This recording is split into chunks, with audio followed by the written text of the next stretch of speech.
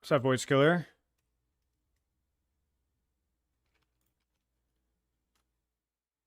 Am I live? No, I know I'm live, but like Stream Elements doesn't say anything. Strangely enough.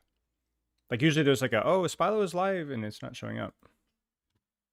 I need to give CS YouTube. Hello, YouTube. I'm trying to see if okay, there's YouTube. Nice. YouTube's good. Okay, we're good. Weird.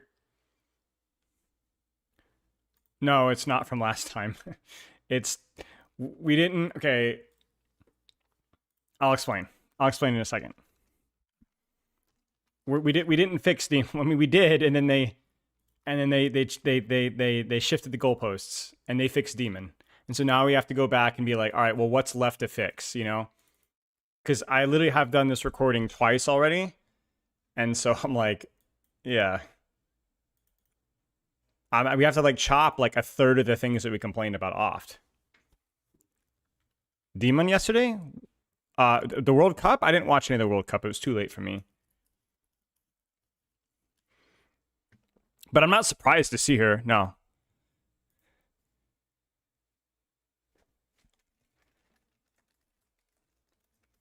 I think she's really strong. I don't know how strong she is in pro play. It probably takes maybe some time for them to get a hang of her, but I think she's good.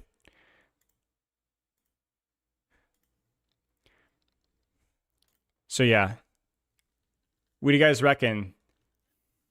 What do you guys reckon? Yes, no? Anyone want to guess how old this picture is? Anyone want to guess how old this picture is?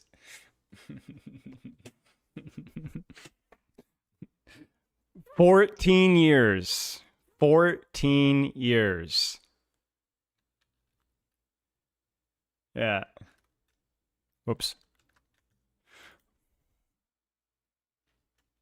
Yeah.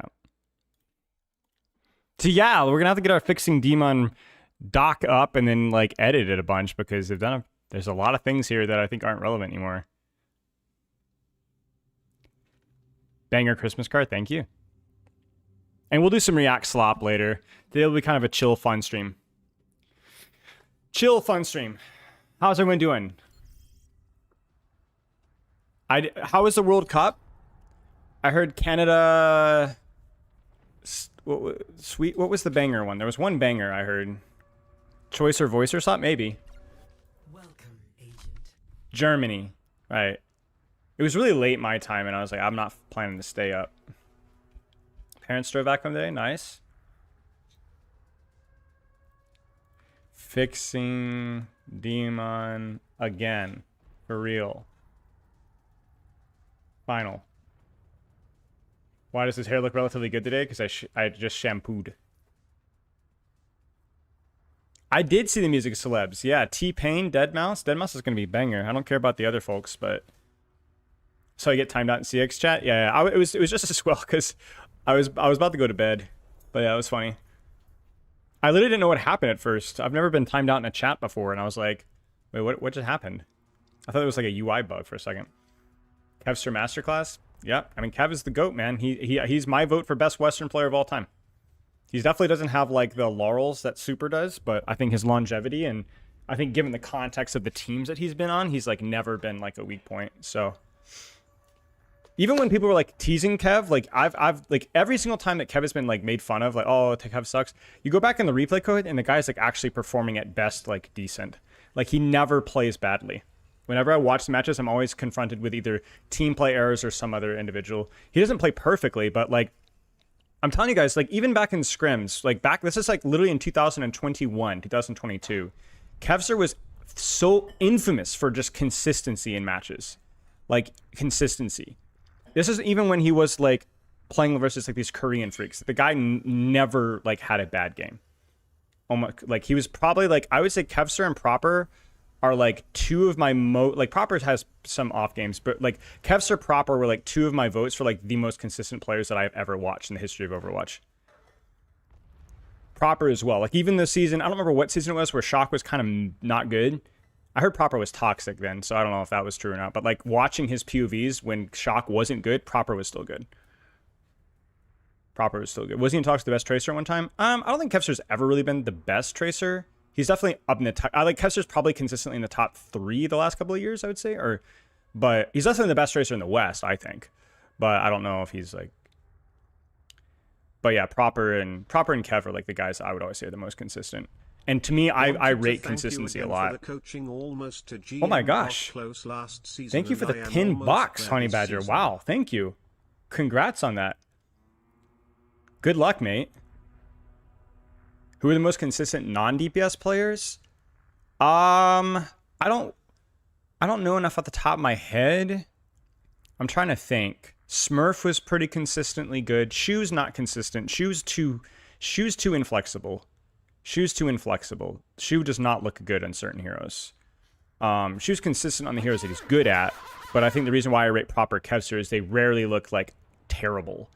And they also play a lot of heroes. I mean, Kev has looked okay on Cassidy, Tracer, Pharah, yeah. Well, I do rate hero flexibility when it comes to consistency too, because the team might need them, I think Smurf back in the day was like pretty consistent in the most heroes that he played. I think you could probably say Junbin maybe nowadays is pretty consistent. A little bit of an uneducated guess. Old Merkin, I think of it the sub again.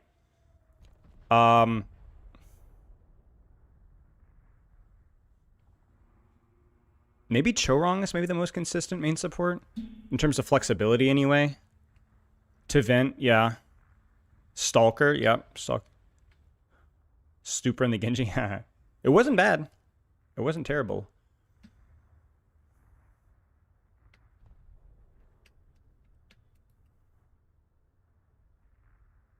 Chips at OW. Sinatra's inconsistent. Don't remember a lot of Sinatra stuff. It's always hard to rate that shock team because every single one of those pieces was like A tier plus, So like they all Lip. I don't think Lip is super consistent. Lip is definitely like in conversations for the GOAT of Overwatch, certainly, but I don't think Lip is not consistent. I mean, Quartz is pretty gosh darn consistent in terms of hit scan. He has off games, which when you have a one-shot character, that's like it's really hard to be super consistent, I think, on hit scan because of the nature of its burst. Like it could be very like if you're just even a little bit mechanically off, you don't really have kit potential to kind of cover that weakness. But I do think Quartz is probably the most consistent hit scan of the past couple of years. Like, he's never bad. He's just not always good. He might be okay. That's like the worst that Quartz gets is like he's decent. Like, he never really has off games. Am I consistent style? No. I'm not a consistent player. Violet's not consistent. No. Violet's not consistent at all. But Violet is also like insanely good. Consistency doesn't mean that you're the greatest player of all time. Like, Violet's a great example of a very inconsistent player, but it's definitely one of the greatest of all time.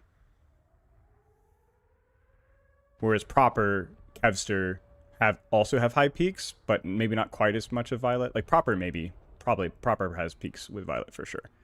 But, yeah. Let's lay Kevster a bit more. I mean, everybody knows I'm a Kevster simp, so. How does one become more consistent? I don't know. I think it's player by player. It really depends. Like, you have to look at, like, why are you inconsistent and kind of address the root issue. For me, a lot of it's, like, emotional nerve stuff for me is why I'm inconsistent.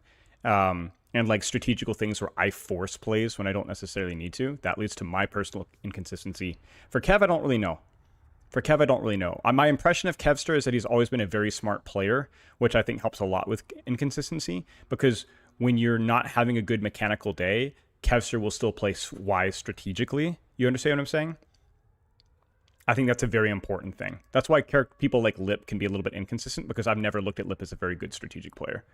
I think Lip is insane mechanically, but Lip has never been a positional strong guy. Like, his positioning is way better than any player in ranked, right? But compared to other pros of his level, Lip has never been like the masterclass with positioning and stuff. Whereas I think Proper and Kevster are rarely make positional errors. So like it's a lot easier because mechanics are a lot more volatile, I think, than strategy. I haven't Nahul Guts. I'll try that. You can be consistently bad like me. True. XQC when you still played? I didn't know. I didn't watch enough. Like, I didn't understand the game well enough to really grade Overwatch League Season 1, to be honest. What's that, Fuji? But I think Quartz, the reason why he's so consistent is I think like it. I don't even know how much of it's Quartz versus Yubi. Like Yubi and Quartz, their whole like synergy. Like Quartz is rarely like he's a lot more consistent with his positional choices than other hit scan. So I'll give him credit for that. Like I rarely find Quartz having like a really bad positioning game. Like he's always feels like he's good at taking space and stuff like that. So. But also, I think Yubi is probably a large part of that consistency because Yubi is a large part of his ability to take angles as well. So I think Yubi has to be up there. I mean, Yubi is definitely in the consistency conversation on officials for sure. That guy is an insane buff to his team, leadership-wise.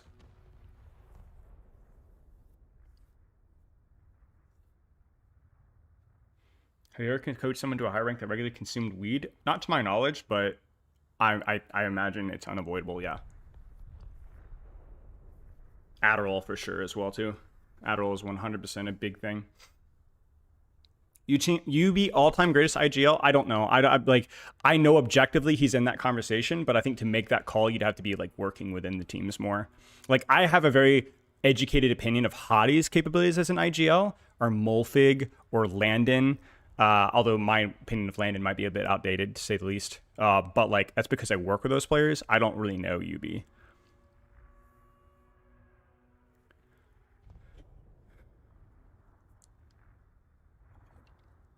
So even an uneducated person has to guess the UB's in that conversation. Has to be. But to say who's the best, hard to say.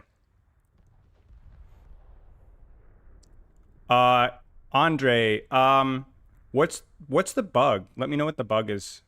I thought you worked with UB in 01? Yeah, for like half a dozen scrims and like 2 VOD reviews. That was kind of the meme that I worked with 01. Like 01, we just slapped together at the last second. We just got all the most talented players, and then that was it. That was it. That is the team that ripped me off. Yeah, it wasn't the player's fault, obviously. The org, it was just a scummy org. Yeah. I mean, I technically VOD reviewed Quartz, I think. I don't even know if we did need individual VOD reviews. I did a couple team reviews. I remember distinctly a Padre ISO at one point, but it was a long time ago.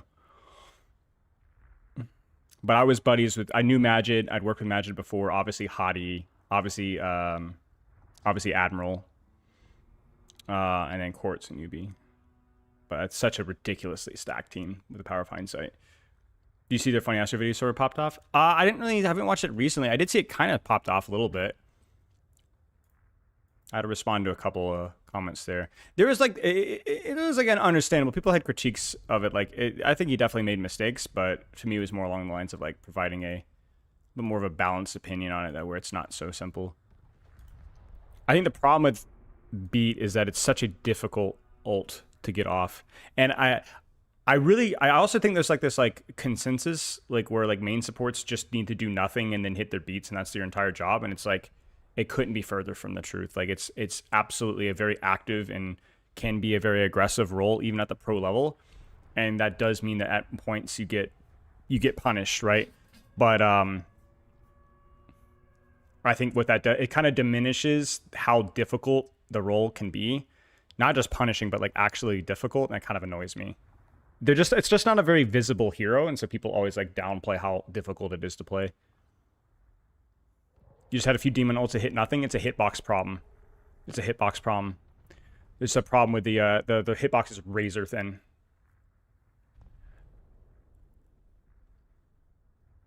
Maria, I just think he's just better in every way, shape, or form. That's it. He's just better positionally. He's better with resource management. He doesn't make mistakes with his movement that leads to unnecessary deaths. That's going to inflate your stats. And he also has some of the best mechanics. So I'm not really sure. But the problem with Kevster's stats right now is that, like, if you're in the West, like, of what tracer can compete with him? You know what I'm saying? Consistently day in, day out. Do you think it's realistically replicable? I mean, if you're as good as Kev, yeah, sure. But for you, it's more about, like, what's the difference between you and Kevster gameplay-wise, right? Like, what's the biggest low-hanging fruit? I missed what Andre said. Hang on, let me. What did Andre say? I'm sorry. Xi'an bike heal perk says it heals 50 for pulling out the bike, but it's only healing 35. Are you affected by the DPS passive? I mean, obviously that wouldn't factor for it, but are you getting... It might factor for some of it. No, it would factor because it's 30%. You should go pull up the replay code and see if you had your debuff in the bottom left, the little purple thingy. That should tell you. Because that would be exactly it. That's probably what it is. Yeah, I don't know, Baggins. I'm not really sure, but we had that one clip when we looked at it where it's like literally razor thin. I probably need to pull up that clip.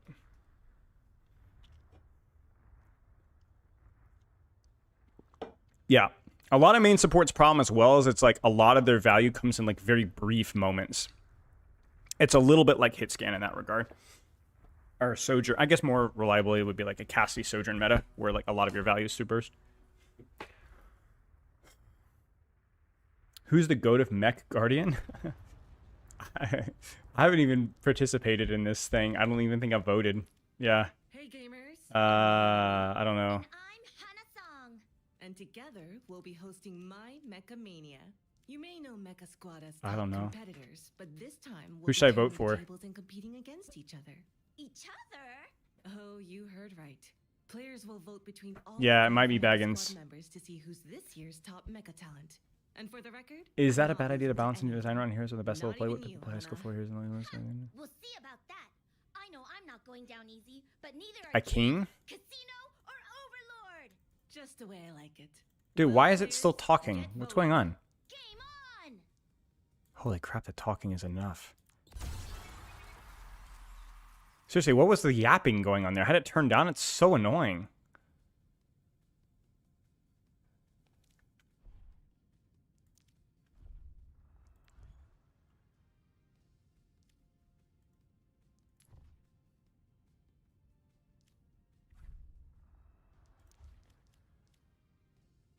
Oof. Oh, it completed? Now what? Do I just support Diva? Wait, what does completed mean? I got the reward? Like, I'm done? Can I just pick a random guy? Like, okay.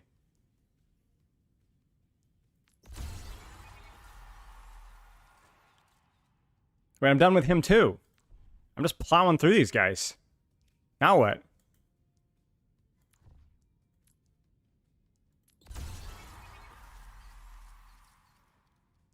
Just keep going?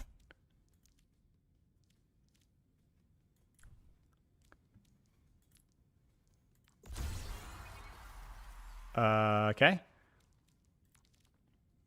Wait, I haven't finished Dmon. Okay. Huh. Open the loot box? Okay.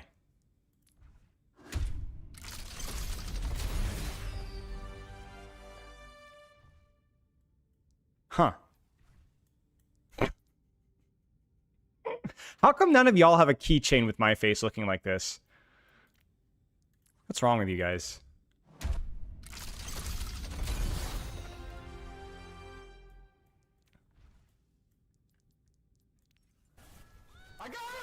Yeah. Hope all is well with you, Spillo. I wish you many blessings but limited... Frick you, A. Jackson. That's not near... Yeah, limited prosperity with your pathetic subscription. Sell Spilo merch? Nah, bro. Maybe one day, but merch is always a bait. Everyone's like, oh, we love Spilo merch. You sell like two hats. Ever. 2 shirts.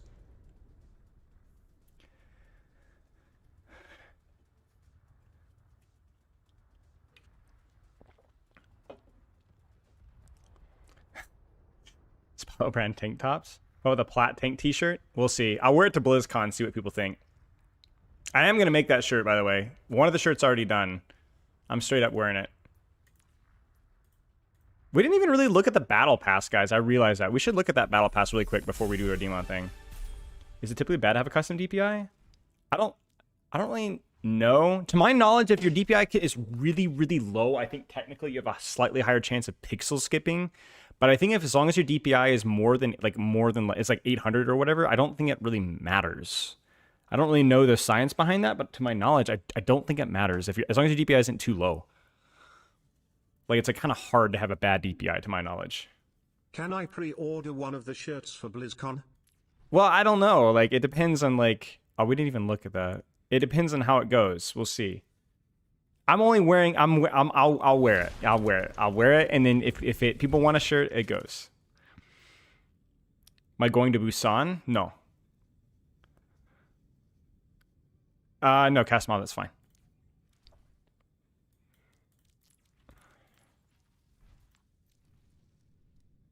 Yeah, no worries. That is very strange. Maybe that's just me. I mean, not in a bad way. I don't know. Like you run out of design space eventually. You got to cook a little here and there, you know. Argument. Unfortunately, I have your IP address. Everything's kind of like purpley, pinkish. Why is Grandma mogging me?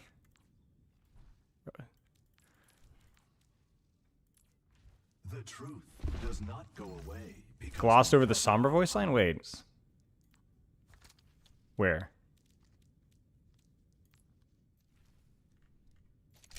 Oh, shoot. I didn't even realize. Okay, wait. Nice argument. Unfortunately, I have your IP address. That's funny. That's funny. Funny! Is that Farah? Wow. Okay. Alright, I have to complete the previous tracks to unlock. Alright.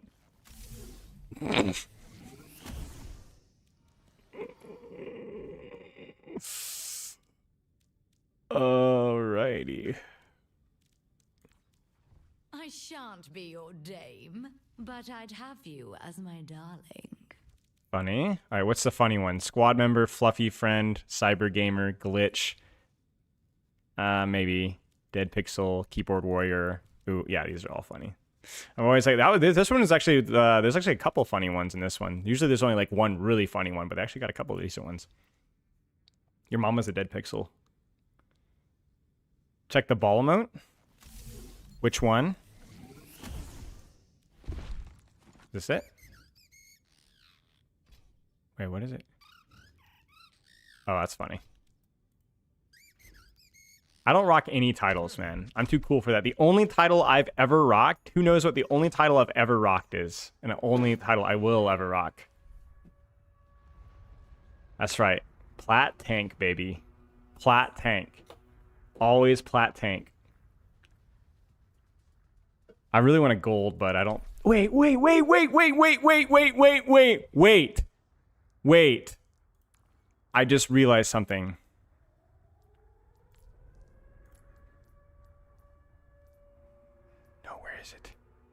Is it? No, where's the seasonal open queue one? Ah, there it is.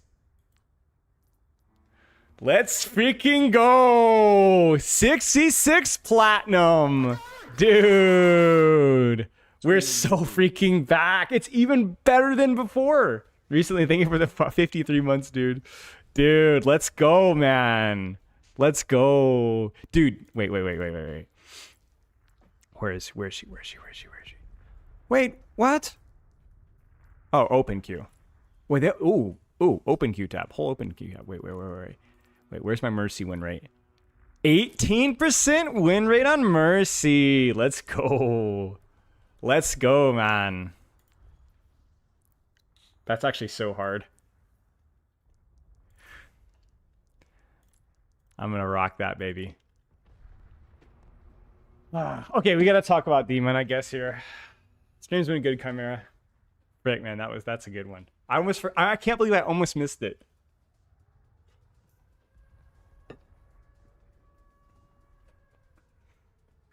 There's only one title that is more of a red flag than somebody rocking their 6v6 or open queue rank. Can anybody tell me what it is? Only one more title that's a red flag. Yes. Anything to do with Stadium. is major red flag. Yes, I do VOD reviews, Chimera. Exclamation mark coaching. Stadium rank is such a self-report. But yeah. I say that, but I would totally rock it if I had it. So all right. Let's look at our Dmon notes here. So I guess we could pull up the patch notes here and just talk about, like, we already did this on Tuesday, so we won't go in detail. But we'll skim through it. Read them and understand them. She's kicked him out. We're trying to have a teams meeting, you fool. Yes, I agree. Oh, shoot. Hang on. I almost forgot to do something. Guys, I'm such a Neanderthal. Okay? I got to update this. Hang on. Posted coaching session today. I am a fool. Wrong mic. Walking around with headset with like a fool. Sorry. So I did a coaching session today, and I have like this Bluetooth headset, which kind of sucks. But it has like okay range. It's supposed to have like a lot more, but it doesn't. But it has like okay range anyway. Long story short. But it means that in the first like 10, 15 minutes of most coaching sessions, I can like walk around and like stretch my legs and do like exercises and get water and stuff. I'm trying to like stand up more. It's been great. Get like an extra 500 steps, 1,000 steps a day.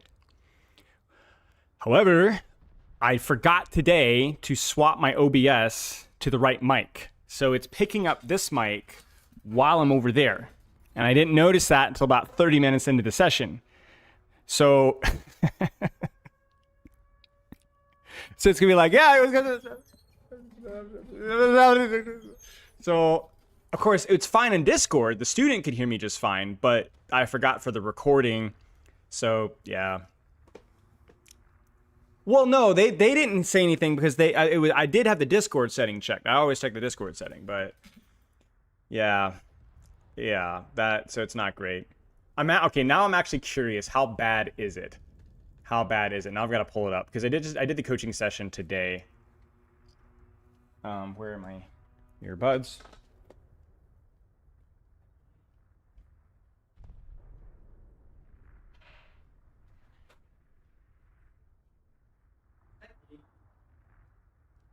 Hey man, I'm walking the talk, or walking the walk, I guess.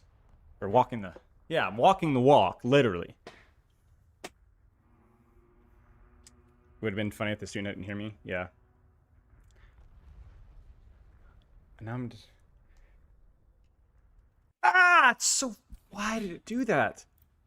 Wait, now I want to hear what it sounds like.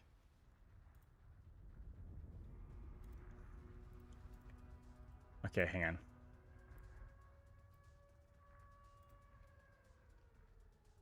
Let's see what it sounds like. It's a good session. Guys ranked up from Plat. But since these placements, man, since the rank reset, I got placed. Yeah, I mean, absolutely. Like, No, I didn't say easy, but yeah. Okay. So I'll get back eventually. Yeah. Yeah. Yeah, every time you peak, you're gonna kind of drop again. The win streak. I want to do like winning and losing trade modifiers. Things go up and down. Dumpster back down. Things are gonna go. Rank reset relevant. New rank warning. But yeah, because I kind of was, and I was like losing a lot, so I just played a bit more casual, and that's when I went like 5-2. Yeah, just do your thing. Just play practices. Okay, so it's like we're diamond. Like a lot, but like good offense, like yeah. Hitting diamond questions into class. We don't go before. Okay. Honestly, I thought it would be worse. I thought it would literally just like you wouldn't hear a thing I'm saying, but we will be fine. No, I'm like across the freaking room, man. I was getting water. I'm like stretching my legs. I think better when I'm walking around. He was rocking the gold 6v6. Oh, he was. I love that. All right. Okay, let's get into the Dmon conversation. We'll skim through this super fast because we already talked about it on Tuesday. Long story short, they fixed a ton of bugs that we complained about. They fixed Surging Strike feeling way better, which was like maybe the most important fix that they've done here, along with the fuel resource. They made the gun snappier, which was one of our minor complaints. They made the propulsor's fuel feel better. They made the damage from the gun do better. They just fixed, there's just a lot about the character. And I've had fun playing her. I've had a lot of fun playing her. So we need to go through this here, and kind of just, I don't know, I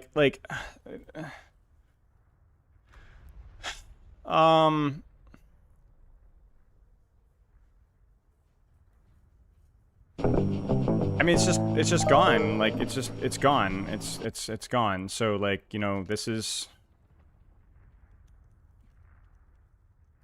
we'll just say fixed. Gun canceling into swing could be faster. That's also fixed.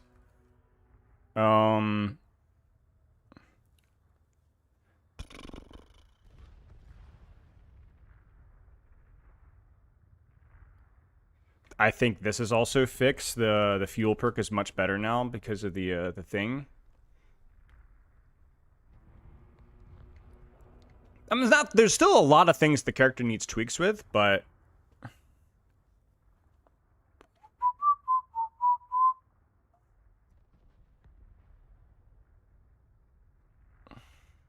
that's fixed. Fixed. This is also fixed.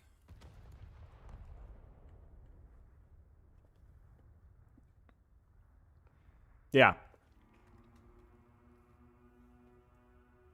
I think especially if they were to do like half a dozen of the things that I think that they will. Like here's my prediction. My hopeful prediction here is that they will do, like, if we go through our list here, I would like to think that the melee will be fixed. Like this crap.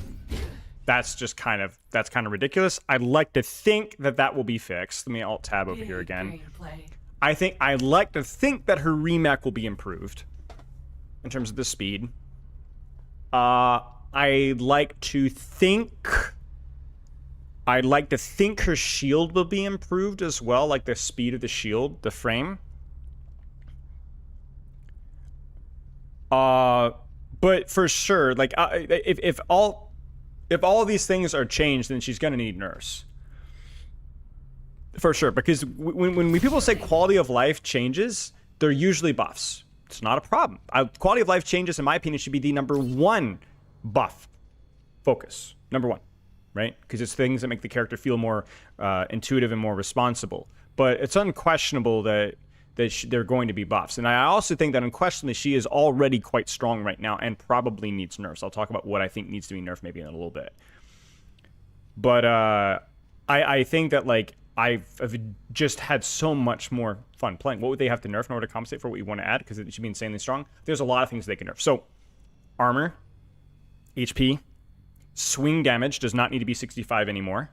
Sword dash damage, gun major perk, fuel regen rate could be nerfed a teeny bit again. Her ultimate, I think, almost unquestionably needs nerfs in terms of the damage debuff and the slow that applies. I mean, that's just off the top of my brain, right? Like, that's without putting almost any thought into it at all. So, quick win rate check. Yeah, I guarantee you she has to be #1 now, right? Has to be. It's been 2 days, so... Oh, no. Well, she's not she's tied for #1 right now. And I imagine she'll take #1 by tomorrow. I don't know about Asia. Asia's off the goop. No idea what the frick Asia. Even Asia will figure it out eventually. Wow, not in Europe. Okay, but yeah, she's probably gonna be #1 by tomorrow in America. Yeah. Yeah, there's just all sorts of like little things that she doesn't really need. Like, she doesn't need to build ult the second that she uses ult. Like, I don't know if you guys have noticed this. Like, you're literally building ult. Wait, they changed it.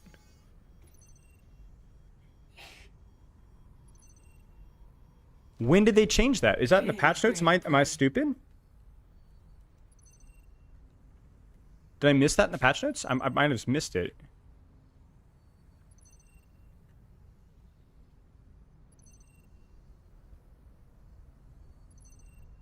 Oh. Well. Okay, that's another thing. That's fixed. Let's go back to our thing. Stack up. I mean, you see what I'm saying, though? Like, So much of this should have been caught in playtest. Should we just get started here? So, I'm gonna show you guys a funny... Wait, did you guys see this funny video? Did you guys see the Buzz Lightyear finished product? We made the YouTube short out of it. Wait, I'm gonna show you guys. I'm gonna freaking show you guys. I have to shout out Robbie Bobby, who put this one together on a short notice. Come in, Buzz Lightyear. This is Star Command. Star Command. Do you read me? Buzz Lightyear responding. Read you loud and clear. Buzz Lightyear, planet Earth needs your help. On the way. Buzz Lightyear! Buzz has it all! Locking wrist communicator! Karate chop action! Pulsating laser light! And best of all, high pressure space wings! To infinity and beyond! Not a flying toy. Out among the stars. But no, I could fly if I wanted to. Like a bird in the sky.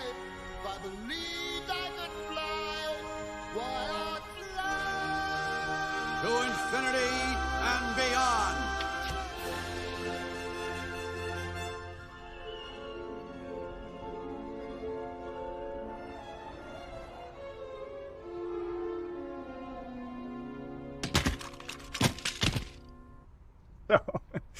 Obviously, has at least in terms of win rate wise, hasn't aged super well because this character right now is freaking busted.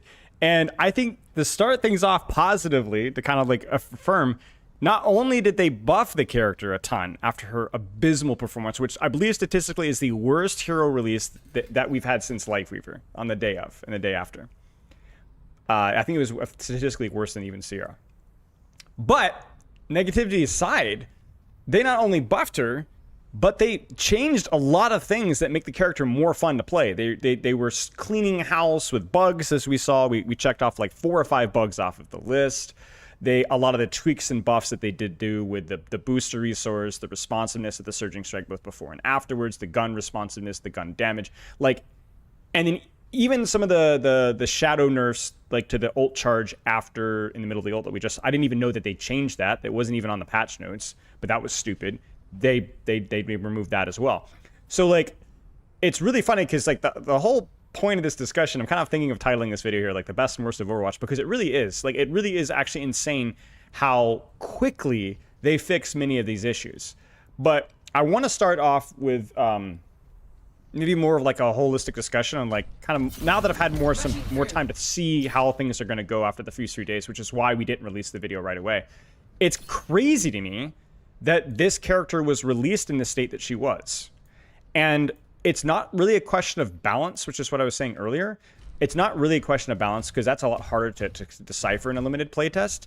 It's more along the lines of like so many of the tweaks, bugs, fixes, the quality of life changes, even stuff that she still has right now, which I think needs to be changed. We'll talk about some of those things in a bit. Why did this not get caught? And this is why we have to question things like hero cadence, and this is why we have to question things like quality of playtesting feedback and how we're actually like implementing these things, because it was obvious immediately. And I know you guys are tired of me hearing me say that, but it is, I cannot understate enough how obvious many of these changes should have been that they've already done, and the ones that they haven't done that probably take more time to fix. Like, it's just insane that this wasn't fixed. So the best part of this is that I know I've spoken with many times with Dmon's hero designer.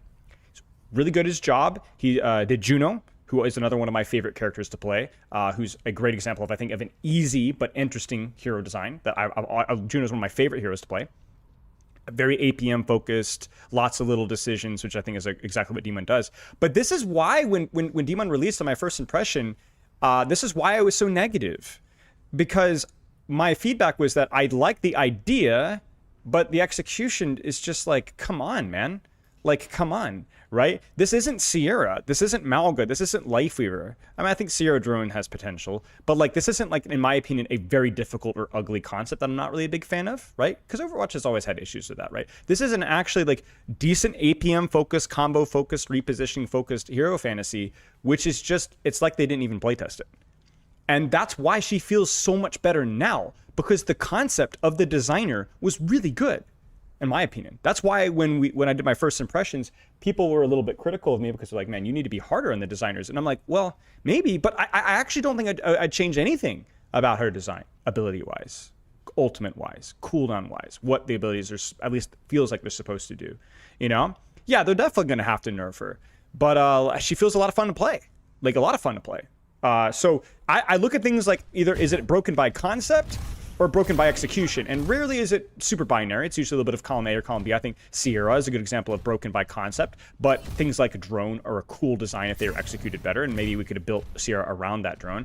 But I think Dmon is definitely a broken by execution, and that's why she has felt so much better. So the best part of Overwatch is the fact that we actually have a pretty interesting design with a lot of interesting abilities, and the way they interact is very interesting. And that they were incredibly responsive and fast with not only the bug fixes, quality of life fixes, and just the raw number buffs to put the character in a good place, at least for right now. That will need to continue to move forward, but like praise earned. However, the other side of the coin is that many of these changes should have been obvious internally. And that, without knowing the internal process here, either from a playtest or a hero cadence problem, that's bad. Because you've not wasted, but you've missed a lot of the early hype with the character. And I spoke with a lot of people and had many of folks in Twitch chat telling anecdotally as well. A lot of people had a really negative response to Dmon, which was just completely unearned. No, it was earned, but completely avoidable. Completely avoidable. So that's the bummer. Good news is we got a fun hero. The bad news is that this was so freaking avoidable if we had done simply the bare minimum of playtesting and quality of, and something stinks there. So I'm gonna move on from that. We're not gonna beat that dead horse anymore, but that's my opinion of Dmon. I like the design, I like the intent. The playtesting, hero cadence, whatever else sucks. We need to do better next time. But I'd rather have that than just having a design that feels like we have to go back, start from scratch. Okay? So let's pull up the notepad. Let's pull up the notepad and go down our list of things that I would like to see changed. These are going to range from big tweaks to minor tweaks. These are going to be things that I think are definitely would improve the gameplay loop. And these are going to go ranging down to either ideas or like minor tweaks. And these all with the caveat that most of these are buffs, even if they are quality of life buffs. So you're going to need to tweak numbers. Before we get into the buffs, the things that I think they should tweak in terms of balance-wise, I don't think that she needs 65 damage per swing right now anymore. I don't think that was ever an important number to tweak if we're going to lead more into the fighting game combo style. It's better to be able to layer your abilities and get value through that. That's more skill, APM, more interest, lots of little decisions rather than one big burst. And I think that her swing just does too much damage. It's too easy, does too much damage, and it also leads to certain combos that are probably kind of broken. Okay, I think her gun is fine in its base form for the most part. I think it's okay.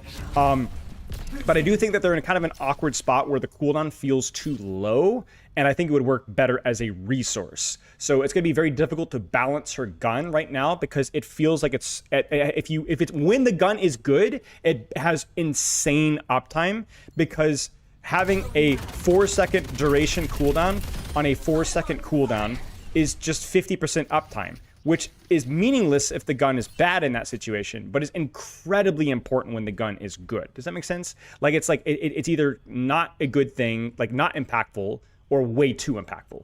It's too much, and I would love to see a gun as a resource. Thank you, Kyle. I appreciate that. But that I understand is a lot to ask. But I will argue that having this meter in the middle of our screen, we already have a lot of resources with this character. So adding one more while subtracting another in the timer, I don't think is necessarily a bad thing. And there's all sorts of nuances you could do where you could shoot a little bit while shielding, but that consumes a lot of your gun resource, and there's all sorts of nuances they could do with that. Things to nerf in addition to that, I think that they could probably get away with, depending on how her survivability feels afterwards, they could subtract 50 shield. They could subtract 100 shield. They could subtract 50 armor. They definitely need to nerf her major perk. Right now, Focus Fusion is like an absolutely insane buff for the character. And I like the concept of the perk. I like the concept of all of her perks, frankly. I think the numbers are just too strong. Especially experimenting with Focus Fusion the last several games that I've played. It's so good, it's never the wrong choice. And it's also so good that it actually is ridiculously good up close. which is kind of silly. Like it's so good that it performs in situations in which it shouldn't be the better perk. And part of that is due to the gun's low cooldown and lack of resource, but also part of it is it's just kind of too strong. You know, we could go down the list of like other numbers that they could tweak, but frankly, I think we're at a point in time now where like there are so many aspects of our kit feel good, and if we continue that trend of taking some of my suggestions, even just a couple of my suggestions, then I think you could continue to tweak the numbers down, which I think is a great thing to have, because now you can actually just make the numbers a lot weaker while making the characters still feel really good to play. That's my ideas for nerfs. Last thing, we'll talk about the ult nerfs in a bit, or the ult tweaks that I might suggest. But the biggest thing for the ult is I do think the fact that it applies a 50% damage debuff is probably too much. Like, there's a lot of things that they could nerf about the ultimate. I think overhealth is probably fine, but 50% damage debuff and the slow means it's way too good versus tanks. And then also, I don't think the 125 damage is necessary for beating squishies. Like, this right here is already pretty good versus squishies because it's it's more than half their health pool, depending on their HP. Mayo, thank you for the sub. And then also they're slowed, and then also you get overhealth. I think they could take 25 damage off of the ultimate, reduce the damage debuff to 40% or 30%, like Discord, and remove the slow, or cut the slow to 0.5 instead of, I think it's a 1 second slow.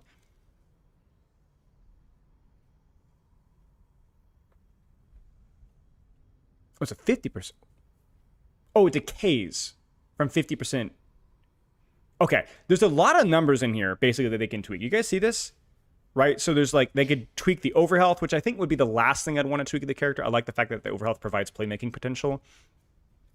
They could tweak the movement speed penalty on self, or tweak the enemy movement speed penalty, the damage debuff. There's like a lot of numbers in here that they could tweak and they could tune down. But right now, I think her ultimate is like, it's a little too good when it works. Let's put it that way. It still has a lot of counters, which is kind of a bummer. Kiriko. But it could be a little too good when it works. And I think a little bit of her power budget's a little bit too much for power budgets through her ultimate. But more of a nitpick. Okay. So let's pull up our list here. Impressive. Let's actually go off of full screen so I don't have to alt tab constantly and hear her yapping at me. Ult is really cheap. Yeah. Let's see here. Can we chat about Baby Dmon? I just yeah, wish we're her going baby to. mode wasn't as punizing. Maybe have her mech with a piece of her exoskeleton that lets her dash. Or since she picks up the gun and it has the shield on it, maybe. Yeah, we're going to talk about it, baby. 100% agreed. Appreciate the bits. So, I have found my initial critique of Dmon is that I felt like a lot of her dopamine potential was subverted by some choices with her design.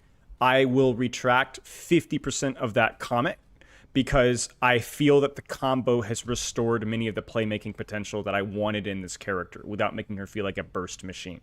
However, I still do have fundamentally some critiques of her sound design. Mostly to do with her ultimate, which doesn't sound quite as impactful as it should be. Thank you for the sub very much. Wait, I got a gift. Is it a gifted sub? You're cracked. Timothy, thank you for that. Another gifted sub, dude. I appreciate it. 220 gifted subs. Holy crap, dude. Thank you. But yeah, I don't think her ult sounds as cool as it should, although I think the ult voice line is pretty good. And piggybacking off of that, one of the other critiques that I had for like the dopamine and the excitement of her ult is I don't think the character's voice direction is as good as it could be. I have no problems with, I think her name is Lily Pichu. I don't know who that person is. I hear that they're a streamer. And some folks in my chat that are more familiar with her work are like, she's actually quite good with her voice acting and the things that she can do. So to me, it's pretty clearly a question of voice direction. She sounds bored. She sounds disinterested. She somehow sounds like diva level cringe almost, but without the same frenetic energy, which I know that they're going in a different direction for her, but she doesn't sound like a veteran. She doesn't sound like a leader. She just sounds bored, disinterested, and disengaged. And yet still is just as cringe. We have characters like Arissa, Sojourn, Bap, that are all different levels of mature and invested, and even characters like Ana, who could be a little bit sarcastic. But I don't understand what Dmon's personality is supposed to be through her voice lines or her voice direction. One of the comments was like, well then, you're just, you know, accusing the person, the faceless person, that the person behind the voice acting, rather than the face of Lily Pichu. And that's true. It is easier to be critical, harder to be critical of someone when you're like, oh, that's a real person. But the reason why I blame the direction is that I listen to many of these voice lines, and I listen to the consistent theme, and even if the voice lines were delivered by somebody else, I still wouldn't necessarily understand what the point of the line was. Like, what is this person's personality? And in addition, if it is Lily Pichu's bad voice acting, that is the director's responsibility to be like, no, this is more of what we're envisioning. And that's their responsibility. So I cannot blame the voice actors in this situation, because I don't know that anybody would do it necessarily better. It just feels like a whiff. And I do think that absolutely has a tangible impact on my enjoyment of the character, and many others too. It's not an accident that many of the characters that, honestly, I think have not great gameplay loops, and yet people still find fun to play, things like Ramatra, Moira, and so on. It's not a coincidence that those guys have phenomenal voice acting and voice direction that makes them exciting to play, even when their gameplay loop may not be the most interesting. And I think Dmon is unfortunate because I really like the way the character flows. I just have no idea what she's supposed to be. So while I feel like visually, I like her cohesion a lot more than I did Sierra, I don't like the voice direction, and I do think that has an impact on how people enjoy the character. So unfortunate. They've done some tweaks with stuff like this before. Like, you could definitely tell there's been a little bit of a revisionism with how Kiriko's voice lines are delivered.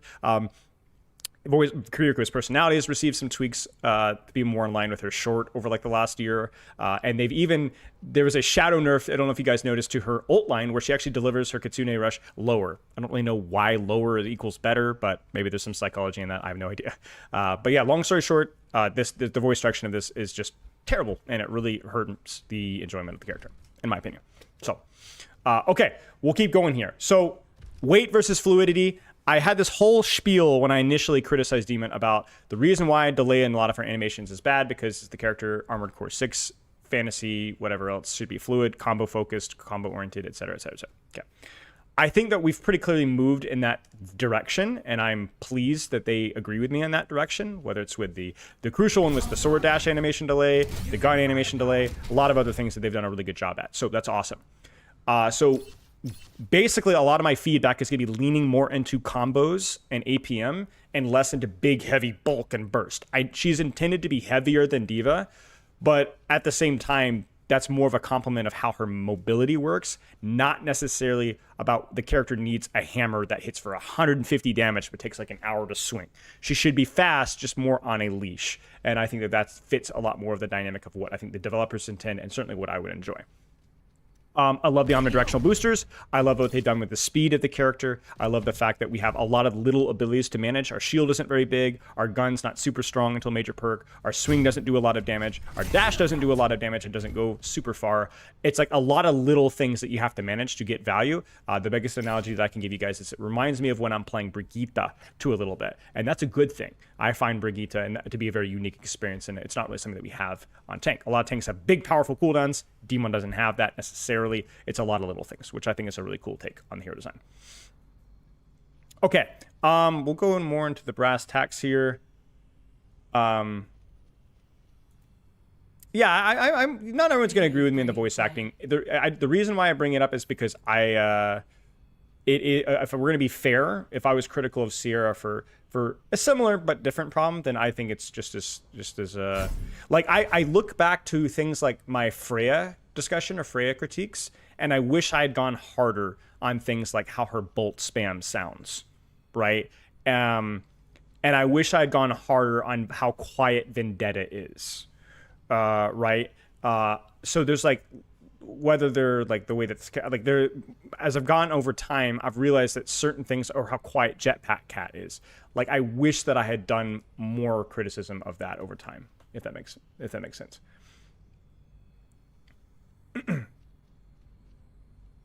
Okay, so a couple of quick things here. Fluidity. I really don't like how melee doesn't function as an animation cancel. Now, like, look, I'm literally holding that down. Like, look at how slow that is. Melee and every other character, to my knowledge, in the game is a high risk, high reward animation cancel, where once you use the animation cancel, you're locked out of doing an animation afterwards. That's the risk reward of using melee. It doesn't function like that. Like, for example, if I go here, I can't deflect right away, I can't dash right away, and then when I'm locked into melee, I can't do anything afterwards. Yeah, so I don't like that that's how the melee functions. Melee should be part of the combo. Again, these are all net, just one more disclaimer, these are all net buffs. Some things will need to be nerfed. I think the character would feel a lot better with a melee that actually functions. As it is right now, the melee literally provides zero purpose outside of a combo that you can do when your gun is active. But for whatever reason, melee functions well with the gun. That's it. It would be cool if we had a little bit more momentum conservation with her sword dash. It feels a lot more fluid to use as part of her ability layering, but we don't really carry that momentum forward. I would like to see that more in line with Brigitte's shield bash. We were going to complain about sword dash, but basically all of my complaints with sword dash in terms of its layering both in and out are completely fixed, so great work. I think the remech is ridiculous and hilariously bad. Last I checked, I think I saw some clip. It is 1.1 seconds slower than D.Va, and is also on a character that is a lot of times due to her lack of verticality in spots where she can't really get out safely. So it's actually more important for her remech to be faster than it is for D.Va, and yet it's somehow slower. There's just no reason for that to be the case. Part of the whole aura farming, iframe stuff, it just doesn't feel good. It feels bad. And then to make matters worse, her out of mech value is also really low. We'll talk a little bit about that in a bit, but the remech feels clunky and slow. There's no reason for it to be as slow as it does. It just doesn't need to exist otherwise. I guess we'll build up her remech and we'll keep going there. And she has no bomb to clear the area? Right. I mean, that's just insane, guys. That's just insane. It's just absolutely insane. More of a nitpick. I'm not sure how I feel about the delay after the second swing. So there's a tech where you can shield and go into your next swing faster. I don't know if that's a fun tech to be involved, but I don't like that there's a delay after the second swing. And if that's intentional, maybe it's okay, but then it needs to be... No, I don't know. Like, you can shield to speed up the swing engages, but I need to know if that's an intended tech or not. Otherwise, it feels a little bit odd. Maybe I'd have less of a nitpick if you could go swing melee. It could be swing, swing, melee, delay, delay, delay, swing, swing, melee. Maybe there's like some sort of tech in there. I don't really find that with Dmon. A fixed nitpick was gun canceling into swing. A lot of the gun animation cancels feel way better. So again, that's something that's absolutely better. Nice job. Let's keep going here. A couple of tweaks with how her cooldowns work. I wouldn't mind if they actually reduced the amount of fuel that she had, but made her fuel less about rapid repositioning, like in terms of the distance. Like right now, her fuel goes a long way. It's a lot of fuel, right? That's a lot of fuel. I would love for them to have maybe the fuel reduced a little bit and for it to function a little bit more like Wu Yang's glide boosters in terms of the momentum burst when it's tapped. You guys know the clip from her hero trailer where she like swings around Xion, like jukes around like that little douche, you know? I would love to see that kind of momentum right there whenever she taps her fuel with the intended internal cooldown of 1 second. So it's less about how far you go and more about how you can move unpredictably using your boosters. Again, more skill ceiling of what you can do with it. The ankle breaker, right, exactly. There's all sorts of tech they could do with that. So actually, I wouldn't mind if she moved less far, but had more juking potential. More juking potential. Nitpick here, but it definitely feels like it should be. I don't like how the fact that this is tied to the Surging Strike. So therefore, even though Surging Strike doesn't use your shield, you have to have a shield to use Surging Strike. Doesn't make any sense. And then in terms of the verticality, which the funny clip at the start, she flies, she falls down, not a flying tank, funny. I wasn't sure if we could conserve some sort of momentum with our boosters if you held down spacebar or maybe you use your dash. I don't want to give her verticality. I think that limitation is absolutely fine. But having ways of like being able to conserve your momentum or like reduce your momentum in certain circumstances could be a bit of a skill thing that you could whip out when necessary. They could do that with boosters with holding spacebar. They could just do this with holding boosters. They could also do this with her sword dash, giving her a bit of omnidirectional, or just even having your boost, your sword dash maintain your horizontal recovery. It doesn't really matter. There's lots of little things they could do there. Let's see here. More of a nitpick, but sword dash range is really short. I actually don't really mind sword dash range being really short as long as they give it some sort of a bunny hop tech. I actually think that's probably fine. I wonder if this should counterpin. The more I've played the character, the less I think it should counterpin. I'm bringing this up because people have brought this up as criticisms. I actually don't think it should counterpin anymore. Not with how fluid the character feels now, especially if the other things that I want get changed. I don't think that she needs to counterpin with this character. It's fine. If she did counterpin, then you're leaning more into the bulk, and I don't think that that's necessarily the direction that we go. I don't think it needs to counterpin. Should you build ultimate? Oh yeah, so let's talk about her ultimate. So building ultimate during your ultimate used to be a part of the character, which is part of the reason why she was so actually didn't even include it in the patch notes, but it was definitely too strong. But let's talk a little bit about the ultimate. Maybe in the video editor, whoever's editing this, when I did this initially, there's a clip from New Junk City in the stream. Maybe you could find it. Let me know if you can't find it. Where I am ulted. It is actually insane how long this ult goes. Okay? Or how far. Like, it goes so far. Probably too far. But the other weird thing about the ult that makes it feel bad is that it's extremely narrow. Like, in the clip on New Junk City, you can literally see me hitting a mine, like shaving the hair off of a ball mine, and it doesn't hit it. And then the other thing is that because you go third person, look at where my crosshair is, hands off the mouse, watch where my crosshair goes. It goes up. And you notice that the beam goes up with it. So you actually have to adjust the beam either up or down depending on what elevation you're aiming to fix your crosshair placement. It's really easy to miss. Now, I don't know if they've changed the hitbox here or not, but it's really, really misleading. It's really, really misleading. And you can't double input to like, oh, re-aim it after you go third person. It just screws it up. So there's a lot of situations where you actually miss it because, yes, it's like horizontal Vendetta ult, right? But the difference between that and Vendetta Ultimate is because Vendetta Ultimate requires a second input. So you can adjust to the third person. You cannot adjust to the third person quickly enough with this character. Now, obviously you can. Of course you can. But you need to know that it does that to be able to adjust, and not most people don't even know it. And so I have all the time, I mean, literally 2 people today already. They're like, I was having a bug with the ultimate, I keep missing it, right? Every single time I stream, people are bringing it up. It's because this is what's happening. It's narrower than you think, and the third person screws up your aim. You can literally crouch under it. So I don't think that's intuitive at all, and that probably should be fixed. Now, talk about buffing your ultimate. We already talked about all the nerfs to her ultimate. I do think it's probably a little too strong, both whether it's the slow or the damage. More importantly, I think the 50% debuff is kind of excessive. But yeah. Let's see here. Okay, so a couple of little things here. I think the demeched version of Dmon is probably a little too weak.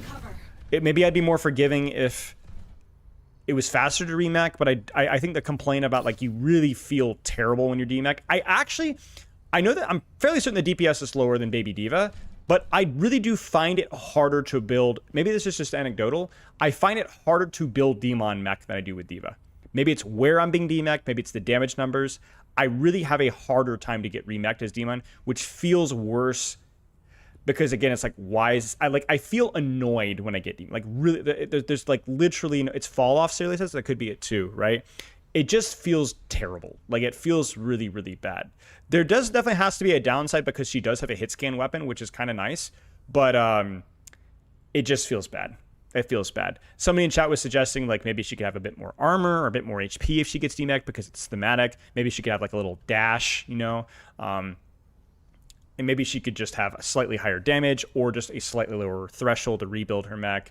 There's so many things that they could do. They could even make it, I think when she gets demeched, she doesn't really jump out like Baby D.Va. There's like all these like little tiny tweaks they can make to it, but it just feels bad. And it just feels bad. Moving on from that, I think also the fact that her shield has an animation time very similar to Brigitte's is kind of unnecessary. Now, to remove this or reduce this would be a massive buff for this character. However, then just take shield HP away. Skillful based mitigation. It's one of the most fun things about Reinhardt is being able to flash, block, shatter, sleep, whatever you may have. It's skillful because it's not a question of prediction. It is a question of like knowing the prediction and then reacting to that prediction. I get hit by crap all the time that I knew was coming, but for whatever reason, I failed to account for the ridiculous cast time. It's really, really, really, really, really frustrating to be able to outplay somebody, but it doesn't work. This is one of my biggest problems with Brigitte, and why I don't enjoy playing her as much as I feel like I should, is because I get so, every single time I play Brigitte, at least 2 or 3 times a game, I'm like, I blocked that, man. I blocked that. And the same thing happens with Dmon. It's just the same thing happens. They just need to reduce it or remove it. It's skillful mitigation, which means you can reduce the amount of shield HP because you're actually blocking stuff that you want to block. Blocking the stuff that you want to block. I just find being slept through a shield delay that I could predict was coming is corny with a character that plays in ranges that requires snap-second decision-making. This isn't Sigma skill blocking where you have, yes, a little bit of a cast time and recall and recast, but you're playing in a 15 to 20 meter range. This is point-blank melee character. You need point-blank melee blocks, and the same problem happens with Brig. Yes, her shield is way too slow of a cast.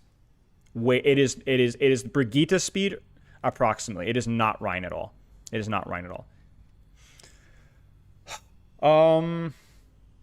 I've already brought up gun as a resource. I think it would function better with the character having more resources to manage, and then that would allow for better tuning. Allow you to be more opportunistic with gun.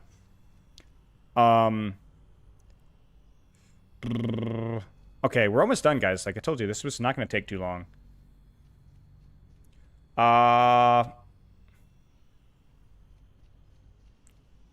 That may be it. That may be it. Oh, we'll talk about perks. You wanted burst earlier for thrusters. Would shoulder checking be a viable idea to do with it, or would it be too jank? Like knocking into somebody and knocking them back? I'm not sure. It might be too jank. Yeah, let's just talk about perks. We've talked about her boosters, which is I think the best part of her ability, just a little bit more bump. That would basically be it. I think her perks are fine. I think, and conceptually, they all work in different situations. Maybe the minor perks are a little bit boring, but I don't find them to be remarkably more boring than other perks, and they are minor. Most minor perks aren't super interesting. My only problem is that Focus Fusion, as I said, is just way overtuned. It does way too much damage in all situations, up close and too far. They fixed the no regs, which is great, but now it just like absolutely pounds, even when your aim isn't that good. You know what this is? Wait, did I get raided? Yo, Lovelace, thank you for the raid. Am I supposed to call you Lovelace now? Legit. Take your kids, bro? Okay, thanks. I will. Thanks. Your government is heavenly? Oh, okay. Alright, I got you, I got you, I got you. Good luck with the push-ups without me. I'll see you in gym class tomorrow. Okay, it wasn't not near as funny as I heard in my head. Yeah. Appreciate the stream. Raid. Hope you had a good stream. It was a joke. You had to be there, Jacob. I couldn't think of a way to deliver it properly. Need to copy the homework. Did you see the picture? Did you see the picture? I freaking uploaded that the post image. No, the one I linked in your chat. And that was awful? Oh. By the way, Sarah, oh yes, I saw, okay.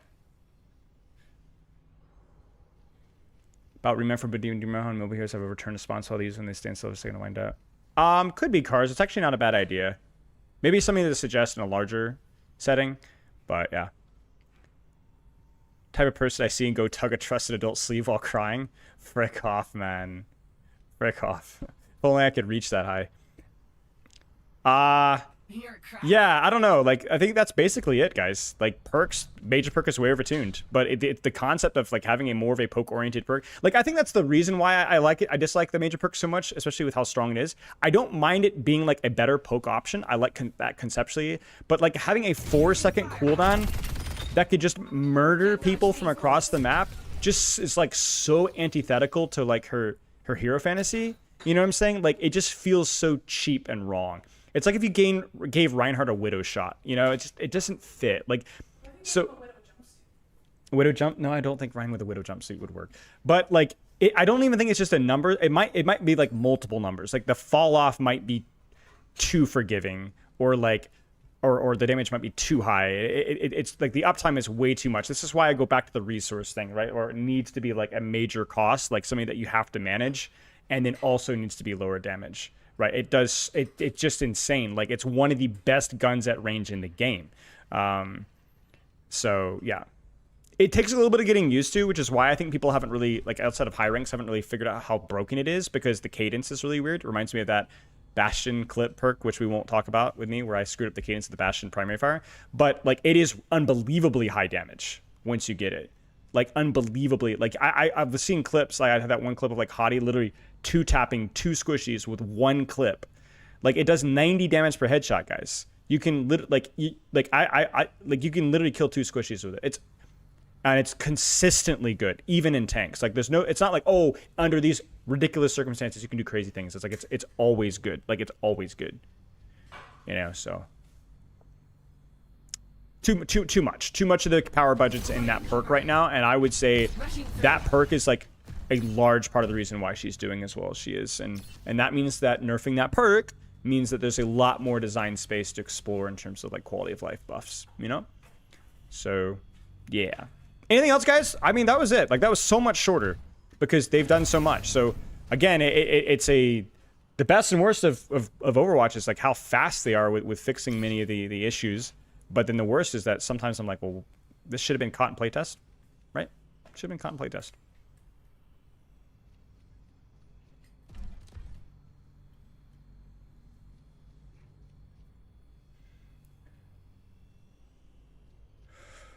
Gain traction on Twitch? Oh, I'm not really a content expert, really. I think, remind me that question in a second once we wrap up this discussion.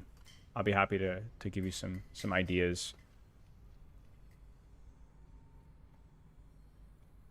Yeah, I think the base gun sounds like way better. It's more like it's like a supplementary weapon. It's weird because I really like I know I talked about like, oh, the dopamine needs to feel like heavy with the ultimate. That's because it's an ultimate.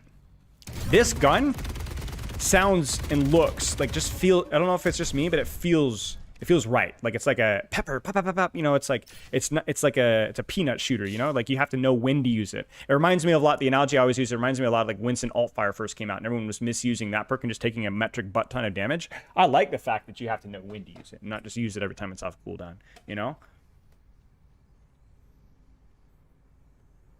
Like, it could sound more meaty, but if it sounded more meaty, it might feel like it needs to do more damage, you know? But I don't know.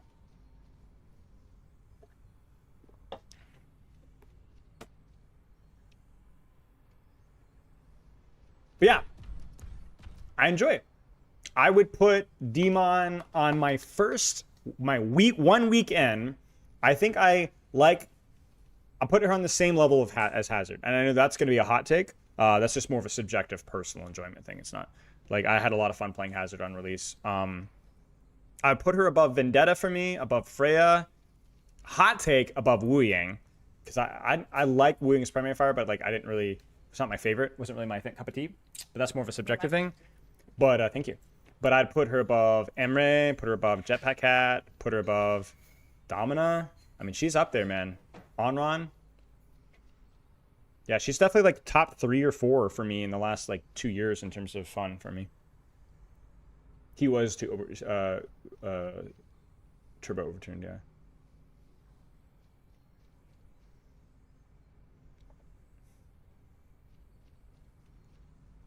But okay.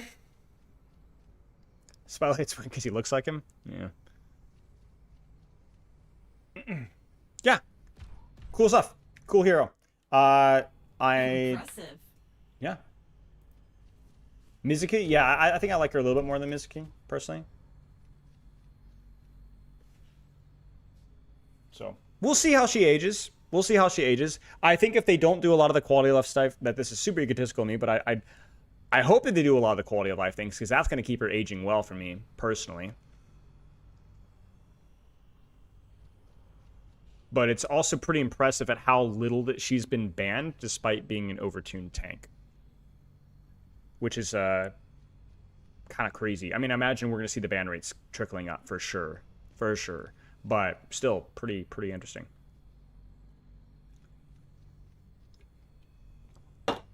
Getting traction on Twitch. Simple feedback. Don't rely off of Twitch. Twitch is what you do. Twitch is the platform that you make content on. It is not the platform where you sit there and just do nothing. You can just like go live for hours on a day. Yeah, you short form content and use your Twitch to make content. That's the strategy. And then you need to know what your unique what's your unique selling point. You need to have a skill set. The only people that are not unique that do well with content are people that are good business people. That they may not have the most interesting personality, or the most interesting, like, they're not very good at the game, or they're not very funny, or they're not like, but they're just insanely good at like leveraging like business, which is a skill set. So you need a skill set. You need a selling point. And spamming Twitch is only good if you're actually using the Twitch stuff. But like short form content is definitely the way to go. Twitch is like, you will never get discovered on Twitch if you're not supplementing it with like short form content, YouTube stuff, finding something sort of unique, and then building a community. Like I'm like the definition of like building a career around being good at something, using the content to supplement that, and then using Twitch to build the content. Like I am not like a good, funny gameplay streamer guy. Like, it just isn't.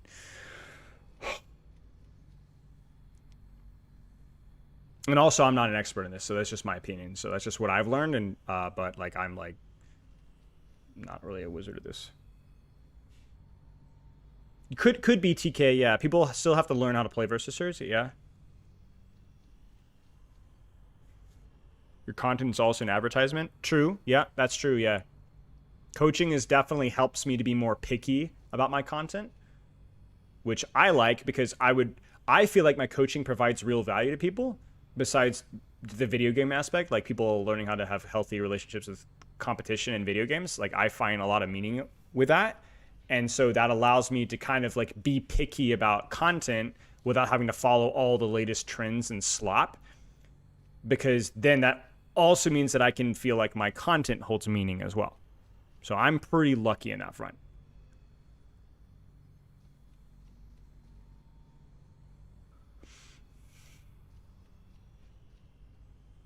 I agree with you, Sarah Lee. I agree with you, Sarah Lee. I don't think that's always true, but it could be true. We'll see. You see what I'm saying? Like I think there's some characters that like, trying to think like what would be a good example of a character that people figured out. I don't know. It's hard. Jetpack Cat is a good example of one that's definitely, as people got better at Jetpack Cat, people got better at figuring out Jetpack Cat. But honestly, if in many ways, maybe Jetpack Cat outscaled the countering. You understand what I'm saying? So that one's the inverse. But yeah, it's hard.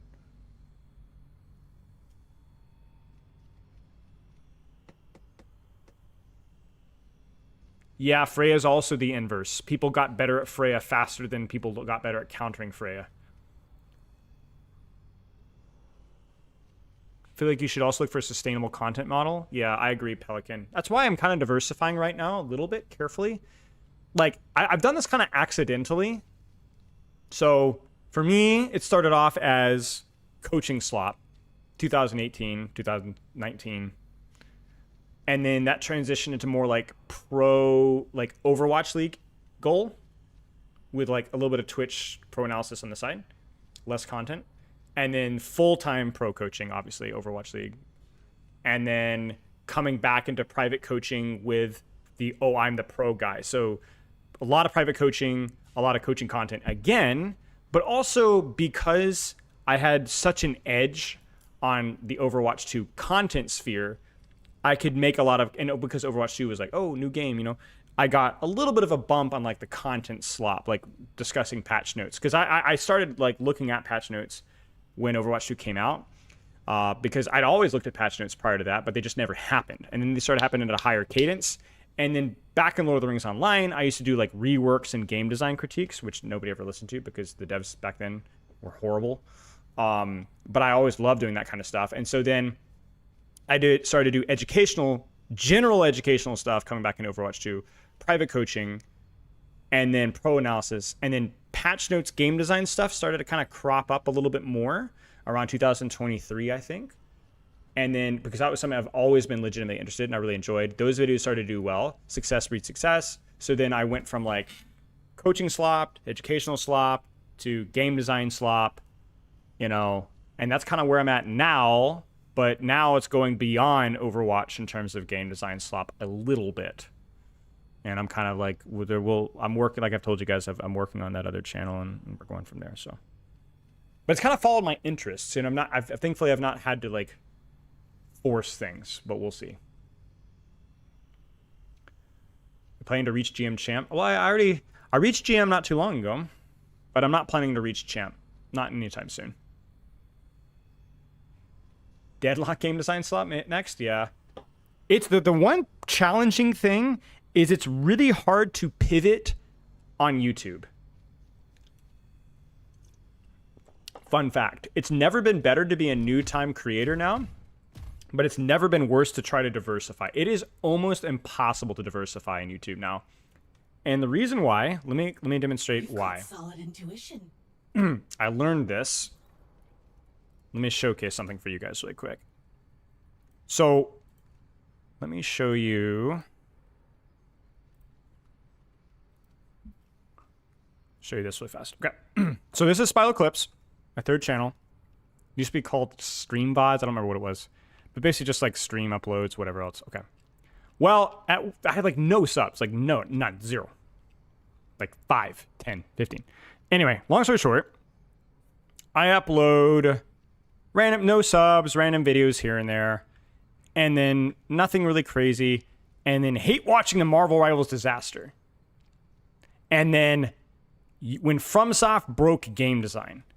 And these videos did really well for the sub count. And the reason why is because, number one, this video is pretty good. It's well done, in my opinion. I put a lot of work into it. It's not perfect, but it's okay. It was a good first attempt for a general. But also, this is the really weird thing. The reason why this video did well is because I didn't have any subscribers. Because I didn't have any subscribers. Subscribers screw you over on YouTube. Because when you get subscribers and they see the video on the recommended because they're a subscriber and they don't click the video, YouTube thinks the video sucks. Or they click the video and they're like, oh, this is not an Overwatch video, they click off. So when I release, another game design critique, I don't remember what it wasn't as good, but like the Lessons of Red Dead Redemption 2, still a pretty decently high effort video. Silent Hill 2, what horror does better? 470 views. And the reason why is because nobody got recommended that video after the first hour.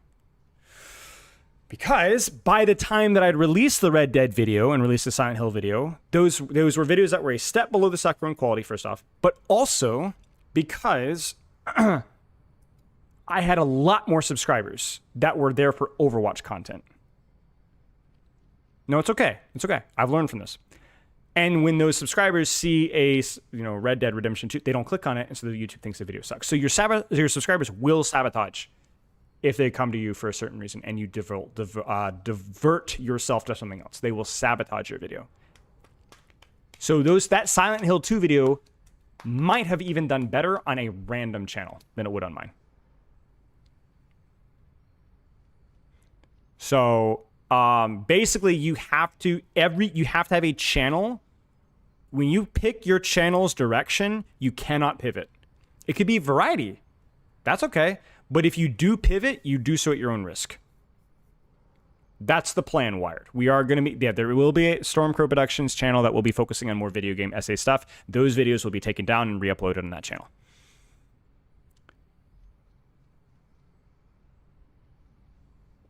And then hopefully we'll get people that are more interested in that type of content. But that's like the bad and good. Bad is that you cannot divorce from the main form. Twitch is generally more forgiving because people they'll get that following. But like YouTube, everybody's like algorithm pilled on YouTube. The good news though is it's never been easier to get discovered if you make good stuff. It is a little bit more of a meritocracy in that front, which is kind of nice.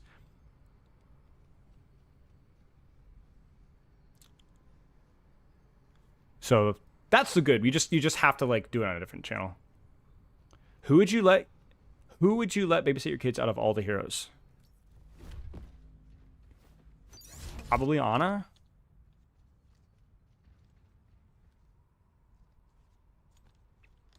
Winston would be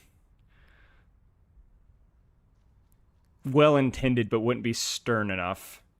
Reinhardt would be like Amelia Bedelia, for those that know. May would be good.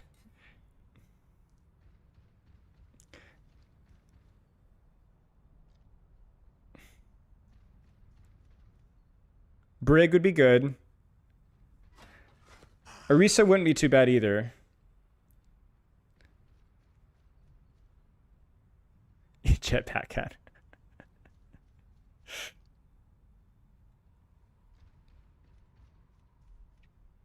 Yeah. Who would be the worst? Junkrat? Malga? Malga would be pretty bad. Malga would get them to do some nasty stuff and just like laugh. Hog, maybe? Moira? Nah. I think Xion wouldn't be too bad. Xion wouldn't be too bad. I think Xion, my impression of Xion is that she's an edgelord, but she operates in a code of ethics and honor. That's my impression. That like taking care of children, I don't think that she would screw it up.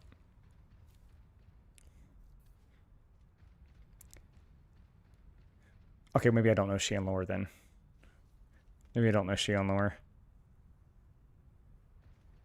No, I don't know the Xion Mizuki lore. Okay, well maybe not. Maybe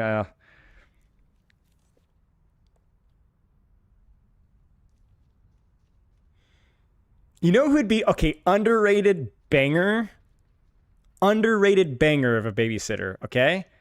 Ramatra. Ramatra would kill it. Ramatra would do a great job. I would trust Ramatra with my children's life. There's been a lot of the voice interactions, you can tell that he's like, maybe my impression of Xion is more of like what Ramatra actually is like, does what needs to be done, but doesn't take a lot of pleasure in it. You know?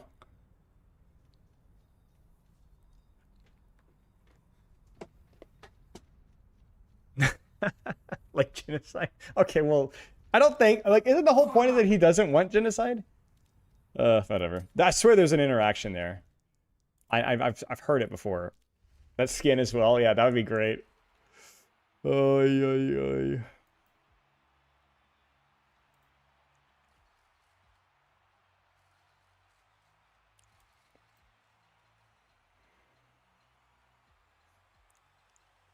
You're so hyped for BlizzCon? Yeah. Is there any React slop here? Is there any React slop here? It's worth looking at. Anything here? I coach somebody to champion 1. Why can't I get somebody to plat? Maybe.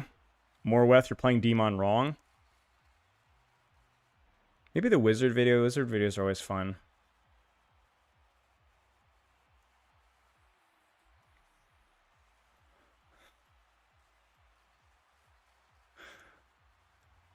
Ragtag video? Are you freaking kidding me?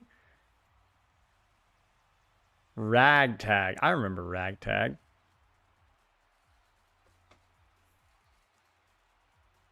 I saw the Dmon VR one, yeah.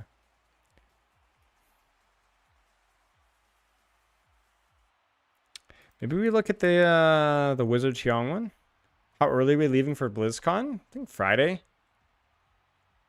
There's like a night before thing, I think. I think it's Friday.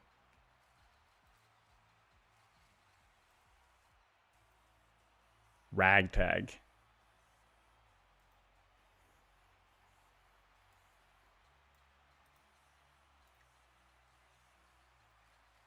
Holy amount of DMs, bro.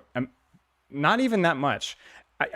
I'm not. You guys remember back in the day when my DMs were more open? I would literally have 50 DMs or more.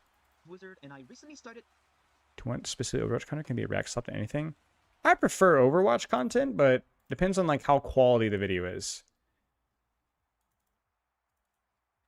All right, let's see what we got here. 90-day coaching challenge, and here's how my team are coaching. And Update stream title we really fast. sorted them by their initial rank, their rank prior to coaching. So we have students all supposed to be the rank 1 and A as well. And I know that the last season, maybe the champion 1 or the rank 1 was maybe not the best representation in terms of their skill, but still, he still managed to climb Yeah, so champ 1 was easier to get this season, but it's still an improvement for sure.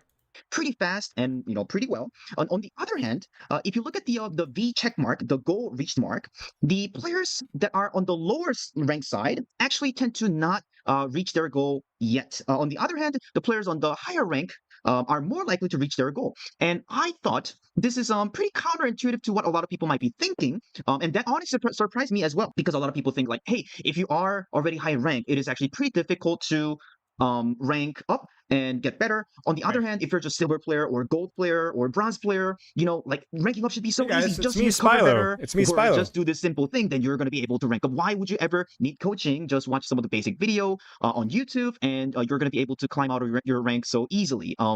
True. I hear this all the time. You don't need coaching if you're low rank. Just watch random advice and follow it.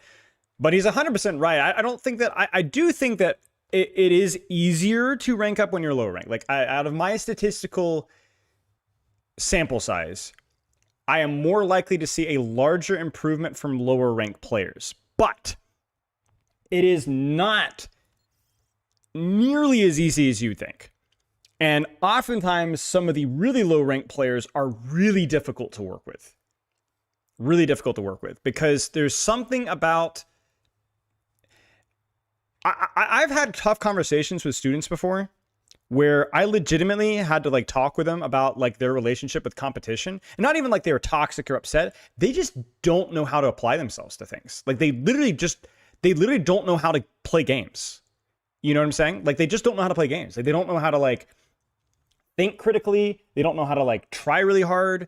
They don't know they don't understand experimentation, or certain people just don't have that life experience. And it's rare to come into with a game like Overwatch, because it is such a much more competitive game compared to many other games, right? But it happens all the time. And it is really, and I think the biggest talent is, do you know how to apply yourself to any sort of competitive game or sport or anything? And when people don't have that skill, it is not unlearnable. It is absolutely learnable, but it becomes a focal point of this needs to be a life skill that we're going to take the time to develop, and you're not going to get plat anytime soon. How do you learn to do this? Practice, wanting to do it, enjoying competition. So a lot of people that I've worked with that don't have a very good relationship with competition or struggle to rank up, usually childhood trauma, everything's childhood trauma, or lack of childhood development, right? They had bad experiences with sports as a kid, or they didn't really have a lot of friends that they competed with, or a lot of them never really played sports much at all as a kid.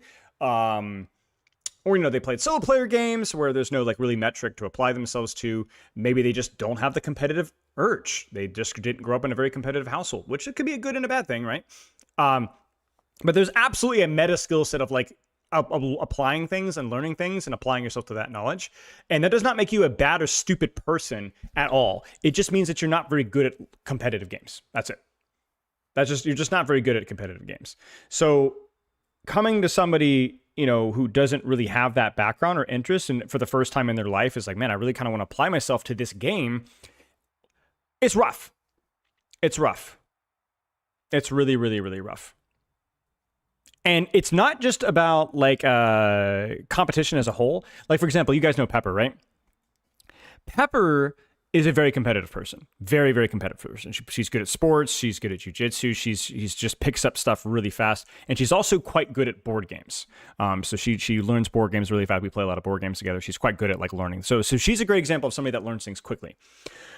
But when she first started playing Overwatch, she would literally sit in the practice range, standing still and shooting practice range bots for an hour. And she enjoyed that, but she had no concept of what a shooter was, how they worked, or getting kills to push the objective. That was we had to start from literal scratch. And even to this day, I still think that she's kind of behind the curve. She's got, let's put it this way, she's got better aim than she has understanding of how like objective gameplay works. Like 4v5, push your advantage, or 5v5, push your advantage. Like she has like she does things that, which is why she's gold when she does play, that just don't make logical sense if you play a lot of games. You understand what I'm saying? And it's not even her mechanics. There's just like certain like game mindset. Like the best example I can give you guys is how like every single time I play a roguelike or a deck builder, right?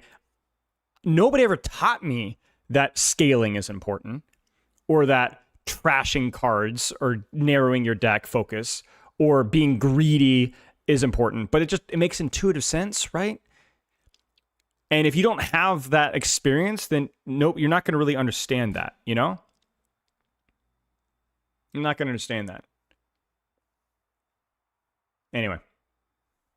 And I think that's pretty much like the common consensus that I see in Reddit. And there are whole other people who says like, oh, there's the ELO hell, and ELO hell is real. You can't really get out of it. So I think this video is interesting because I also am a big believer in, if you're better, you're going to be able to get out of your rank and rank up. That should not be a problem. And I never believe things in. Let me give you guys the best example I can really fast, okay? The players that rank up the fastest are players that have competitive experience in other games. I have more faith in somebody that has 50 hours in Overwatch and reached, I don't know, a high rank in League of Legends or Rainbow, or not even a shooter, just another game, than I do in a person that has 2,000 hours in Overwatch. 100%. Way more faith. And I have coached players that have less than 200, 300 hours in Overwatch that reach Masters. And they didn't even have huge shooter experience.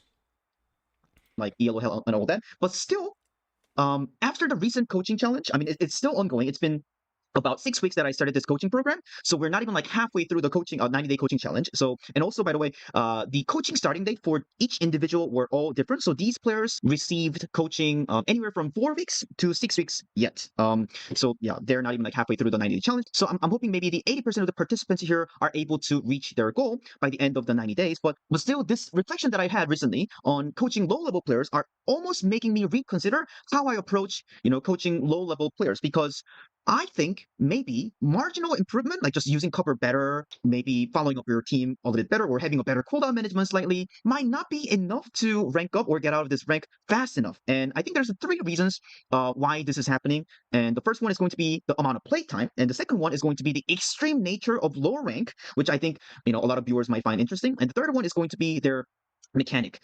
So let's start with the first one, the playtime. So the first and the most obvious reason that I think these lower level rank students are progressing slower is the amount of playtime compared to the higher level players. So the players who started as master tiers or above, they played 8.7 games per day, and the players who started diamond or below, they on average played 5.9 games per day. So the reason that we can have this clear data is there's actually a requirement for participating in this program. So you got to play at least 15 hours a week to participate in this program, because I don't know how to coach someone who plays like 1 hour or 3 hours a week or whatever. In order to have a meaningful improvement in like limited time, you need to play, I thought, at least 15 hours a week.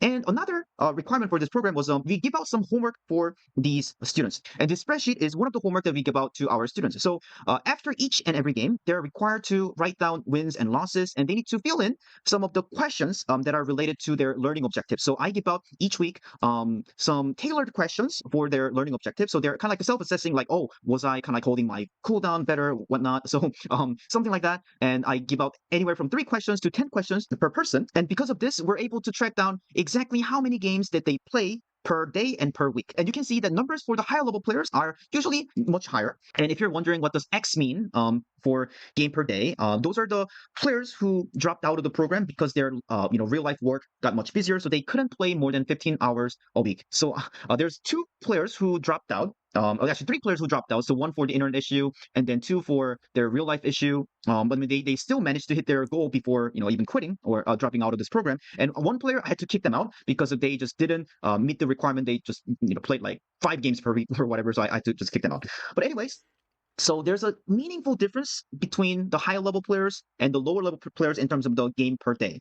And what I want to point out for this is for the lower level players, it's not just simply that they don't have enough time. In my experience interacting with these students, I usually sense more stress more anxiety for playing comp for when I look at these players in the low rank. So a lot of these players actually do play quick play, or sometimes be like, oh, I'm just gonna like pass today, like I'm just too tired, or this is a new season. I don't want to get into like this chaotic jungle. I want to kind of like start playing comp when everything's settled, or when they have a certain losing streak, they kind of like lose their mind and then they take a break for like a couple days or whatever. Those are like more likely to happen from lower level students, and literally for some of them, I had to beg them to play more games, and I told them otherwise.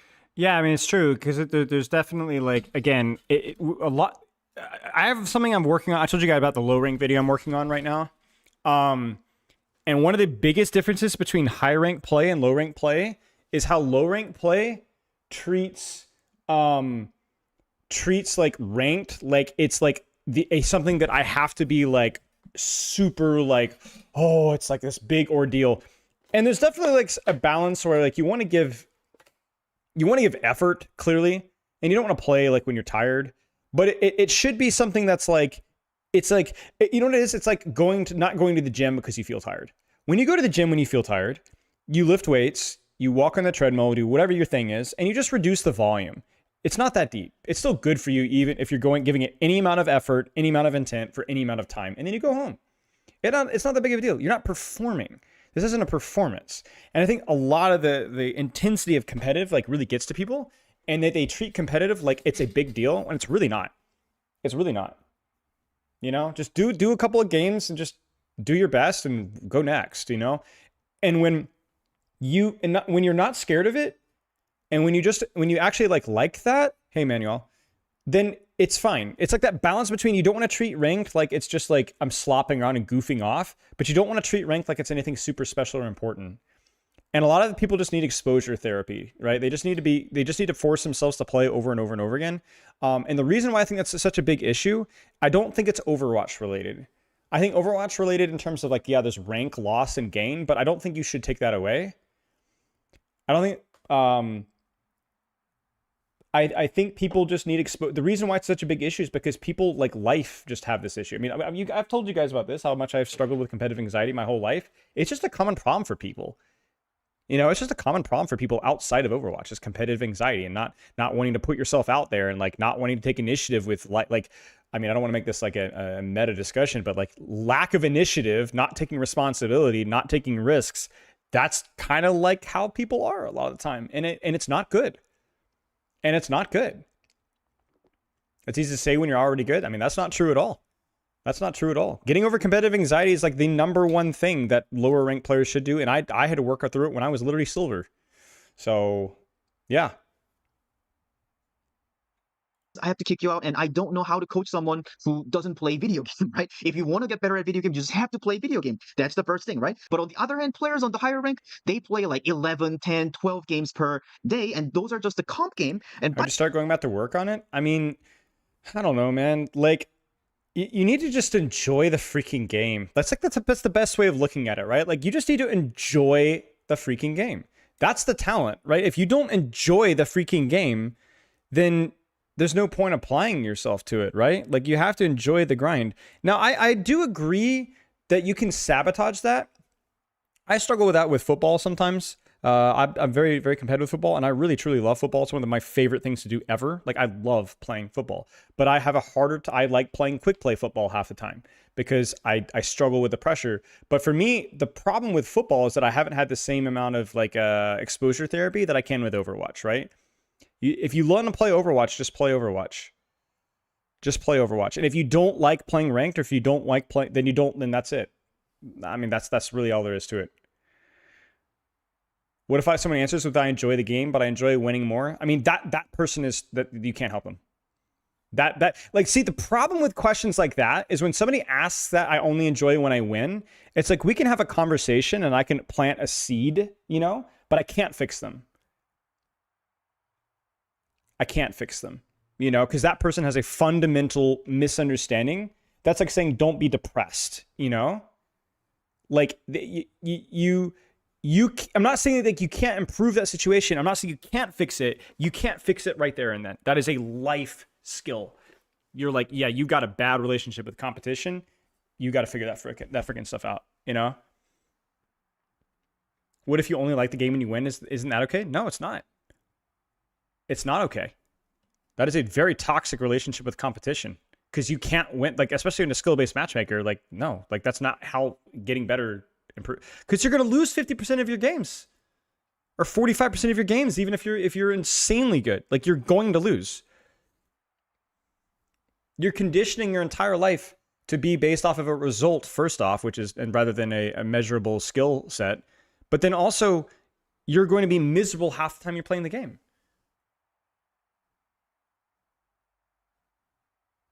You can't tell me people enjoy queuing up and losing. Well, then I'm sorry. You have a very toxic relationship with competition. I'm not saying that you can't enjoy winning more or that you should feel bad for wanting to win. The desire to win is the entire lifeblood of competition. There is no competition if you don't enjoy playing to win. Because the reason, okay, so let me kind of explain this, okay? Okay, we need to turn my face cam back on for a second. Okay, let me explain this, okay?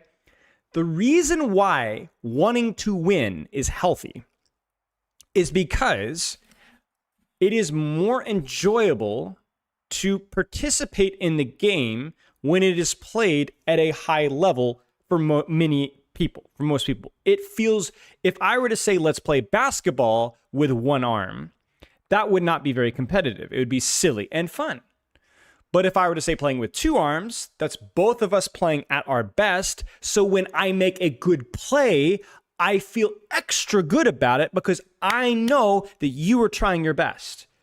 This is like the absolute lifeblood of competition, is knowing that I respect you as a competitor, because if I didn't have you, then I would not enjoy what I'm doing. Do you understand what I'm saying? If there is no competition, then I feel nothing. This is a problem with society right now. This is why short form content sucks. Because short form content is nothing but W's, but you never work for any of it. It never challenges you to think. It never challenges you to put any effort or time into it. So there's no friction. And so there's no satisfaction, real satisfaction. Your brain desires friction and struggle within reason and balance. And the best, most healthy, happiest people in the world are people that are working towards a goal. There's competition and friction that is rewarded. And life is miserable when A, there is no friction, or when there is nothing but friction and no reward. You understand what I'm saying? That is when people get really miserable. Is when there's nothing but struggle with no sense of reward, or there is just nothing but reward, and then everything becomes flat gray because there's nothing good anymore. And that's why skill-based matchmakers are so good at what they do, is because they make the wins feel so much better, and you feel like you've earned every single step. But they also push buttons for people. When I look at skill-based matchmakers, I don't look at them as evil. I look at them as exposing human weakness and providing an opportunity for you to improve that weakness. Because here's the great thing about Overwatch. Overwatch is, over large sample sizes, mostly fair. Mostly fair. When balance is mostly good and you play over a large sample size, you're going to get in what you put out. Or you're going to get what you put in, rather. But life is not like that all the time. Life is very unfair sometimes. So it's nice to have an escape where your amount of effort and time and the level of that you put in is over time rewarded. Because that's how life should work most of the time. And it feels good when it works the way that we understand it to be. So there's nothing wrong with not applying yourself to Overwatch. But there is something wrong with wanting to play Overwatch, but being unable to enjoy Overwatch unless you win.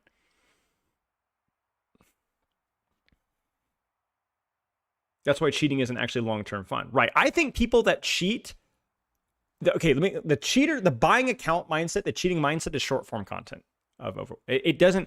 It's the enjoyment of like dunking on somebody and then it just becomes hollow. And then you go, that's it.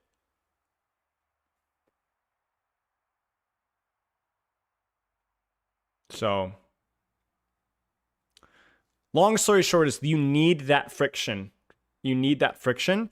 And a lot of people are not experienced with that level of competitive friction, and so they get frantic and nervous about it when they experience it in a competitive shooter. And the way to help people through that is not to like belittle them or berate them for experiencing competitive anxiety. It's to like be like, yes, that's normal. You need to this is an opportunity for you to improve that skill set. And if you don't like the game that you're improving the skill set on, then you should play a different game or do something else completely different. There's nobody says that you have to be good at Overwatch. Nobody says that. But I do think that having a hobby or a skill set where you are rewarded for time being put in, game or not, sport or not, is good for the human brain. I think it's good for happiness and health.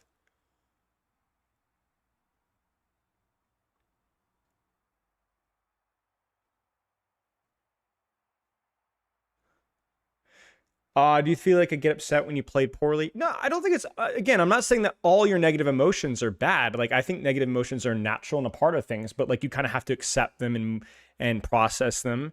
That's why I'm a big fan of taking breaks. And like you guys have seen me on stream, right?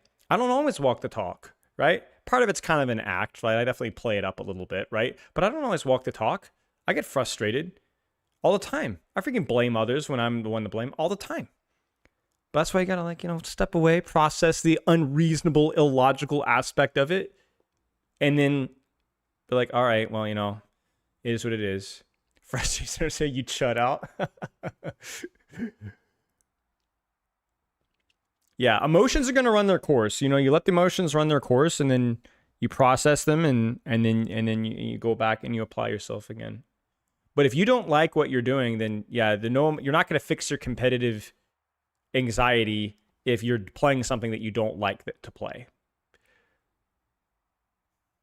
But it is a life skill, and I think people, when they experience friction in the competitive game, tend to like tap out too early, or in any life skill way too early.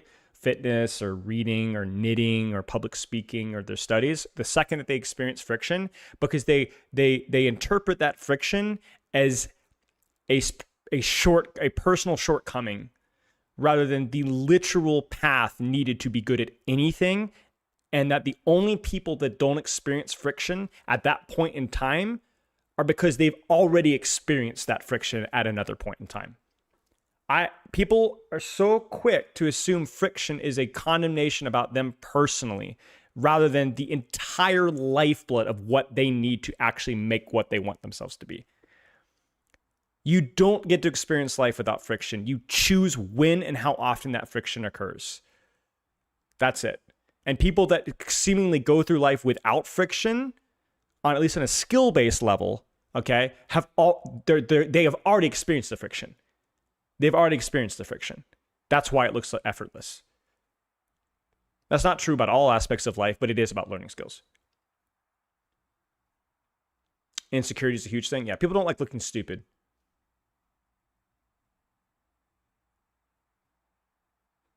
So remember what I said, like that the guy that's reached the highest level in CSGO, when they play Overwatch, they're gonna do good most of the time because they've already experienced the friction. It doesn't even matter if it's the same game or a different game entirely. They know exactly what they're doing. So, but anyway, it's good. I 100% agree with Wizard Hyung here. Like 100% agree. Some people just don't know how to handle friction, and I say that as somebody that has struggled with that my whole life. A lot of it's also personal identity too, like where it's really hard for me. So Rhea, are you still here? The reason why Rhea struggles with it is because, you ready for this one? This one's going to hurt Rhea. Too much of your identity is tied into your champion rank. And so if you're not champion, you're nobody. And that's why you're scared of playing ranked.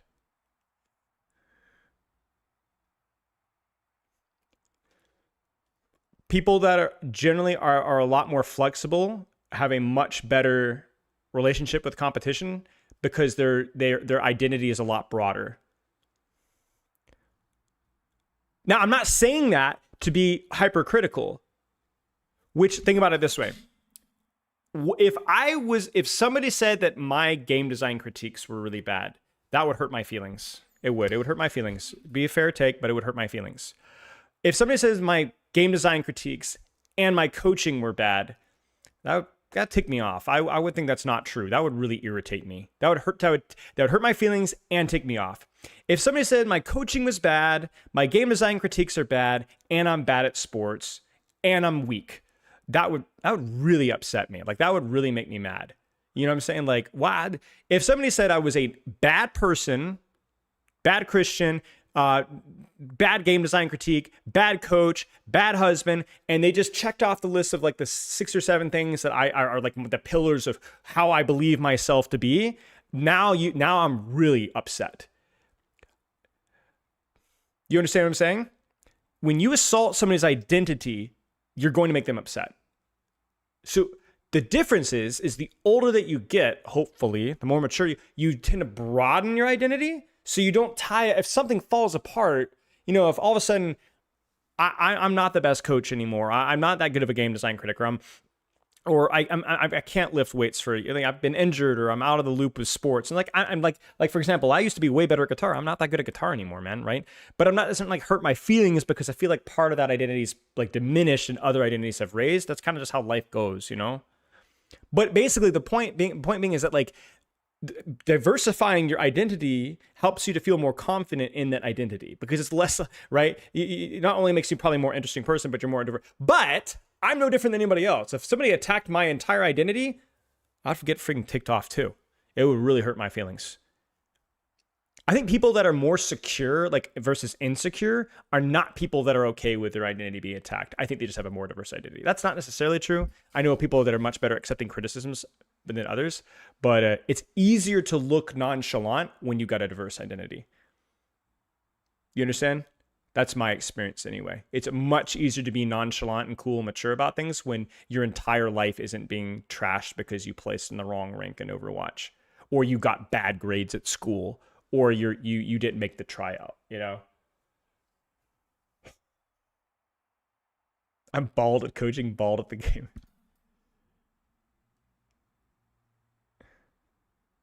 But yeah, also the source of the criticism matters a lot too. But I also find that the source of the criticism, it matters a lot, but I won't go into the social media discussion. But I do think that like criticism, period, is always hard to take, almost always hard to take. And that the only people that I have found to be completely like seemingly unbothered by criticism at all are people that are so up their butts that where their position is not desirable, for lack of a better term. I think like being like completely immune from all criticism kind of is like a good symptom of maybe not the best mental place to be. I think the more important thing is to cautiously isolate yourself from toxic criticism rather than being immune to it entirely, if that makes sense. Because it's not normal for somebody to be criticized about everything all the time, you know? I think Jeff Kaplan talked about this with that one interview where it's like, would Mozart have succeeded in the social media age? You know what I'm saying? Stuff like that. Interesting. Anyway. By the way, a lot of these players on the higher ranked side, they play scrims as well on top of their comp game. So for some of them, they play like 2 scrim blocks a day. That would be like 4 hours of scrim time. If you actually include that, it'll be even more significant amount. So I think it's pretty safe to say that there's a notable commitment difference for the higher level players and the lower level players. And you might be even thinking, hey, maybe those players who play 10 games per day or whatever who can play so much, they're maybe college students. As an adult, you should be prepared for someone to tell you what you made a mistake and you need to tell you how to fix it. That's how you. No, 100%. Like part of being a life skill is being open to criticism. Exactly, 100%. Like I'm not saying isolate yourself from criticism. I'm saying you need to be very attentive to the source of criticism and have people that are like have your best interests in mind with that criticism, right? Like I've let's put it this way, like my entire life has been exposing myself trying to with criticism on my hero reworks, my videos, or like with my work team or with my coaching and all that stuff. But it's you get used to it, but it's still sometimes you feel like you're really proud of where you're at, and then you get a little bit of criticism, and it kind of takes you back down again. It's like you need to get again that's the friction. That's not a bad thing, but it needs to be good friction, right? If it didn't bother you at all, then it wouldn't provoke change. You know what I'm saying? Like if I said, hey, this angle sucks, you need to do a better job with this angle, and that didn't put a little bit of a frick, in your brain, then maybe you don't change your angle. There's a little bit of social consequences that can kind of drive change. And I think criticism from that point is not necessarily a bad thing when it's done with the good intentions. So, or maybe they, all they do is just video game. Maybe they don't work. You might be thinking that, but because I also have some small talks with my students as well. A lot of the high ranked students here are, like full-time workers. And also in the lower rank group, there's like college students who are in summer break who have all the time in the world pretty much, but that doesn't necessarily make him play more, interestingly enough. So obviously this is a pretty small sample size, but still, I think there's some clear trend here that we can see, and I thought this was pretty interesting to see. So the second reason that I think these students in the low rank are struggling is because of the extreme nature of low rank games. So what I mean by that is, if you play in, maybe professional match, when you look at them, they maybe go 9 out of 10 aggressive or 9.5 out of 10 aggressive. So they're more in the line. And when you maybe look at GM level players or champion level players, they might be playing too aggressive. And even if they're playing too aggressive, it still might be like 13 out of 10 aggressive or 14 out of 10 aggressive. So it is more in the somewhat of a reasonable range. I mean, some of the GM players or champ players might disagree. To be honest, some of the players in GM or champion, they throw the game so hard and it looks almost like, really horrible. But there is still no comparison to meta rank players. So if those players, those inters in GM level lobbies or champ lobbies might be, like playing 14 out of 10 or 15 out of 10 aggressive, these meta rank players might be 30 out of 10 aggressive or 57 out of 10 aggressive. So they might be just going way out of the line. And that's what I mean by the extreme nature of low rank games. So what's going to happen with that is when I watch my... No, you're 100% right, Schizo. I think it's because it depends on the source of the feedback. Like when you sign up for a coaching session and you know me and you know that I'm going to provide that feedback with good intent, then it's a lot easier to take that feedback. So I guess TLDR is that the feedback is good, criticism is good, and your response to that will depend on the source. But yeah, sorry to interrupt this. Student playing game in the live coaching sessions or in the replay, I often see their tank just getting blown in like 2 seconds, and the next fight that happens, and even sometimes like literally their tank walking up when they're down 2 or whatever. So I literally see some of the very extreme examples, and this almost made me question, is marginal improvement like having a much better coverage usage? Or yeah, to me this is more like anecdotal conversation, because I do agree there's like some statistical, like this is not a very large sample size, so this is more along the lines of like anecdotes, discussions, not statistical gospel, obviously. Synchronizing with your team a little bit better, or like marginal mechanical improvement, like having slightly better aim and all that, hitting maybe 10% more headshot or whatnot. Is that going to actually help them rank up? Is that going to actually help them get out of this ELO? I almost had to reconsider that, because when I watch some of my students play, they actually play pretty decent. I mean, they still make a lot of mistakes. They still look like they might be like platinum player or gold player, but they do kind of look like maybe one entire rank above that lobby, but still they're not able to turn things around. So okay, so again, I'm going to interrupt here. This is not like the Keats video where I'm responding to him. I'm using it as a springboard to talk. This is Elo Hell. This right here is Elo Hell. The Elo Hell is the volatility of low rank to mid rank games, whether it's levers, tilts, throwers, people being inconsistent with what they do. Let me give you guys an example. Vendetta and Silver Gold will either carry the lobby or throw the lobby because she has no concept of timing and managing resources. This is what Elo Hell is, because Elo Hell is how volatile the matches can lead to a lack of agency, feeling like a lack of agency, which conditions the player, listen carefully, which conditions the player to feel that no matter what I do, the result doesn't change. And when you've conditioned the player to believe that, even if it's not true, they will then give up and not put the same amount of effort in.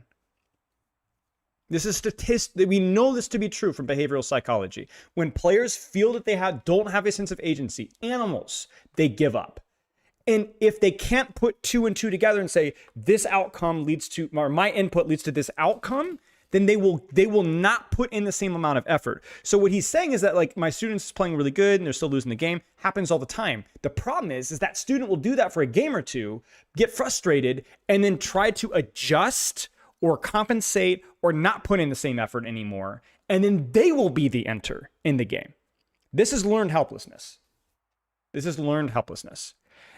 The number two things that low rank players must hear if you're serious about improvement: consistency with playtime in your overall structure, and do not abandon the post.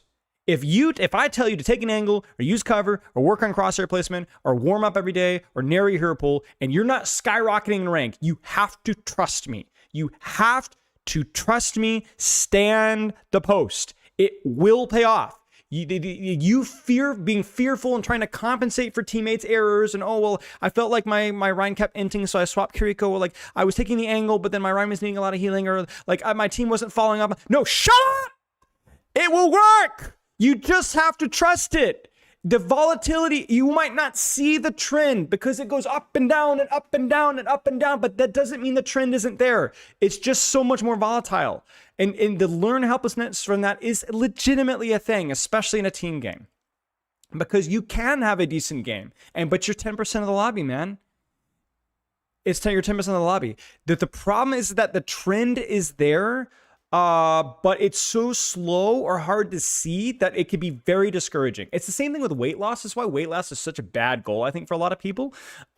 Because weight loss takes a lot of time, is very slow, and is oftentimes the strategies for long-term weight loss actually lead to weight gain. Because like adding muscle, like muscles, like and like for example, if you were to like be more active and lift weights, right? Those are or have a higher protein intake, very good for weight loss long term, right? But they often lead to greater water retention, number one, and also muscle gain, over which muscle's super heavy. And so that's a great thing long term. But the reason why a lot of people fall off the bandwagon so early is that the first several weeks of weight loss routine will actually not feel like you're making any progress weight wise at all. It's all about strength numbers, exactly, body fat percentage, tonal, performance, how you feel, right? So again, human beings, man, if we don't get dopamine off of my immediate choices, we really, really don't, it's really hard to keep people engaged. Like I'm telling you guys, I've coached so many low rank players, and so much of it comes down to, hey, I know, like I hear your arguments about my Tang is fatal, I can't do that. I don't care what happened this game. I don't care. It's weird. It's bizarre. Don't be that guy. Do your job. Trust the process. Play the long game. Don't try to fix problems. Don't try to compensate. Don't try to rapidly adjust. Don't overcorrect. Just play the game. So hard for people to do that, man. So, what I'm thinking now is, and what I've been experimenting most recently after this thought is that I showed my students, these students in the low rank, more on rank to GM. And if you look at the on rank to GM, a lot of them take like way more aggressive, like limit testing, off angle. So not only that, they are just having better mechanics or whatnot, they just change the entire system. Like because with the off angle, they're having direct access to their squishy backline and then just two tap to kill the enemy team. And also because they're using that off angle and because they're pushing their limits so much, enemy team has to choose between shooting at our tank who is inting, or shooting at the on-ranked GM streamer who is also playing aggressive. So my students sometimes they have a really good cover usage, or their aim is actually improving so much better, and their aggression is reasonably okay. But when you just factor in that your tank just doesn't literally know how to use cover at all, or whatever, just gets blown away so often, and when you have those games, 5 games in a row or like 6 games in a row, which can absolutely happen in any rank, like that can also happen in GM level lobby or champ level lobby, but still, again, it is way out of their the range. It is way off even compared to GM level lobbies or champ lobbies. And like one of the students here that I personally don't really understand how he's still stuck in this level. If you take a look at his stats, he was Diamond 4 when he started this coaching challenge, and then now he peaked at Diamond 3, and he plays 8 games per day, so that is very comparable even to the players in the Masters and above. And by the way, this student is someone who peaked top 5 rank 5 in Valorant. So his aim is actually really good. I would say his aim is almost comparable to like high masters often. And when I watch his game, pretty much every single fight, he would get 1 kill or maybe even 2 kills. But if his Mora, his flanking Mora is flanking all the way all game in a not very effective manner, and his tank doesn't even realize that their Mora is flanking hard, even if this student gets 1 or 2 kills per fight, or even if he stays in like a more traditional position, like playing somewhat closer to his team and potentially pressuring main, pressuring enemy tank, pressuring enemy shield, whatnot. But the game is just already over because the throwing power is the throwing force of the game is much stronger than his carrying force. And again, I'm someone who doesn't believe in ELO hell, and I'm someone who, if you're good enough, you should be able to climb. But genuinely, when I watch games in my lower level students, some of them are just purely somewhat unpleasant and even to an extent disgusting. They would have a lot of leapers, and especially in Korean server, there's a lot of toxicity, especially in the lower rank. And sometimes it is just really comical. Now, combine that with the little playtime they have. So even if I think my students deserve to be one full rank higher than what they are currently at, it takes sometimes very much longer because of all the random levers or random trolling. If they're just marginally improving, if they're just marginally better, they cannot win. So a lot of the games that they play, it has to be some of the top dragon on rank 2 GM level where you can carry the entire lobby so hard. You need to basically crack the whole system. Otherwise, you're just not gonna win. So basically, what I'm trying to say here is the threshold for being able to carry that game, carry the lobby, is maybe sometimes too high. Maybe if someone is playing in gold level lobby, even if a platinum player plays there, they wouldn't have a chance. And even if a diamond player plays there, which is 2 tiers above that, two full ranks above that lobby, those diamond player might not be able to carry the lobby. It might have to take someone like high grandmaster players or champion tier players, or even sometimes like a top dragon level hard on rank to GM smurping 101 classic style level of performance. So these extreme games did exist even back in 10 years ago, and I'm completely aware of that. When I did a similar challenge like about 5 years ago, back in 2020. And again, the volatile doesn't affect the long-term progress of somebody that's consistently platinum in a gold lobby. The volatile nature is more of affecting how somebody who is vulnerable to that frustration or making compensation patterns. Like you coach them, they play well, then they get thrown into one of those games. How do they compensate? Do they bring the baggage to the next game? This is why I really dislike rank resets, because it makes everybody have glass mental.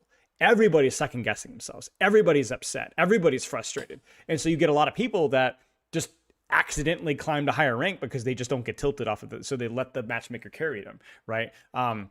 Where you have the mental glass people that will tank and never come back, right? But yeah, again, it's like your response to the volatility is I think in many ways a skill in itself. And if you guys have seen any of my VOD reviews over the years, there's like once every couple of weeks, right? 2 or 3 weeks, there's a VOD review where I'm like, wow, this player's playing really good. Like the decisions they're making.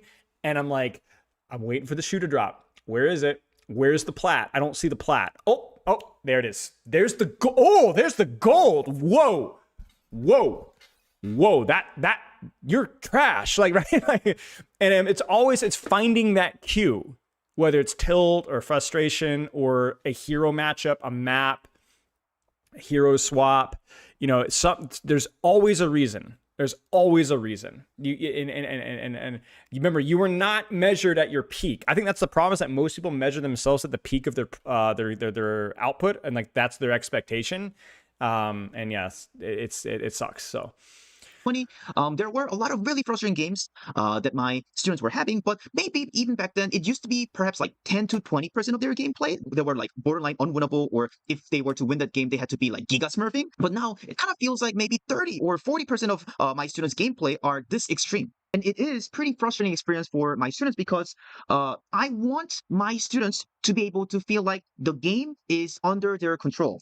But even if they are marginally improving in some of the learning objectives, their mechanics, they're aiming much better, or they're using cover much better, or they're timing, synchronizing with the team much better, or they understand the compositional macro much better. And even then, those marginal improvements are often not enough to carry the lobby. So again, after this recent reflection, I'm starting to teach my students more in unranked 2 GM or smurfing 101 style. And they might not be perfect at it, obviously, because they're not at that like GM level play, or top dragon level play, obviously. But by experimenting that style of I need to carry as much as my team is throwing. So I need to just kind of like go with that style, like basically cracking the system rather than just like play main and follow your team and hope your marginal improvement or your slightly better performance would take you to win. And it has been only a few days, but so far it seems to be working pretty well. And I give you.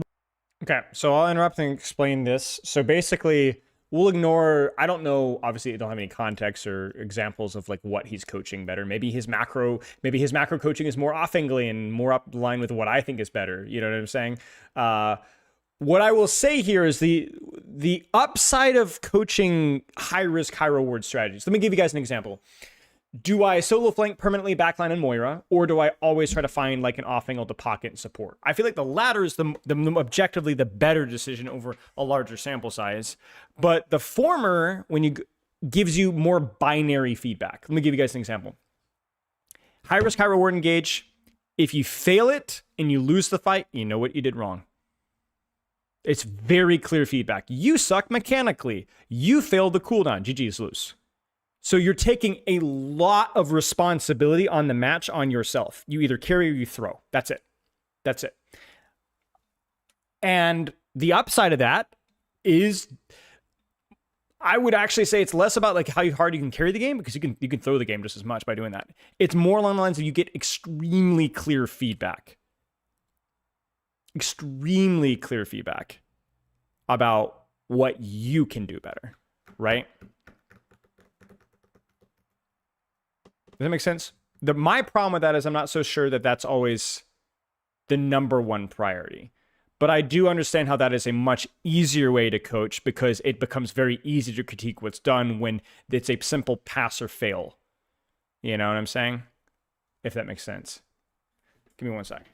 Is one OTP and Cassie viable in higher elos? What do you mean by higher elos? Champ? Maybe not. But he's still, I would say Cassie's one of the more OTP-able heroes in the game, so yeah, probably. But does that make sense? Like he's basically describing a high-risk, high-reward playstyle that is kind of, it's not a way to win more necessarily, it's more of a way to get clear feedback about what you're doing. More updates in the future. And what's really funny is that one of the most common advice that I give to my so maybe it's just good psychology or champion is that that they're flanking too much. When we compare the GM players or champion tier players, especially playing flankers, as a tracer or as a wrecking ball, they might be playing too flanky, too away from their team compared to professional players.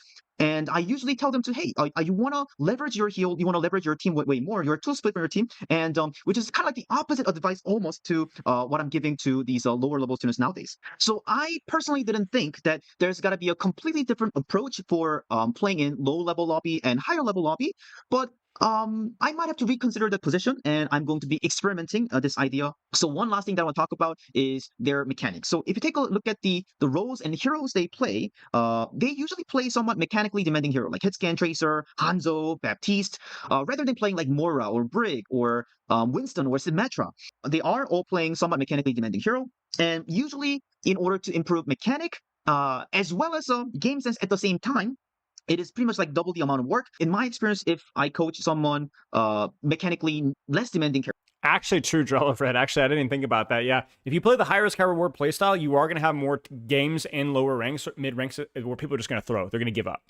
So yeah, that is true. Like it gives you a very clear binary, but then there are going to be a larger percentage of games that your teammates give up on because you're looking so hilariously stupid with what you're doing that they just give up.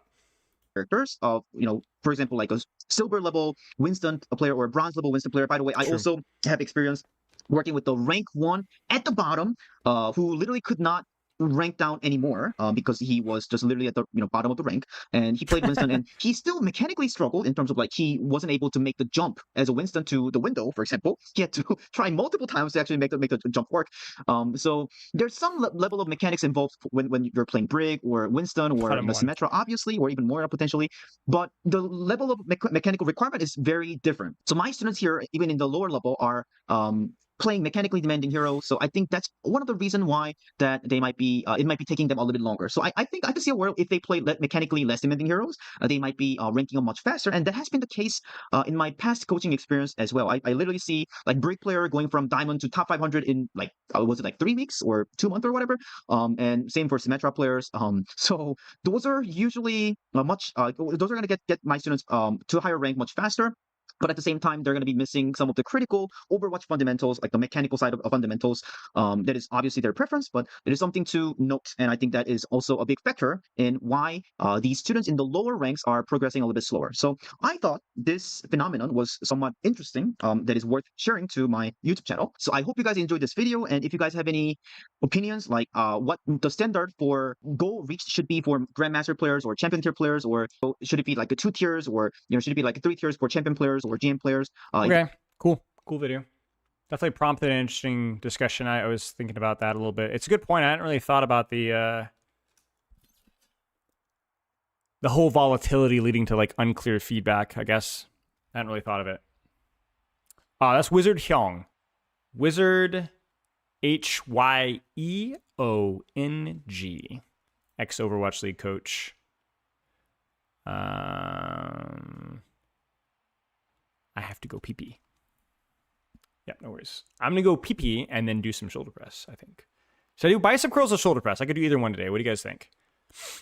Where we're doing our supplementary arms after our morning workout. New York Excelsior Dynasty. The Capitology Sojourn video? I don't know, maybe? Oh, no, I don't think I did. We could. Shoulders? Okay, right back.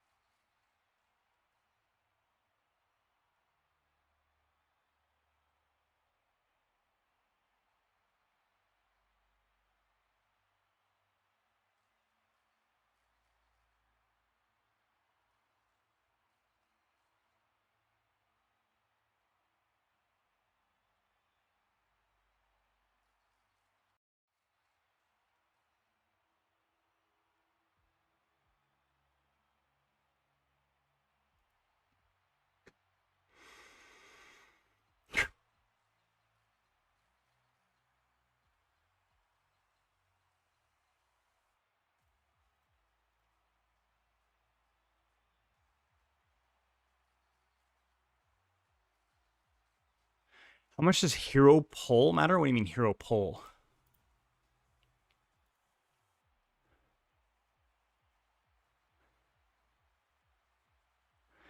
True Sight 2018 watch party? Yeah, somebody link that. What is that? Oh, pool? Oh, it matters for sure. It's not the most important thing of all time, but it definitely matters. Having a narrower pool that dynamically changes due to your interests. And then also, frankly, playing the meta helps if you're good at the meta, like especially in higher ranks. Catherine, it's in the channel. Huh. Dota 2? We could watch this. I've never heard of this before. I mean, I know Dota 2. I know the name. I've never played it. Should we watch it? Could watch some of it anyway. It's peak. All right. Is this a watch party or is this a commentary or is this something of both? Like, I don't want to be like that guy if there's nothing, you just need to shut the frick up, or if maybe I'll have some insights out of it.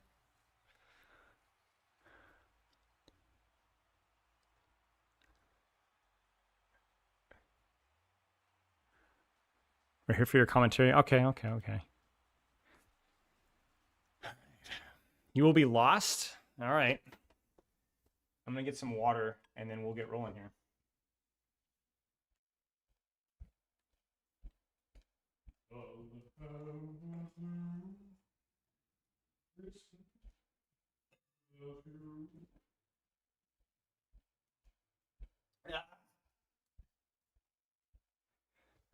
If you need context in this one, please, yeah, but please, Sarah Lee, yeah. Please. When are Gavin and Aaron Keller getting coaching from you? I think Aaron plays Ryan. I've played with Aaron. We did the old stadium fun playthrough, but I don't know. What is this profane shirt you're wearing? I don't know. It's just a tank top. You should probably get coaching. I mean, technically, I've only coached one dev. Only one. Which, I guess is not that weird, but...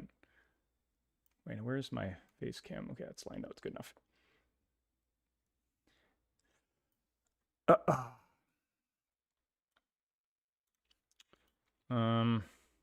Yeah, whatever. It's good enough. Kyle, yes. All right. Well, let's take a look, man. Stefan, are we on for the night, bro? I think I probably can do it if you want. I don't know what if your work schedule is still the same.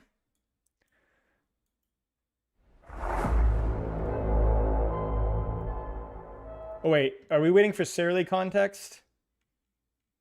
Sarah Lee, should I wait? I do not, Johnson. I keep in touch with many of them and my DMs are open, but I do not. Oh, frick. Okay, Stefano. Booty.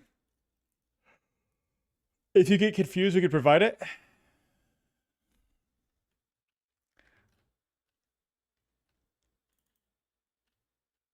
Watching the whole thing? Maybe. Man, how did everybody, like, okay, how have I never heard of this? Everyone's like, oh, you watching the thing? Exclamation mark coaching chat. But I don't. Oh, by the way, website's almost updated. For those, we haven't really mentioned it much, but our website's getting a rehash, and it will, or rewash or revamp. It'll be live probably in the next week or two. All right, cool. I guess we just roll. I will pause for shoulder presses.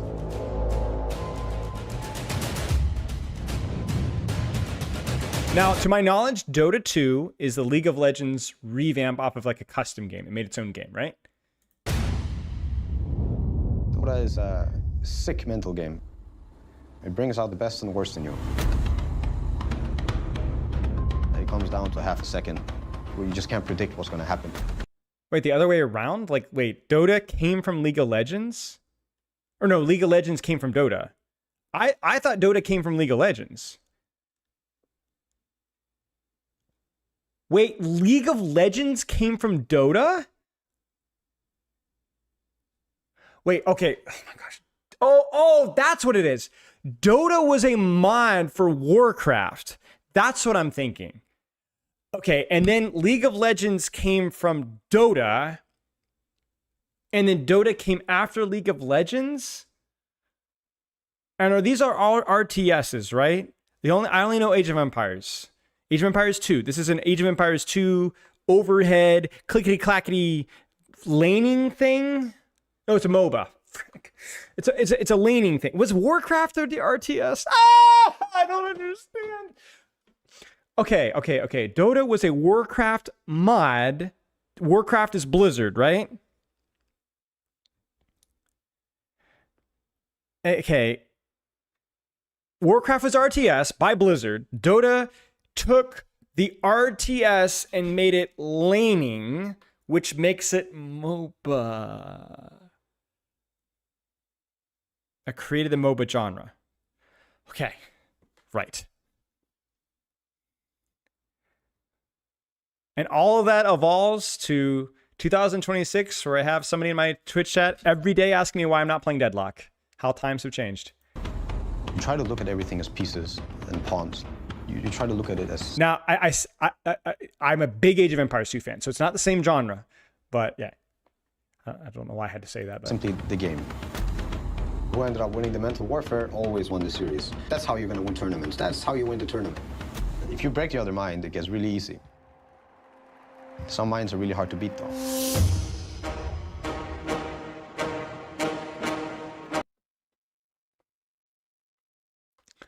Hot take. As somebody that's been involved in the competitive scene for a long time, competitive clutch mentality is overrated. It's an important tool. It's overrated. Absolutely overrated. The better players win 90% of the time. The clutch gene, overrated. It's important. It's overrated, though. It's thematic, but it's overrated.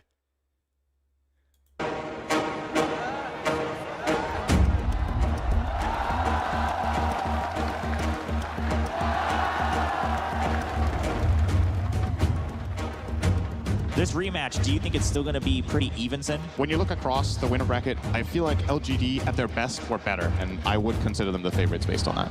The crowd is driving them. They're chanting LGD. They're chanting the chat wall line. They're a team that wants it. Looking at FY, he's been so close. After TF4, he was always considered like the magician of the position 4. That guy is the definition of talent and hard work in one person. Final day of TI, you got to come play. And Somnus, he just shuts down so much of what OG has tried to do. PSG LGD at every position is just incredible. This is a bit of a rematch. Any lessons that you're going to be bringing with you, do you think? 其实这部他韧性要比任何一支队都强，对劣势局的处理，我觉得要比任何一支队都好。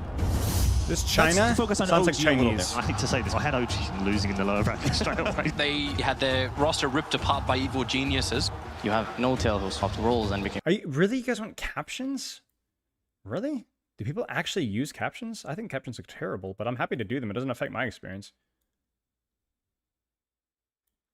Captain, you have a coach that became a player. Probably best coach all time, 5-time major winner with OG, and he comes back and does this as a player. They're the ones who scramble to find these last-minute replacements. They bring in Anna, they bring in Thompson. And I think people are questioning, all right, Thompson, is this guy for real? This is like the first tournament. It's like nothing before this. You go into these best of 5 grand finals, you know, there's multiple attempts at trying something. So yeah,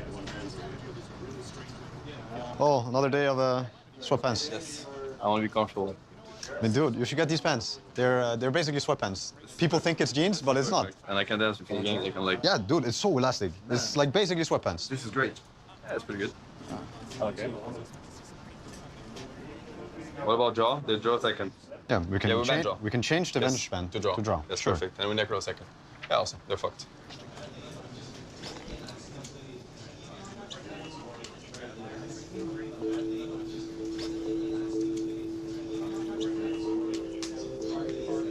Yeah. 用锤的兄弟啊，可以。你好。哎呀，有点难受呀，好像。哎，把你的腹肌给释放出来了。感觉你有点轻。真的，怕你没吃饱。我很饱。 I think this is the hardest part about LANs, and I've competed in a couple of LANs. And I think the thing that they don't really tell you about LANs, like you wouldn't think about it, the worst part is the standing around. There is so much boredom at LANs. There's just nothing to do. You sit and you wait, and you wait, and you stand around awkwardly, and you're like, I'm kind of hungry. Where's the bathroom? There's nowhere to sit. And the worst part about it is that, like, that's when the nerves come in. You just kind of sit there and you're waiting awkwardly. There's nothing to do. You don't get off the bus and go right on in, and you just kind of sit around. And it sucks. It really sucks. It's anticlimactic in every way, shape, and form, where it just, everything is subverting the stakes in such a terrible way. It's not cool until you're on stage. it's boring and scary. It's boring and scary. It completely kills your momentum. 这好多来了，这人你变重变沉，肯定对了。哎。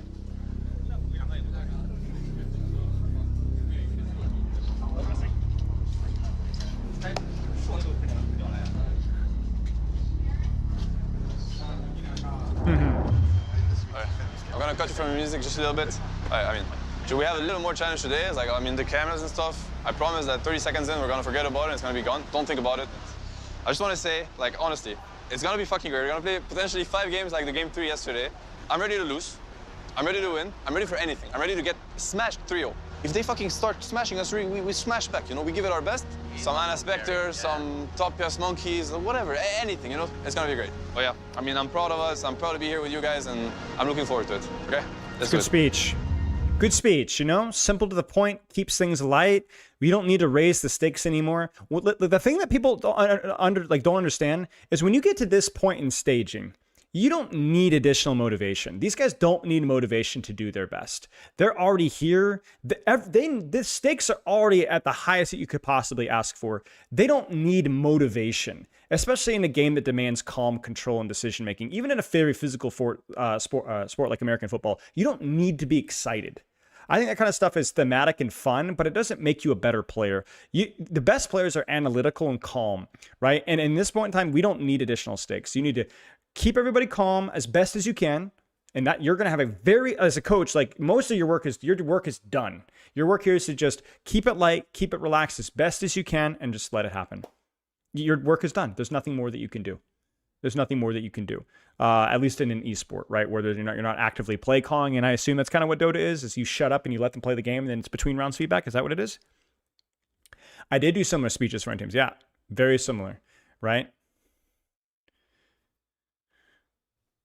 Yeah, you just gotta let it go.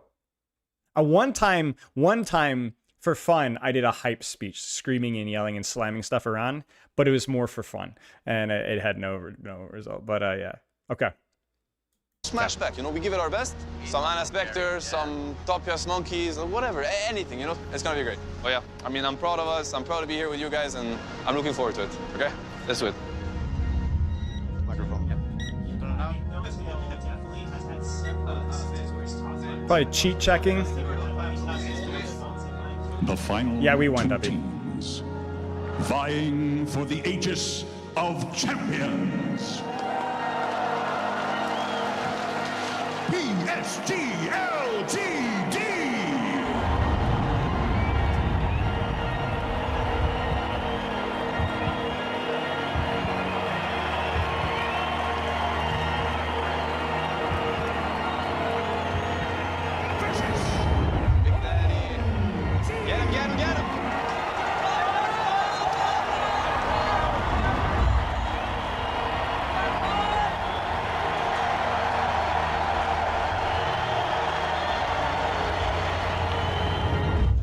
Which shoulder is it, man?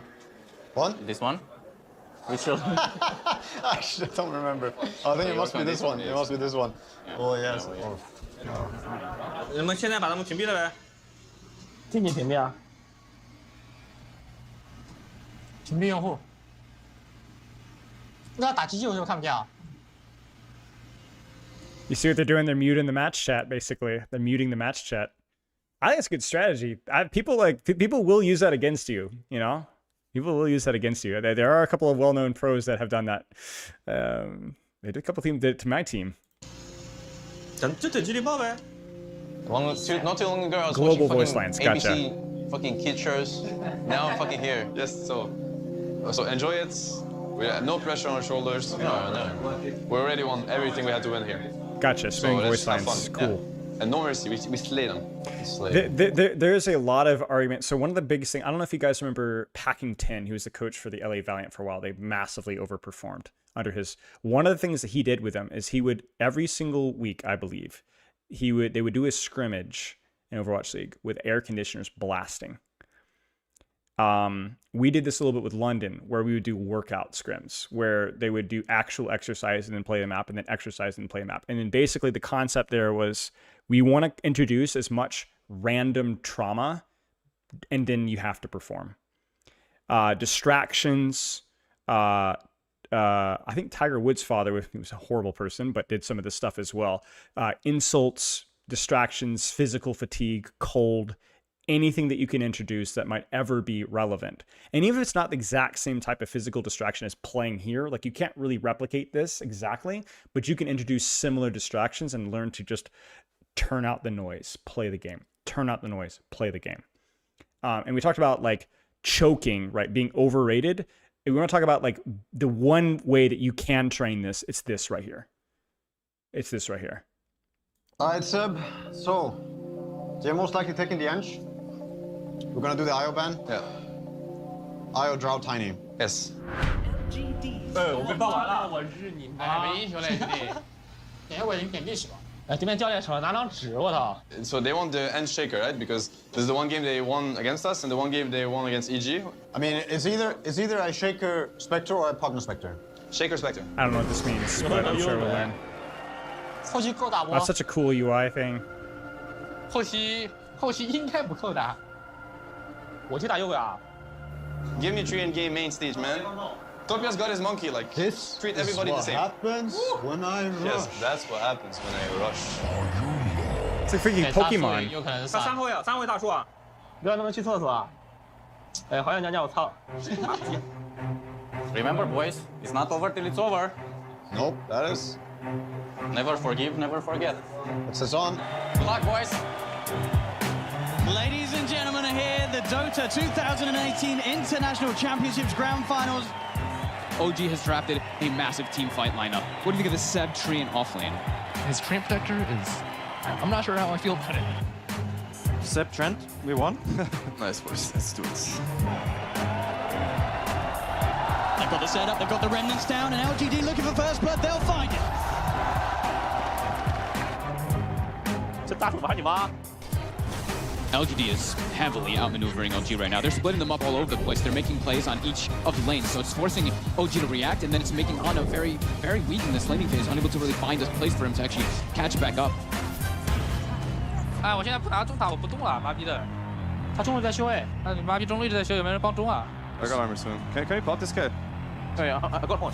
They're going to try and set up, but they're walking with the Echo Slam. Do they have the burst? Dana comes in with the Spectral Dagger. Is it enough though? Chalice, hey, he's got the untouchable. He's going to survive. Chalice, he's running. X-Nova with the slow, but Seb, he's in with the ult. They get the kill. Snowman tries to TP up, but OG, they'll set up for the double kill. Definitely worth it. That tower is the most important tower to defend, especially when you're playing with the Spectre lineup.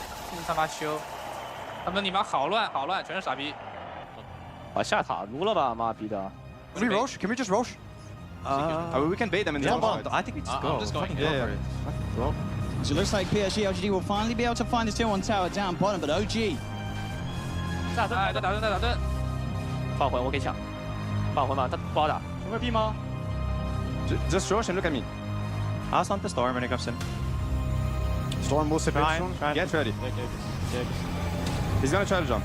I'm gonna do this. Canceled it. I got double behind. Opa, boys. Get fucking fucked.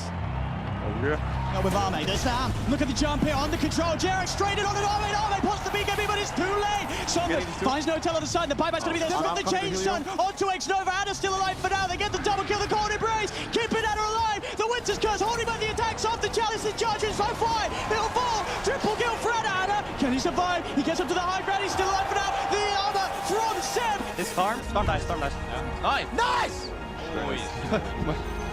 My ears. 没了，打不过来，下吧。GG. I don't really understand what happened. It looked like they went for sort of an unorthodox strategy, and it felt like OG kind of, or LGD, whatever, kind of like felt like they fell for it a little bit of an unorthodox cheese there, and they kind of LGD behaved in a manner that OG pretty much knew that they would, and then they had a whole set strat for it. OG is pretty much anti-meta strategy. That checks out from what I'm seeing here. Yeah, makes sense. Okay. The problem with that is the adjustments, right? Is like you have to keep them guessing, but I don't know how maps or whatever work, but that's like a classic, you win the map 1, then you lose the series, you know? But we will see here. All right, I gotta do a set of shoulder press, and then we'll continue.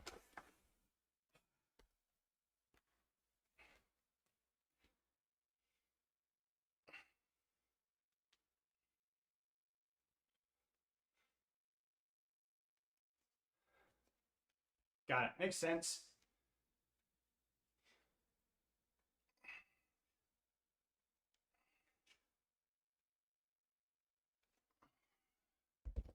Oh, okay. Interesting, Sarah. Okay.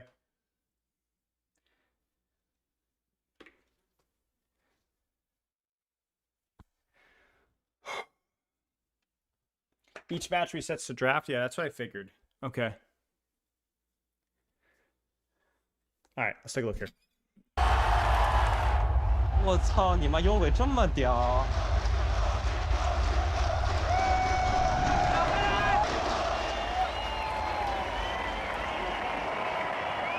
打幽鬼还是要团打得过他，幽鬼要搬一下，不然他妈逼的纯送我操！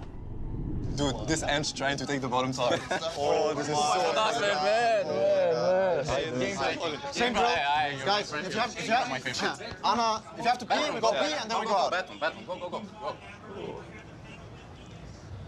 大哥，对面你妈，对面的阵容好赖皮啊！是啊，他就修塔，然后给他加数点，然后盯着那喷。对啊，你妈逼！赖的呀，他们这个。给我打一把，你不是干好了？哎，真是他妈太鸡巴狗了，一会搬了。 真防守，对不对？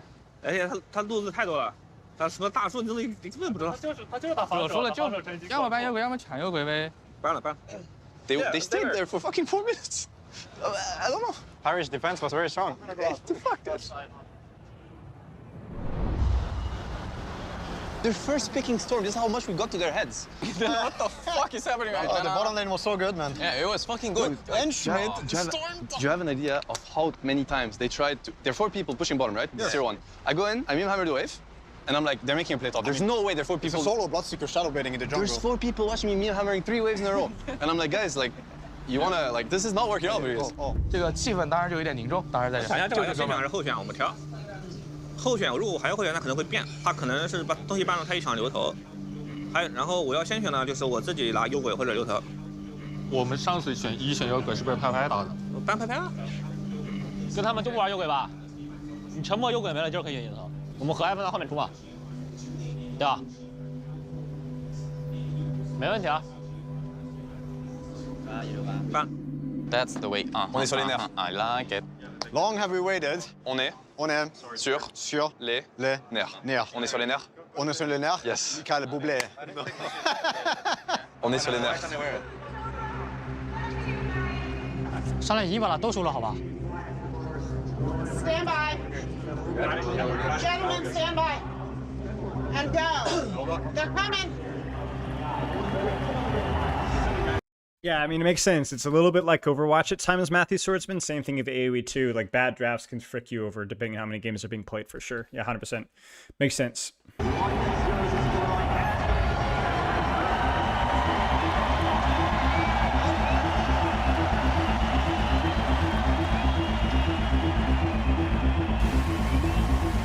We haven't achieved anything yet. They're gonna fight till the end. They're not gonna give us anything. They don't give a shit. These guys are fucking warriors. They're strong, we're also strong. We don't give them shit today. They're coach drafting. Yep. I think it takes a lot of burden off your players. Yeah, much more systematic both in the draft and in the game. I think if LGD can somehow try to take away that condition of if it goes late, they lose, I think that it changes the way OG has to play the game. 我们知道自己阵容搭配合理就行了。对，先选打这个队中单是真的妈妈逼烦。打这个队打起来还是不能急。我们得搞，然后找机会买活，然后打团。直接一选天涯默克，好吧？究极龟缩战队 OG。 There's the first ban Spectre. They ban Spectre. All right. This changes everything. This changes everything. But they can ban Gyro. No, they can't. No, they can't. Yeah, they you're have right. to ban. They're fucked. You're right. Yes, they fucked up. This is some next level overthinking from them. I feel bad for them. Whatever. I don't feel bad for them. Fuck them. 他们选狗就把那些狗的跑了吗？ Welcome, Sludgeonator. FY or Shaker.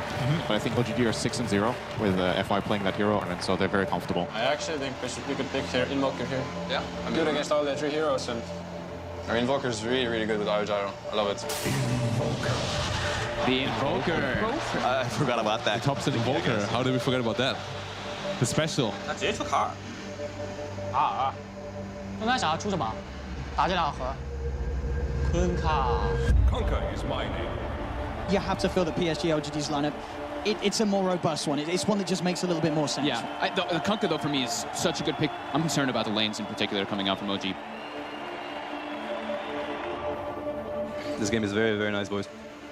然后过来杀他。哎，卡尔石头猪，兄弟们。兄弟来了。Straight in. FY helps on the setup for the kill onto Dobson. OK， 今天运气可以，好吧？哎，nice。这傻逼什么情况？这卡住玩不了了。Dobson, he's running, but the rainbow is all the way, taking down the Invoker. Chalice now dominating. 隐身了。This is top of the net worth on his enchantress. Ooh, Chalice. The dust? Put down by Arme, Anna. Wanting to find Chalice. FY puts the Echo Slam, holding down Thompson on the side. Sets up Arme for the double kill. Something's cleans up a third. Seb's trying to get out of it, but he's not going to make it. Arme with the triple kill. As OG just cannot take a fully fledged team fight, as you're saying. 有别兄弟，妈了个逼，给我们打！ Oh God, not again. He's got Dust touch. is there. He's prepared. Puts the tornado in the totally wrong direction, and now the combo from Somnus comes out. Drags Thompson back to Oh, Thompson. How he falls time and time again here to Somnus's Kunkka. The carnage continuing to favor LGD as they just get pick off after pick off. Vanna. Do they get the X? Somnus. They got the X. They get the X play. He's coming back at it. There's no escape, I'm afraid. As Somnus continues this game, 7-1-6, growing this lead, 13k advantage. 卡在中，技能控了。我水他。对，玩到。Thompson, looking to lead him with the combo. But the X. But the X against Somnus with the Kunkka play. But the melee racks are taken in both the mid lane and the bot lane, as well as the range racks down bottom. PSG LGD now 25,000 ahead. Right. Call it? Yep. Looks like it. Yep. Let's go next. Oh, let's go next, boys.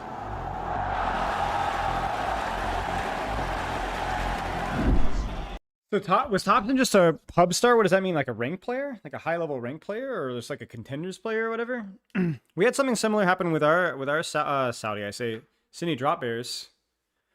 Lost our tank 2 days before the tournament. No turn experience. Wow. Crazy. Interesting. All right, back to the shoulder press. Give me a sec.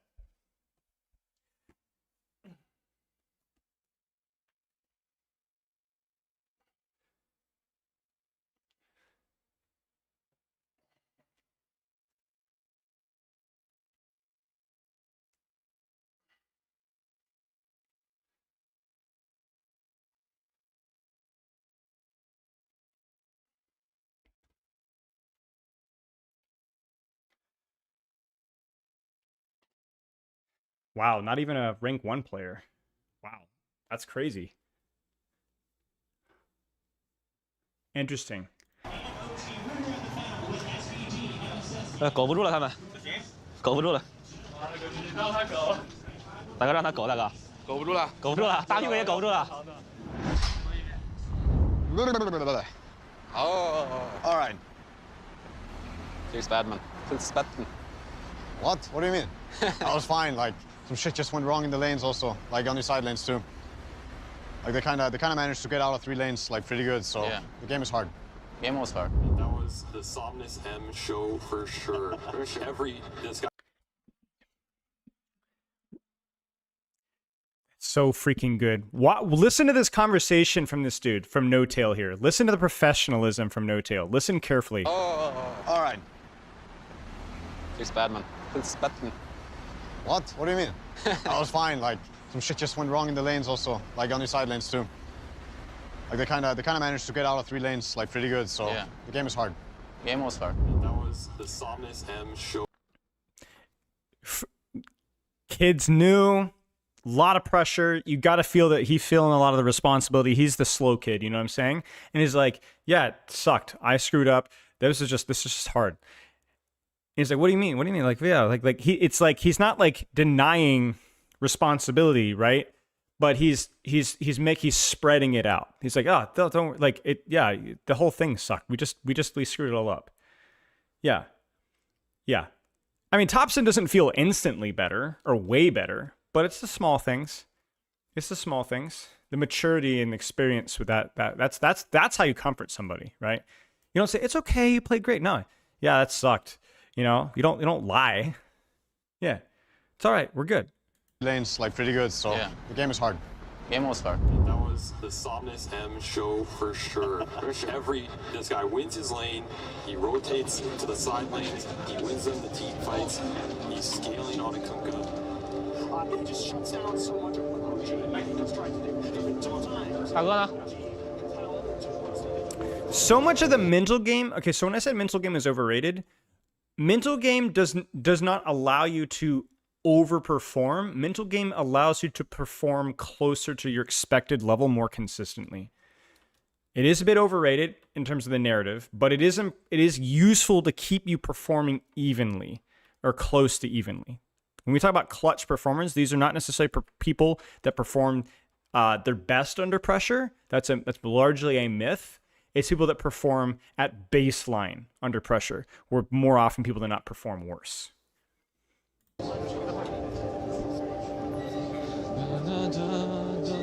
甩一个，这个补2拳。妈了个逼啊，大哥！你假的呀？大哥，没事，知道了，不给他们这个了。那么假的呀？射点片啊。 OGD, FY coming in. How do you compare these two? What advantage does FY bring? FY got Ame putting up the performances and a lot of the problems. 2 seconds. Some of missing. Ame's playing up right? He's one of the best.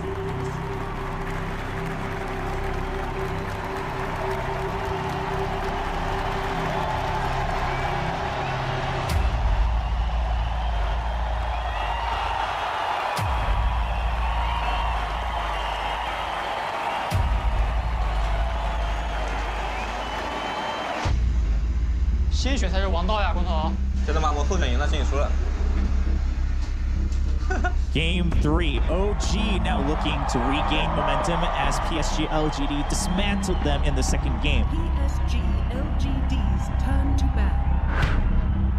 That's back, guys. Take out the spectre again. That's understandable. 对，搬牛头吧。搬什么？我对面应该对面如果聪明一点会搬牛头。那给蚂蚁呗。蚂蚁呗，我蚂蚁不怕他拉小黑啊。 Oh, what the fuck? Yeah. I mean, Jean-Pierre? Yeah, no shit, but let's fucking go. On appeal, boys. On appeal on the main stage. Dude, they actually don't know what to pick. They don't know what to pick. Yeah, this they didn't see come. Like, they're really confused. 开启我的死亡凝视状态。哎，上半人应该没死亡凝视吧？是吧？拧了一下。 PSG LGD. Defense against PL, get fucked. When the shit. 狗逼东西，直接拿了本小本子在那边看，操你妈的！操你妈的！ I'll give it we banned Lash and Storm. I think so. Yes, and we fucked up because we have 2 picks against the minimum. Exactly. 又来了！哎，直接举了个比个手势。 If they plan to Weaver safe lane, I pick Nux now, and it's fucking GG. 直接比了个这个手势，他开始嘻哈哈了，妈了个逼，他们大家笑得好开心。谁怎么？谁呀？这把先出4吧，凤凰。 Phoenix. Interesting. Wow. The thing to remember with Phoenix is if this hero is playing 4, he's less worried about the egg going off because this hero's other spells are also insane. Yes. He has the GPM talent, he has a heal / high damage nuke. They're all long range spell casting abilities. You can do a lot of work with all these spells that you might not even need the egg to win the fight just because of how much damage this hero does.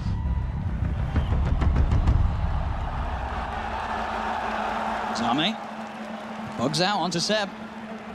Will not die for it. Knows that Jarex has Light Strike Array back off cooldown. Now mid lane, of course, with the way that we saw it start, continuing to go strongly in Topson's favor. He's getting revenge for game 2 with Somnus having that sizable lead. This time it's Topson that's in charge. 我去打野了，要你去装，去中吧。我们然后再动吧，他们也。这个那个什么，网怪去中了，要干你。 Oh, mid lane, No Tail. He's actually going to tick out that FY. Comes in. Both creeps die as well. That's why I just got so much experience in mid. Jarex, always a little bit deep here. Just get the light strike onto Ame, but FY with the Sun Ray just lasering him down. Gets the kill at the same time, No Tail. Down bottom at the same time. 哎，这不好能救吗？ The eggs actually come out from FY as they're beating into it. Can they kill him off in time? They can't. FY gets the supernova successfully off. He's playing around with the three of them here. Jarrett strikes for the TP out. Oh, but he kicks down in base. FY gets the kill on Jarrett and he gets the kill on Seb. FY. What? 哎，这水的什么臭逼啊！跑不掉，跑不掉。 Trying to turn with the stun onto Chalice, but Chalice eats the cheese. Thompson's up to the high ground. Goes for the TP. The Sunray. Somnus in with the blink. Finds the kill. I think this has got to be one of the best Phoenix performances I've seen. Just wreaking havoc all across the map. 放高了吧，我有 A 档的。 Actually, I have a, I can threaten it now. Or you gonna do something about it? Oh shit. They're gonna go high ground now. They're gonna go high ground. Phoenix here. They're very dead. Can't kill Phoenix. I don't think we can. No. We need to just think of a way to fight it. Thompson. They lose another in mid lane. FY just beaming down the middle with the Sunray. Thompson's down for 100 seconds without buyback. And Somnus, he's into the base, diving in with a blink. 有点不好冲。哎，回来，下来。其实 TD 好吗？ And again, the supernova by the base. They are going to try and kill it. Can they kill it off? They can't.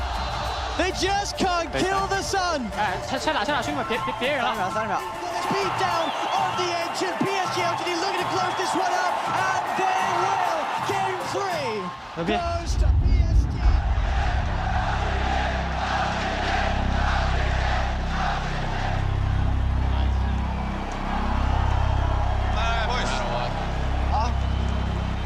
All right, we'll take a second and we'll do some shoulder press. Do we stand by your Dmon video? Do you think you might have jumped the gun a little bit in our poor design? Well, listen carefully to the video. It's the execution, not the design. The idea is there. And no, I absolutely stand by it. I think I was 100% objectively correct. If anything, the fact that Dmon feels so much better now after so many of the tweaks that we asked for is exactly my point. Dmon feels quite good right now. Still has a little bit to go, but she feels great because they did the things that should have been done in the playtest. The criticism was the execution of the hero release was done poorly, not that the design was flawed by concept. So yes, I stand by Dmon video because of when she was released. It was an inexcusably poor release. I say inexcusably, but okay, being a little you can go upstairs.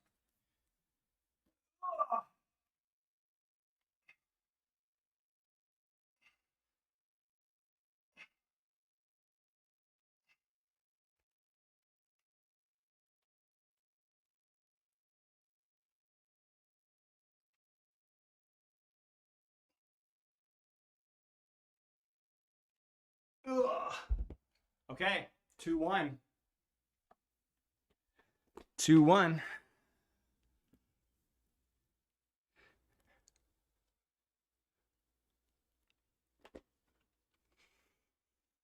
Doesn't matter. No, it doesn't matter. We have to stay strong. Yes, it's just one game at a time. Yes. One game at a time.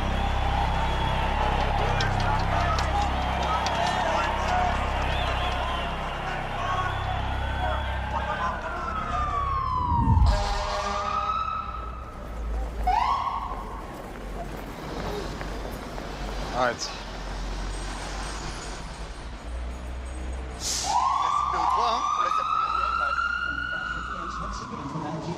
直接出行。下把后选，他们没有围抢流，我们怕吗？ Boys, first game from best of 3. Back against the wall. We knew we were going to get tested. We are getting tested. Yes. This is a rough situation to be in, of course, but we're going to overcome it together. You know, it's been too easy so far. Like every game. You don't get it like this. We saw that coming. We were ready for hard games. We were ready for hard series. Welcome. This is a hard series. We know we're one game away. It doesn't matter. We're going to go in, have fun, win the next one, and win the one after. That's what's going to happen. We're getting tested. Embrace it. Yes. Know what they want to do, and all we have to do is do what we want to do. Yes. That's it. 如果下把结束上去的话，记得把衣服脱了。脱了。外面电影。大哥，你妈逼！你说这种话要出事情的。 Their team mentality is like when they're winning and ahead. GD's one more win, that's it, but they seem so calm. The key to competitive mentality is that this is your base performance and your energy at base performance. You don't push it beyond, you don't underpush it, you just play. You just play. That's the goal. Nobody ever does that perfectly, but the best performers are the ones that just play ahead or behind. They just play. That's it. You just play.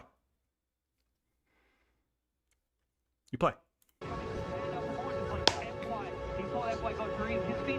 There's no motivation or self-help or you just, whatever you need to say to just play. You just play. You take the exact same risks that you would, you just play. That's my own stream.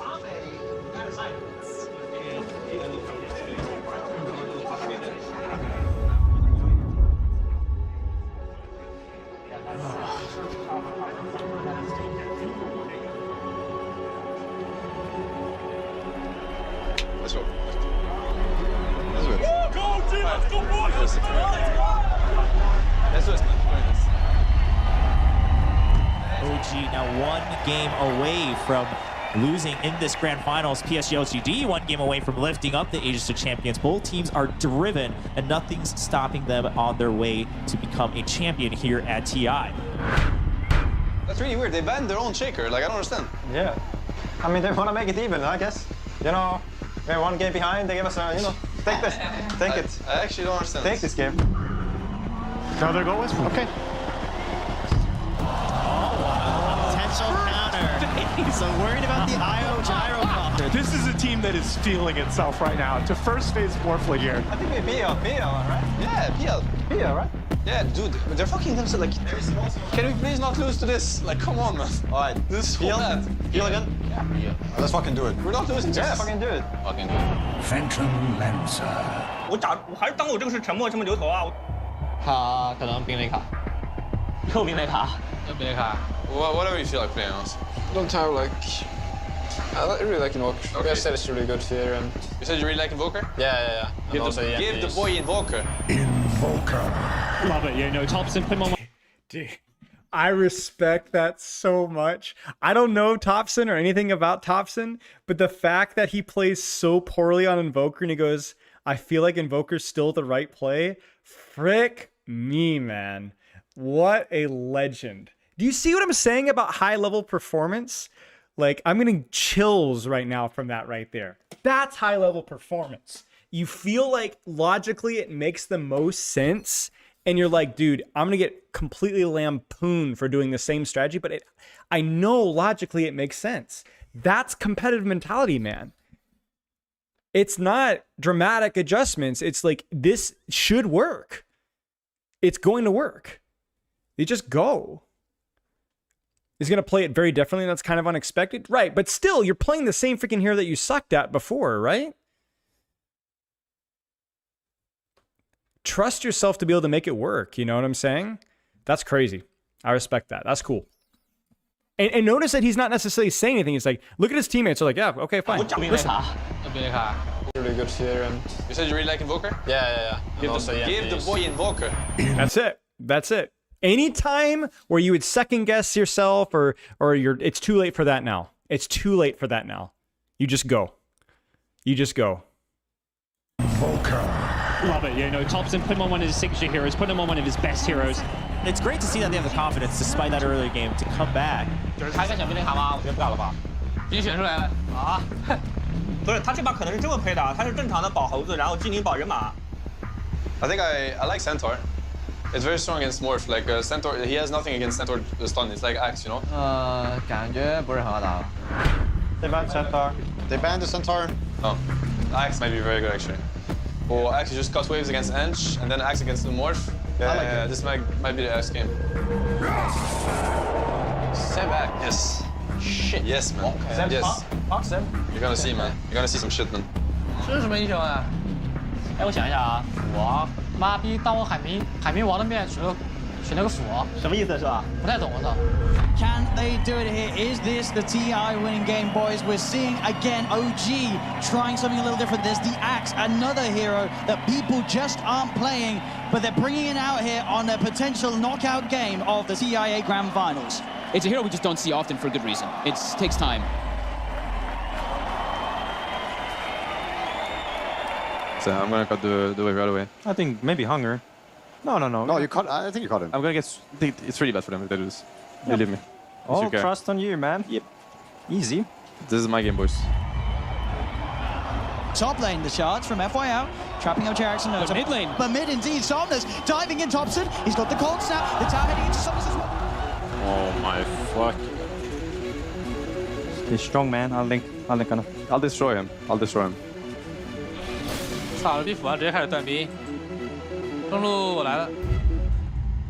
I don't know if Thompson can play in this lane. They're just going to go kill him once more instantly as soon as he shows back up. And right away. TP back in from Thompson with the Primal Spirit ready to go. He looks towards Thompson underneath the tower. Thompson, he needs help, but he needs it now. Has he got any way of playing his way out of this one? He's only got poison quad jigsaw, so no escape for Thompson. God. Or Utopia, stay strong. We're gonna fuck him. Don't worry about it. I'll destroy him. Thompson, he's going to have to go to the jungle to try to catch back up here. He's level 4. Oh, man. A lot of weight's going to be on Seb. He's had this bottom lane, he's got good levels, and he's got decent farm too. He's top of the net worth this game. Very close to having the Blink Dagger on top of the Ring of Health. 要封眼王吗？我已经封他大爷了。啊，屁啊，这符王，没事吧？海绵来下把这个符王杀了吧？我们俩这边开下魔宝宝。哎，我接踢了，小心点啊你们。 But TPs are heading down. Somnus seeing if he can find the Rupture. Seb, he goes to farm. That's going to give time for Somnus to close the gap. He's still pretty beefy, but is he beefy enough? I don't think so. The shards are out, trapping him in. Okay, go. The taunt, the Sunstrike. Seb, he gets the dunk off. The snowball save wasn't in time. And Jax, he's in with the tether. OG, they're turning this one around. They look to 这么厉害吗？啊，有天火了，你们小心点。 Sunstrike. They'll chase down. Do they have the damage to burst him? The Culling Blade just enough to bring him down, so he gets bursted by. That's all. Keeps it safe now. Somnus is back in, finishes off the kill. But Seb jumps in, has the call. Have they got the damage? Yes, they do. Putain! Il va bien niquer ta mère, fils de pute. Anyone shrine here? Go. I don't need. They're fighting the bottom room. Can we fight it though? Yeah. You have Sunstrike? I have DP. I have Sunstrike, yeah. That's the bait play. They get the call. 1 to the 2 of them. Seb jumps in. The sun strikes down. The stun as well. The micro play. They've got the log. Kill this fucker. For them. Somnus Va niquer falls ta as pute de well. merde. They're at a 74% win probability now. I'll take your bottom. No set. I'll take your bottom set. I want mid tower. I want to take your bottom though. We run behind them. Look at this. You have Sunstrike? Yeah. Dire's top tower. Sunstrike ready? Sunstrike. Down bottom again. Seb finding the opening to make these plays happen. Putain! Salaud de merde. Push mid. Found out it in the jungle. Seb 7-0-4 on his axe. OG running around his 3 or 4 heroes, while Thompson, he's completely recovered. Oh, look at mid. Free kill. And he wants to keep going. Call off the mark. Ah, I fucked up. 哎，火空了，我马上火，中路可以打这波。They are fighting this. Get out. They wanna fight. FY, uppercut on Thompson, Jax tethers across, but Somnus has the damage. They're on top of Jax. Somnus gets the triple kill, maybe even more as Anna now all alone. He's gonna have Doppelganger back up in a second, but the Blood Right, is it there in time? It's not. Doppelganger's back up. He could jump out, looks towards Chalice. Spirit Lines finishes Chalice off. Anna's still going. My God. Can Somnus kill it? The Doppelganger's there. Anna trying to phantom rush himself away, but Somnus able to chase the diffuser blade on Somnus over FY with the shards. 不是，我们就别打符王啊，打这把后排进了。我们不被吼2个，随便打好吧？被吼的话就海绵能救。 What a comeback there from LGD. Smoke on smoke action. Here's LGD. Wrap around. You guys go first. I need to play on jumping. It's really bad fight for them if they come. 哎，符王，他打不错。 OG got that ward down in time, and that's going to set up for Seb to find the jump. FY comes in though with the snowball save. Keeps his team alive for now. They're rolling to Seb. Seb the play, but now turns Are you fucking serious? I'm dying here. Do you have anything? I don't know if I can help you. I have no buyback. Pretty shit to go. Come on. Ah, fuck. The timing. FY with that save, taking them out of the combo. The snowball play, it looked like the perfect initiation, right? But FY is just like, nope. All right. Shit happens. Ready? I'm ready. Yeah. So it won them this fight. No problem. 我是装纯，他们开悟了吧？ We'll see mid. Can they get the jump? Anna's going to show himself. 靠呀，海绵。 Anna getting focused. Thompson trying to come into for the side with the combo, but the snowball again from FY. He's dying. Bloodseeker dead. Buyback. Bye, Bloodseeker. Can you chill? They're using everything. Get the fuck out. I can't. Get out. I can't. Look at the Doppelganger. Does manage to get up to the high ground, but Somnus, he's there, ready to claim the kill. Look, those two are dead without buyback. They're done for 80 seconds. Pretty much back to a 50-50. PSG LGD's one game needed to secure the championship title. They are ahead here in game 4. Open into the base and clean out this mid lane of Rax. And they're going to keep going here. As this Rax on the top lane will fall. The melee Rax gone. 脖子被我留到了。不管他，看就行。The melee rank's gone. PSG LGD playing this carefully. 哎，他们20秒活了，回去打盾吧，要不？打盾，凹出打盾，走。走了，稳一点。他们要来的好吧？这波我有买，他们都没买。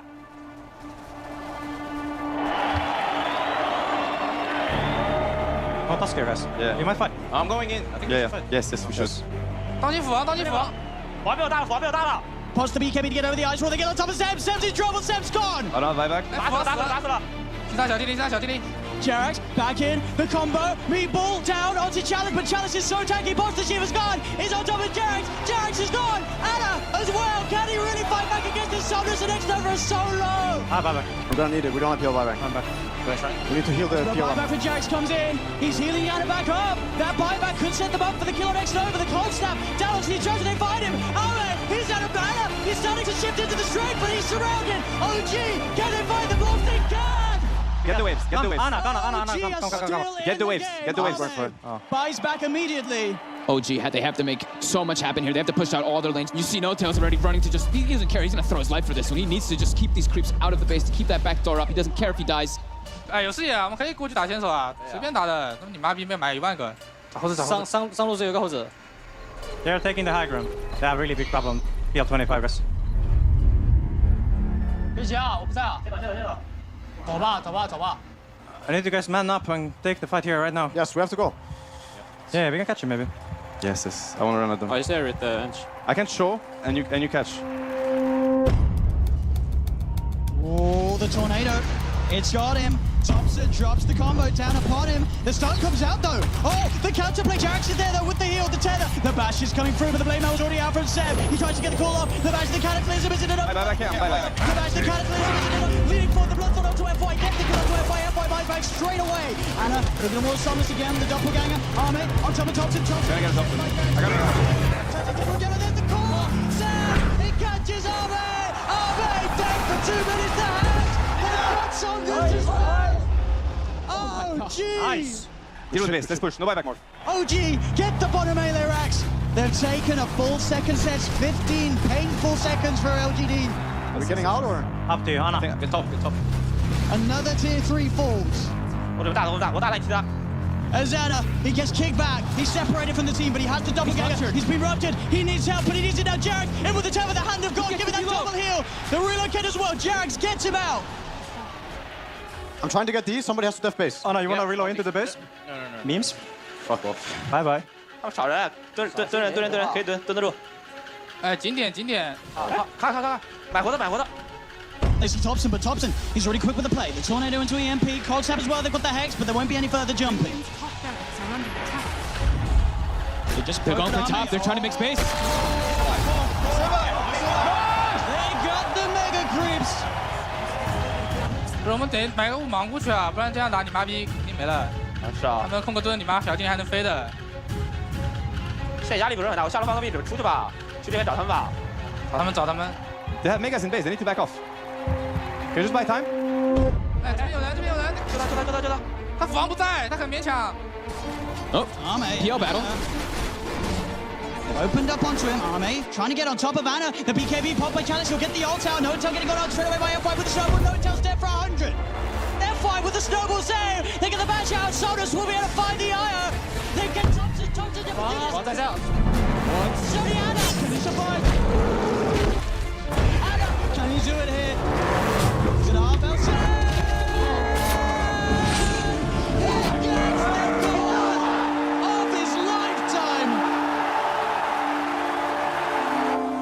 Holy shit, the call. That was some Greg, some shit. No, just Roshan. I think you can just rush. Let's get the rush. Anna, can you tell if they rupture you? Because I think you get fucked. And I have to reload you out, right? Anna? Sorry? Say if you get ruptured, because then I want to reload you out. Yeah, sure. That's the only thing I care about. I mean, I don't even know what the fuck's going on. I haven't seen my... Oh. Is it worth if I just yell her? Yeah, I think so. Or at least force some buybacks, and then you get the fuck out. When we're all up and they're all up, we just take a slow fight. They die to Megas. Just a slow fight in their base. They will die back early when they see this. Anna says he's done with this. Or kill them. He wants to end this game. Up to you. Up to you. But the ancient is falling. The hex is out. They're going to be able to find the sub challenge. 3 down on LGD. OG hitting the ancient. Dude, I love this. risking so much, man. What the fuck? We just needed butterfly. What is this shit, man? Guys, Seb, you carried so hard. Yeah, Seb Holy carried shit. fucking hard. On les encule. On est sur les nerfs. On est sur les nerfs. On est sur les nerfs. All right, one more set.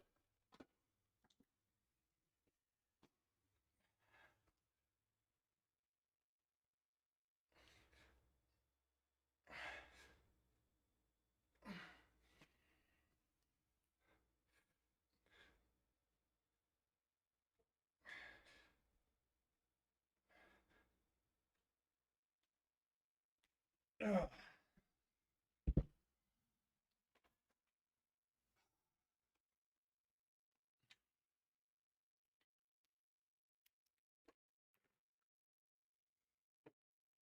Go ahead, Sarah Lee.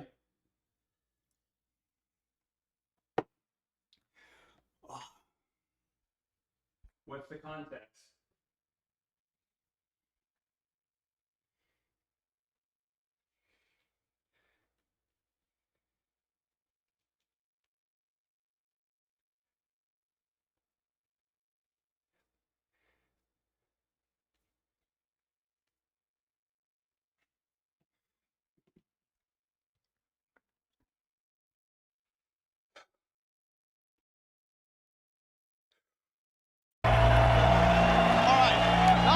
First game of the day.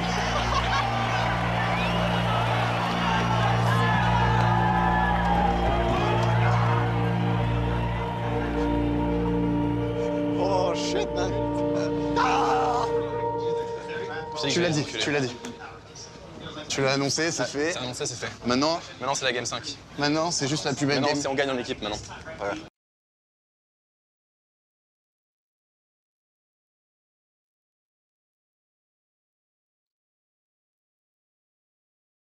Gotcha. Okay. Thank you, Sarah Lee. 那别这么选呀！啊！这你妈逼这么选不是喝汤吗？又不知道对面选什么。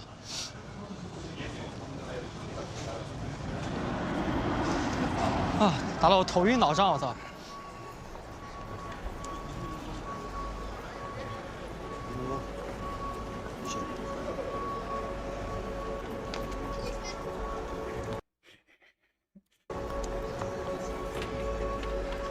Oh shit.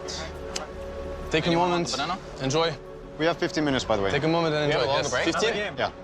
Another game. Enjoy, yes. Enjoy. Because Because it's Game not a 5. fucking game and we're fucking important. This is the game of our lives, man. Enjoy. Game 5, Grand Finals of TI. This is like, everything is gonna come together next game. Everything. And it's gonna be beautiful. 破完2路，你们那个盾团外面等是不是有人不在啊？啊？就刚破完2路刷盾了，然后你们没打盾，在那边等，是不是有个大哥不在啊？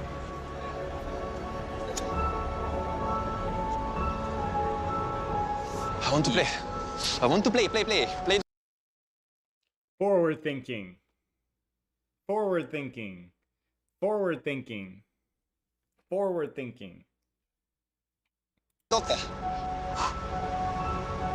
Yes. I like playing. I want to be here. I embrace the pressure. This is fun. This is exciting. What are we doing next?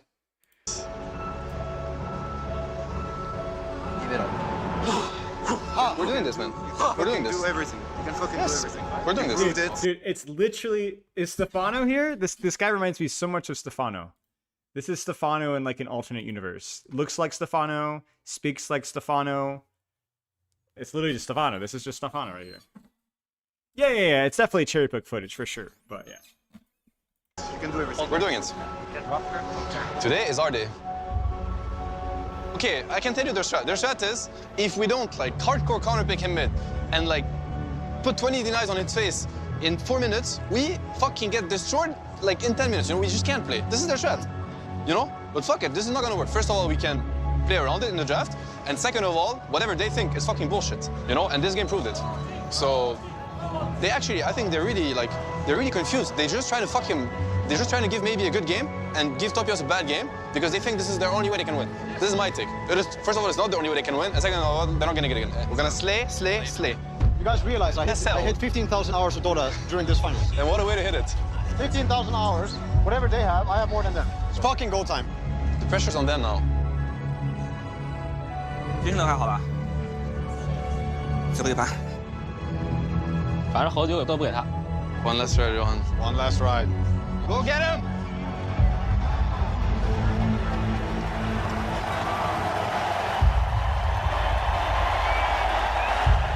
All right. Final time. Yes. They are fucking scared. 别想前面的了，我们正常跟他们打，他们应该不是我们对手，好吧？啊，这种正常点。6-1。 Ladies and gentlemen, we're getting ready for the last game of TI8. One last draft, one last game, and then we will have a new champion, a new team walking up to the Aegis to lift it up here in Vancouver. No matter what happens, I know we're all really proud of what we did, and we should be, rightly so. We earned the game 5, which is what we came for. So let's fucking enjoy it. We're doing this together. Lose together, win together, slay together, slay together, slay together. Huh? And we just do it. All right? Let's do it, guys. Together. Together. Oh, G! Let's go! 我搬了一尾盒子。 What did I say? So they ban PL now. Oh, they ban PL. And Spectre, so I think I'm banning Drown. 我可以搬小路，然后他搬精灵，我拿溜走。他不搬精灵呢？他肯定不搬精灵啊。哎，放牛头。这个牛头呀。哎，牛魔来了。他应该是个 silence。 7-0 on the Edge Shaker. Isn't the game just over? I mean, so far, if stats don't lie, the game is over here because of that Earthshaker, of course, played an integral part. You want to pick the Prophet? Yes. I speak for the team. What do we want to follow up with? Shaker punishing heroes? I mean, Rubik is like the hardest to punish, I think. Yeah, I think so, right? Yeah. Yeah, sure. I like it. I like it. Yes. I mean, DI finals. Yes. Yeah, go for it. I mean, if you feel your Rubik, we'll go for your Rubik. Yeah. Easy. Yes. 偷牛板。拉比克先知是吧？沉默保 TB 也能保，那这个先是不厉害，沉默后面也能保。 TB 啦。他先知如果是3打 TB 没啥用的。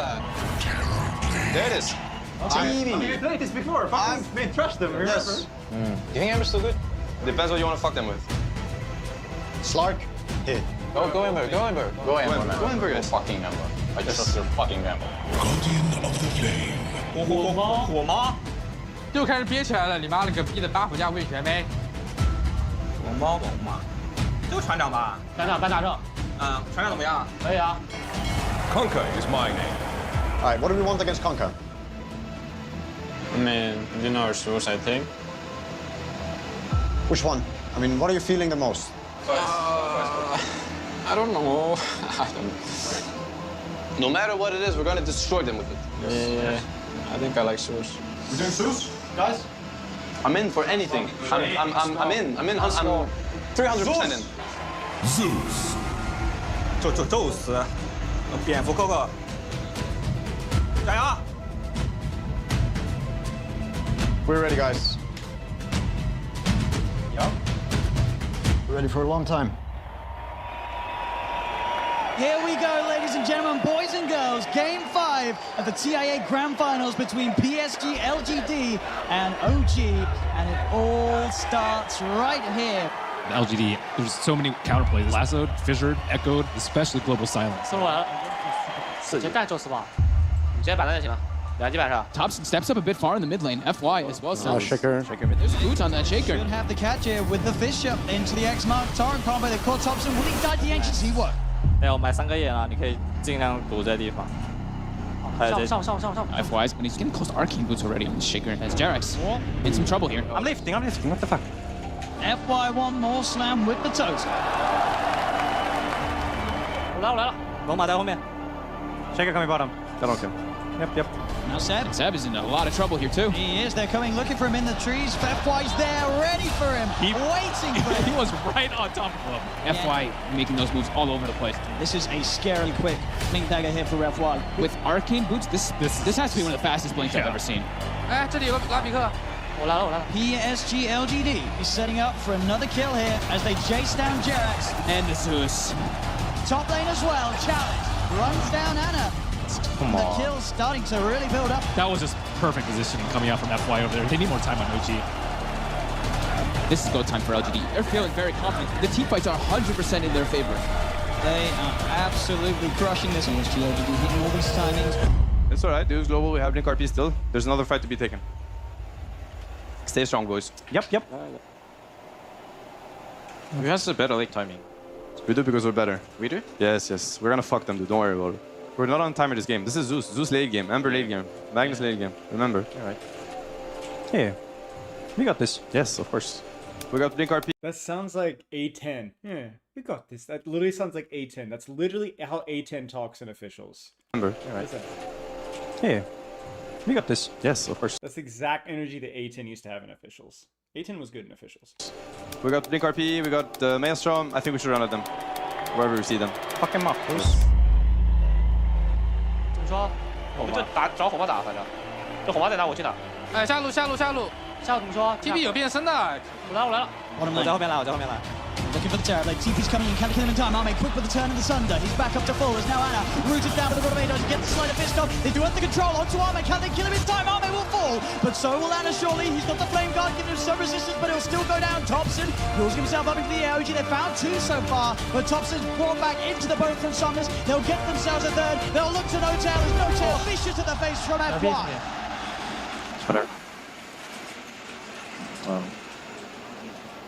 It's kind of hard for me to go in first.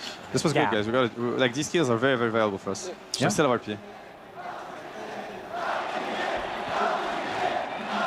I do think that's what OG needs to be doing, though. They need to be trying to take these fights, even if they're. Dopia, Zeus, Anna, Ember. Johan Prophet, anybody? Johan Prophet. Yes, Rubik. Keep it up, keep it up. Keep it up. Yes, focus, focus. 没变。我眼这里直接被反了，感觉是这里的眼。开幕，抓波人打断。可以。走走，全部都有打。 Like let's collapse somewhere. Let's look at bottom. We need to push bottom in. They should be smoking bottom soon, Anna. I wanna go on them. I'm coming with sentries if you wanna go on him. Yes. Yeah, he can't get out of Sprout. Let's go. Just you can go in, Anna. I'm there with RP behind. Now is our time. 好多人在下，好多人在下。他们宙斯也不在的，两个去打下，我们就抓火炮，不管其他人。什么意思啊？他们在送的，抓都杀了。 The RPP, they're jumping in the FY's there with a slam, ready to hold on to the fight, but Chalice is so low. Chalice is going to go down. PSG they've lost 3. FY with the TPL won't make it. Behind the fist, the Shades. Anna catches out the Shades. Can he TP back in time before the curse kills him? Yes, he's alive. Oh my god, my boy. Oh shit, Anna, you're so fucking good, man. Focus up, guys. Focus up. We're not giving them anything. We're fucking them. Yes. 感觉我们要留TP了呀！妈了个逼的！凑了个船，我操！他们你妈的就看见我们一边漏人，然后就打另一边，然后你妈逼我们都没 TP 有他。没事，互换bomb兵呗。留言我们控盾了要不？有宙斯我不知道。打？赶过来吗？妈逼！ They're looking at Roche probably. Maybe get some more. They use global? They did, yeah? Yes, they did. They use everything. They'll look to capitalize on this metamorphosis as much as possible. Straight into the pit they go. They're really low though. They're really low. I'm gonna bait it here. I'm gonna bait it here. I have Fisher. Look at me. Play to win, boys. Play to win. Well, OG may be looking to fight. There is no remnant out on the Ember Spirit yet. Next Nova on the side of the FY. He jumps in with the Echo Slam. Chariot's going to be there with the telekinesis, but already they've lost No Tail. LGD kind of need to reset, but the Roche is so low. They haven't really got RP back up on set. 打吧，都往上 PK 吧，先别打，你们没血了。退出，留黄牙在里面。Oh, FY. He's losing that fight to the Roshan. Will smoke his way out. Are they in? No. Can we do it? 他打不了。我们界面直接把技能甩出来，有没有？ I want to fight. Yes. Yeah, can we do it? No Echo Slam, no Global, guys. They're dead. Man up, guys. I mean, the Shaker's up. No Echo. He does nothing. Man up. Let's go. Man up. Yes. Guys, win or lose, we don't care. We play. They're going to head into the pit, OG. They're No confident, freaking ready with the risk counterplay, aversion, are they? man. Getting Play sprouted. the Chalice game the way you know to play it. Break off. 我买了，我把肉踢回来了。宙斯。哎，我可以打，给你打吗？开到了，都没血了，都。He's in the middle of it all, using himself up to the next round, taking it down with the side of fist. The RP onto Arme as OG is going free. Saunders, he'll go down as well. Buyback from Anna, securing the fight here for OG. There's only X-Nova left alive, but I'm looking at Ember.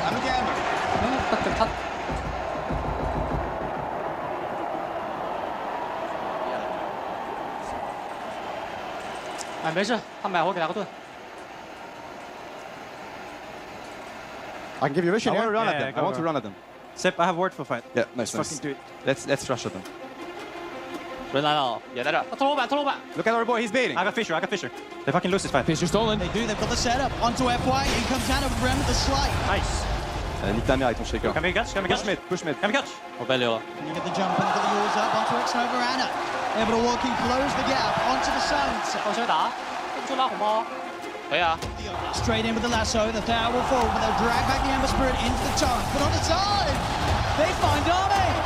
OG take 3 and up into the base. 28 minutes. This tower going down, no buyback on FY. No buyback on Get back. They've taken a second melee rack set. 20,000 net worth lead at 31 minutes. 这样不行啊，我们得出去啊。有点难杀他们人，他妈逼保。马有雾嘞。 You have the waves, guys. We see them. We see them. Can we chase them? Yes, yes. He's in the Nimbus. He's in the Nimbus. Go, go, go, go. He's committing forward.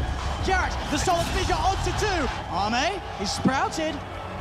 Look at this guy. Look at this. Keep pushing. Keep pushing. You can't get out of it. Sunday, can he get it off? He can't. I can notice you. I can notice you, yes. Hit it. Going down. I noticed it. Tier 4's now being taken by OG. There's all the damage. Big with the Chalice. It's another down. Very low, Konka. They might die here. We're gonna get a one behind him. Very low. Somnus down to half health. He's trying to retrieve with a change. They get themselves another Somnus taken down. No, he dies. Shockwave from Sam. Echo. Yeah, it doesn't matter. I also go. Reposition. He wants to echo. He wants to echo here. It doesn't matter. It really doesn't matter. We have buybacks. Okay, end the game. Now to the agent. Oh my God. Your TIA champion.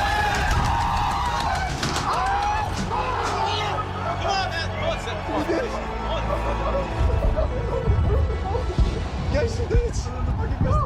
Sam, come on, it's real. Sam, it's real.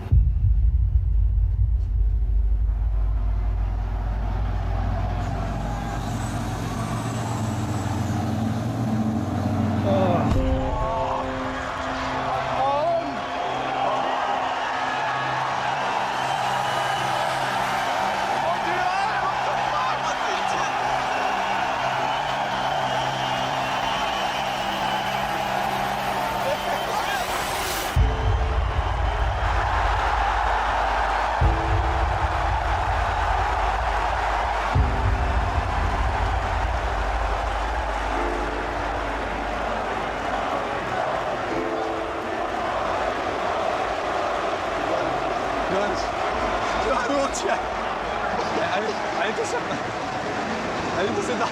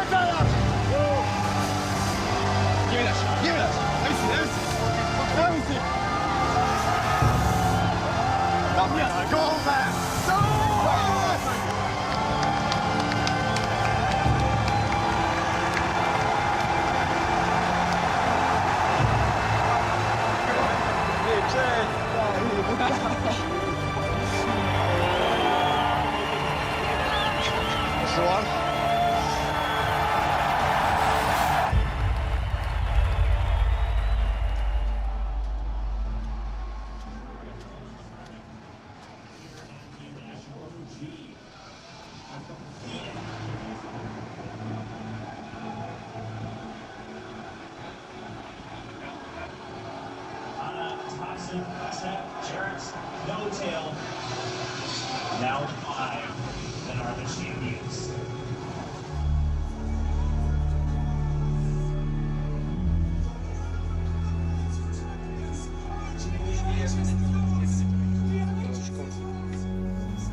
走呗，走了，先回去了。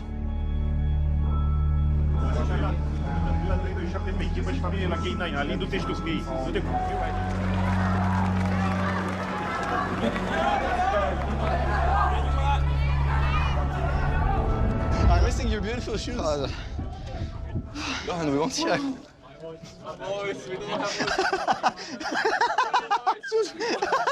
Oh, you're high on emotions.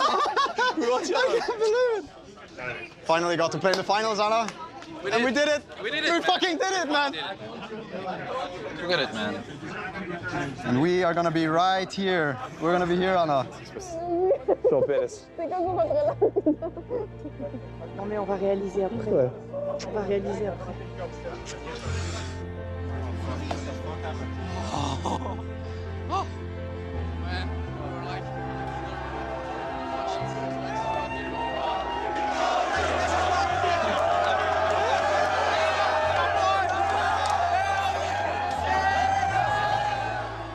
I strongly believe that if I woke up in the morning and I had to play the TI final, I would play the best Dota of my life. That's all that would matter to me. If I played my very best, nothing else would matter.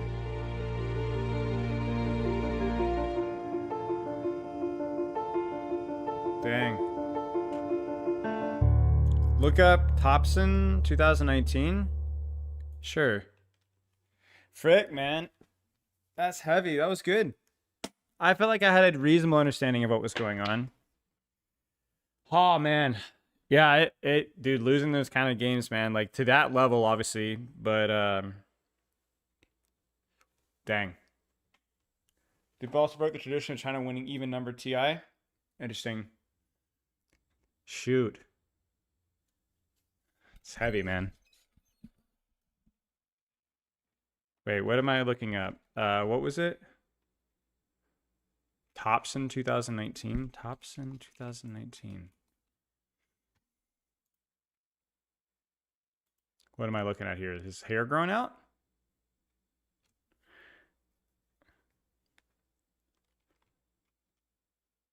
That was good.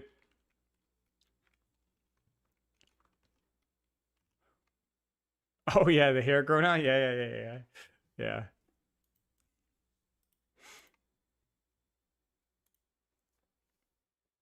To glow up. I wonder if that was the Valimo that drives Mikhail. Oh, that's right. That's right, Gavin. 2.5 million in winnings can help. Yeah. That was good. That was really good. Well, I don't know. Like anything I suggest now just feels like kind of like anticlimactic, you know? Well, that was good. We could play a little more Overwatch, I guess. We could play a little more Dmon. Breaking Bad just isn't what it used to be. Yeah.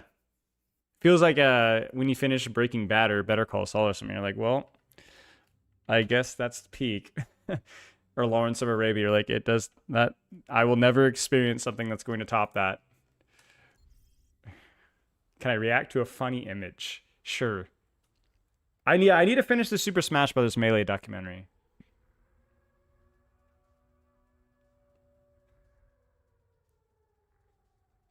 Dude, I remember getting reverse swept by Florida Mayhem twice. In tournaments. One was in Hawaii. That wasn't fun. That wasn't fun. Just Google funny image. Oh.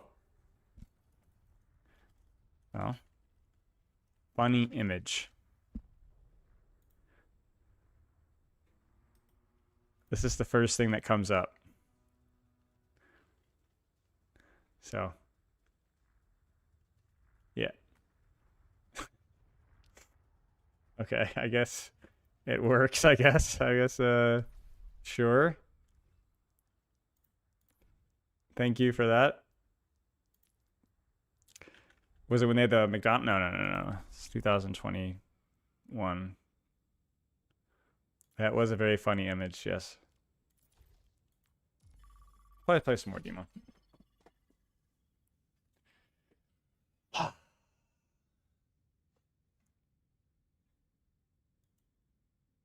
I remember losing to Dallas Fuel and San Francisco Shock when we should have beat them. That hurt. One team fight, man. One team fight. Freaking. That sucked. Not the same level, of course. But I remember losing. We lost the grand finals in Sydney. We were in the grand finals at Sydney, and we lost that. That sucked too.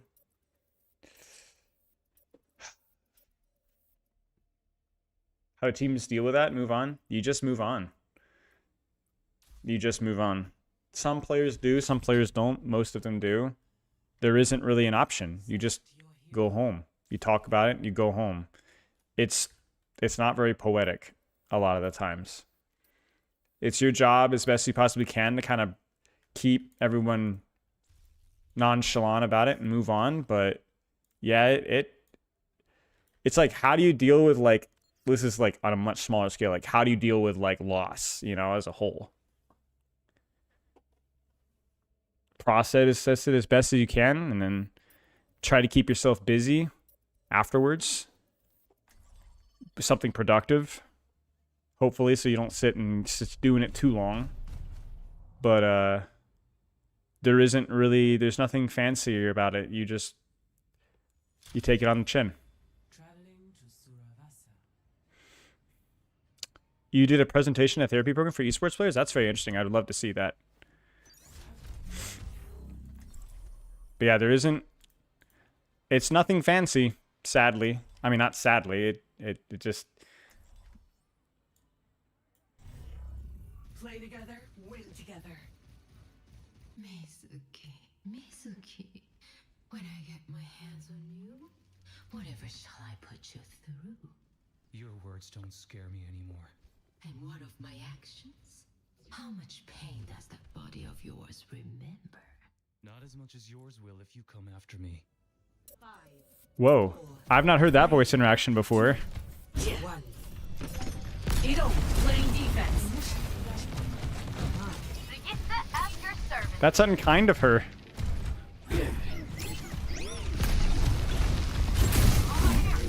Wait, I'm so washed right now. My buttons are all screwed up. My brain is not locked in right now.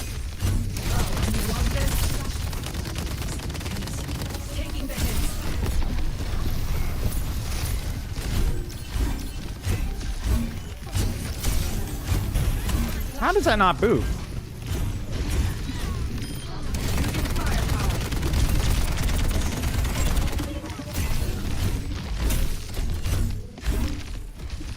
I see an enemy.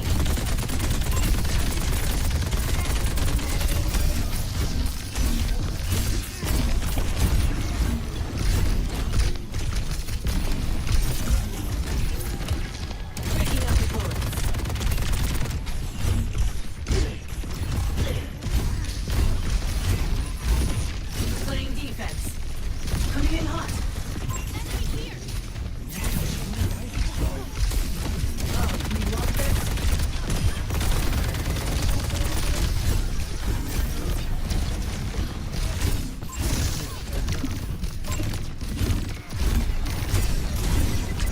Taking the hits.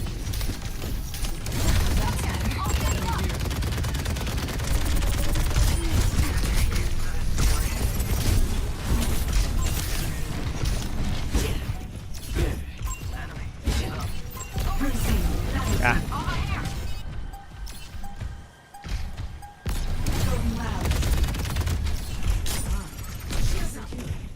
Okay, I need to go.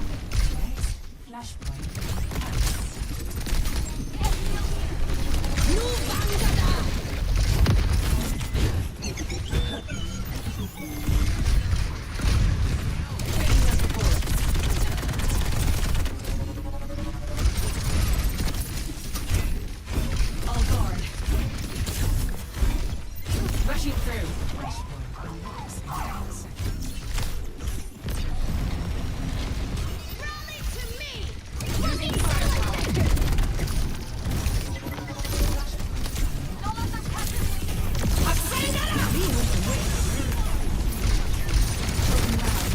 Taking the hits.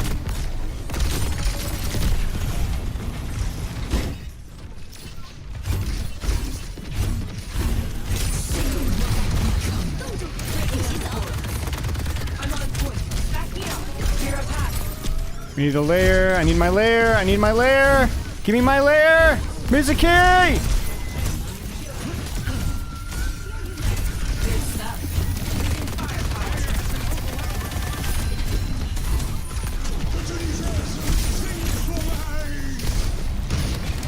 Missed it.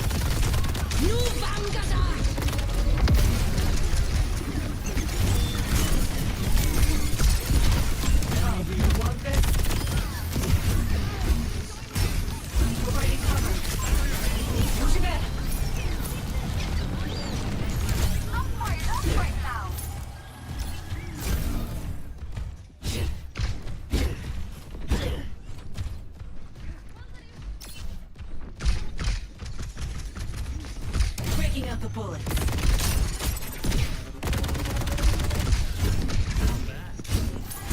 Playing defense. My shield's the shield bug.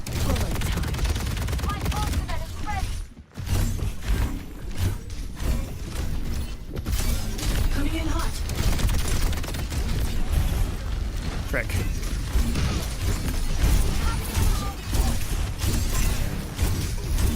My Shion's in backline, we can go. Worth it. Good death.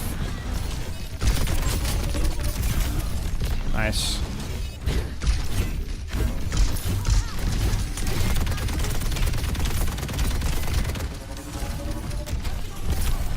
Ah, frick. Shielding. Anyone got healing?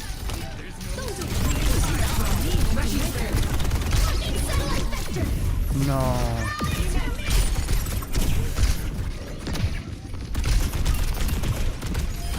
Got her. Hold the angle. Back. Winnable, winnable, winnable, winnable, winnable, winnable, winnable. Shoot. Got out angled there, man.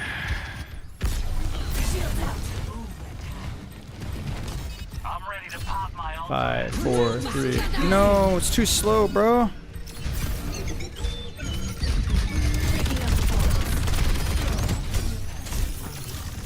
Oh no, I chose the wrong perk. Okay.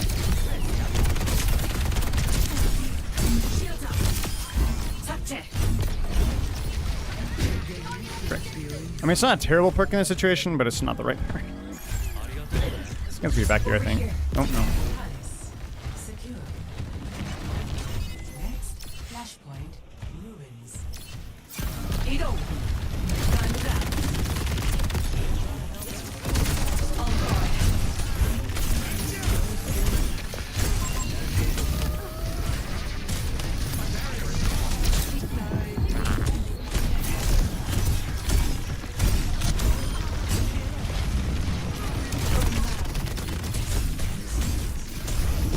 Frick.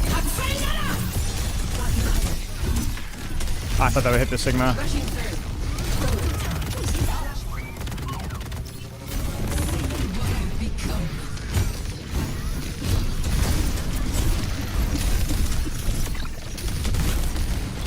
Oh, I trolled. I screwed that up. Go for the long play here. Okay, well.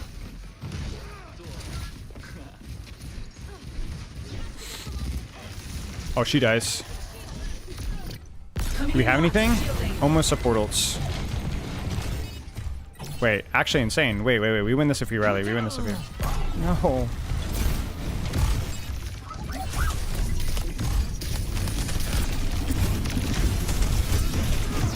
Oh, you freaking kidding me? How does he rock me there? He must have got like the pixel. What can I say? Ah, frick. All right. Boosters on. I won't fail my squad. Using firepower. On guard. Hold. There. She dies.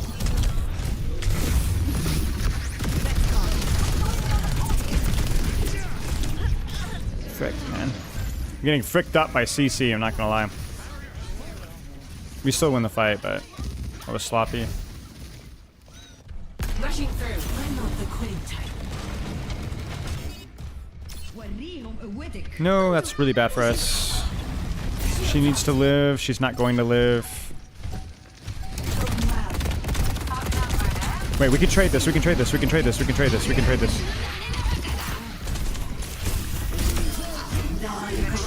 Play it patiently. They see 9.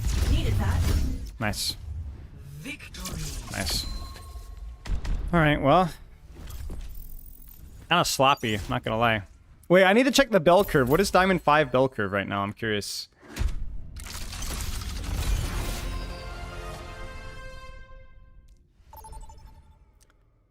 Yeah, it's a little messy. With the help, a lot of help, yeah. Yeah, our Shion is creating so much space, man. So much space. I love playing with dive DPS. I was saying this the other day because it feels like she's not quite fast enough to be able to like always hard carry the full attention all the time. But if you have like any sort of follow up or setup, you know, besides just shooting the enemy tank, it feels like so much easier.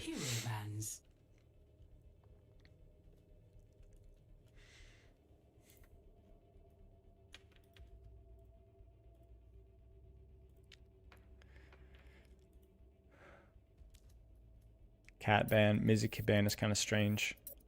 Maybe she's trying to protect Juno? I don't know.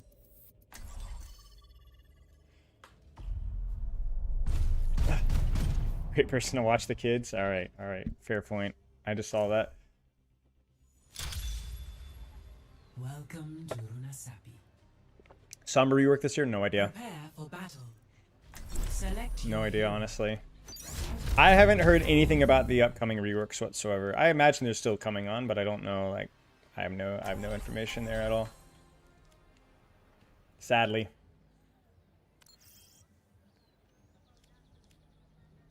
Zen Tracer.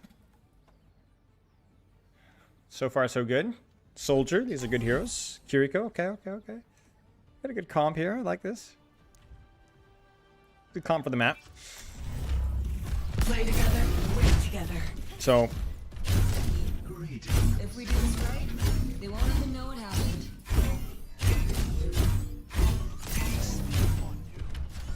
I swear, we need to count frames on this.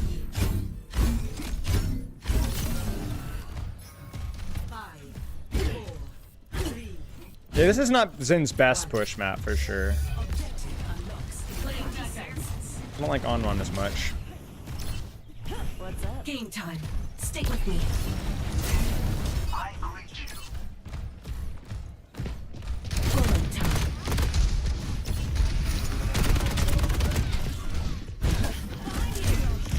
Give him some space. Let's play it safe. Using firepower. Are you freaking kidding me? Oh. I did not hear her, my bad. Can we live this? I really don't want to die at this point. Dude, it's such a ridiculous amount of delay.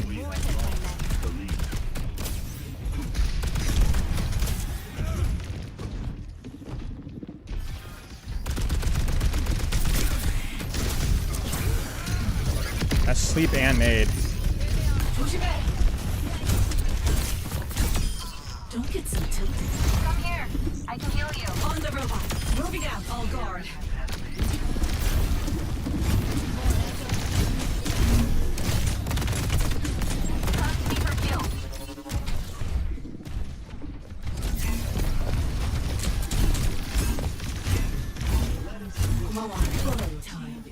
Just a few steps away from him. Keep pushing. Nope. Shielding.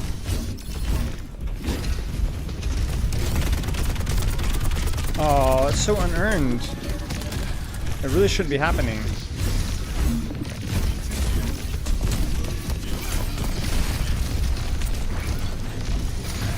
Using firepower. Come here. Fight smarter. Ooh. Expensive death. Can still win this. I don't know why we're backing off. We're up one. We're up one. Kind of. Oh, why did we back off? That Shion should have been dead, man.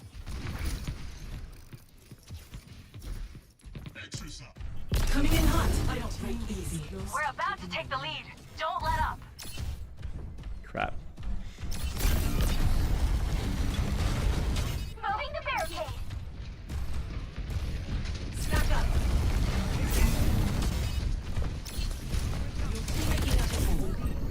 I hate the shield, man. Taking the hits.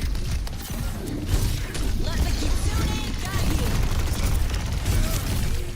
Justice. Bad. My bad.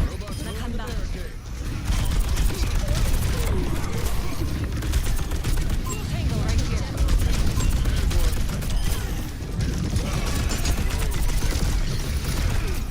Just let me die, honestly.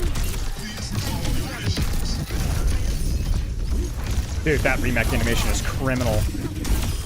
Trope of the century. Needed that.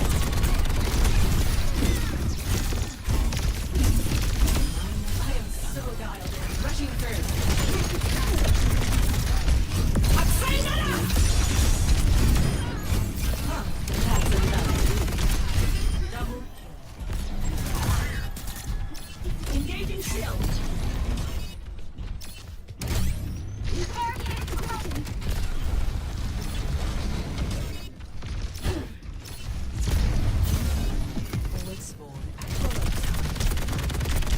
Another sleep dart. Let's go. Clear a path.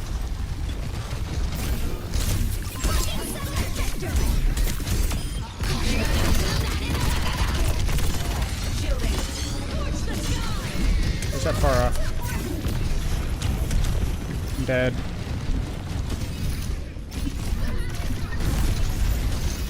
Picking up the ball. No!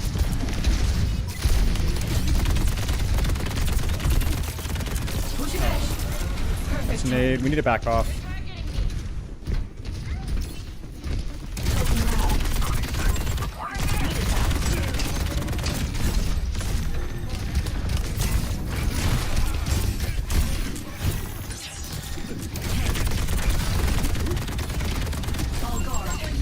Okay, we're back. Barricades advancing. Dude, I hate this hero. It's so unearned. They took the robot. Let's pack on the Freaking uses my shield to dash, but I don't block anything. Ah, I messed up my gun. I couldn't even cancel that. Ah. Robots pushing the barricade. Oh, you want this? Lucy. Over here.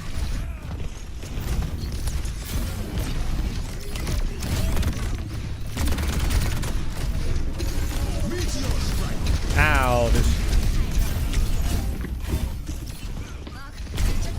Taking the hits. Ah, we're not winning that fight. That Doomfist just got a free trade. 4v1. Frick. Ah! No, soldier, what the frick are you doing, buddy? Push it in. Okay, I'm locking in.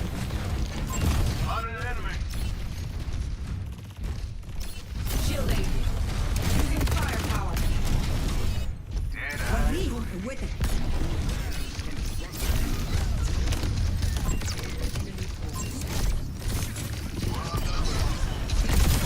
That's what you like. I'm saying that! I see an enemy. Come on, get the cast. He's won.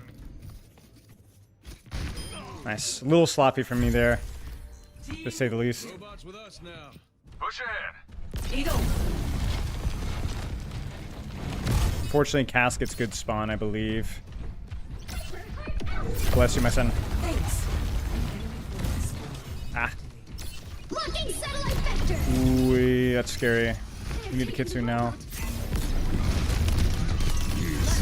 That's all we wanted. Just scare him. Just scare him.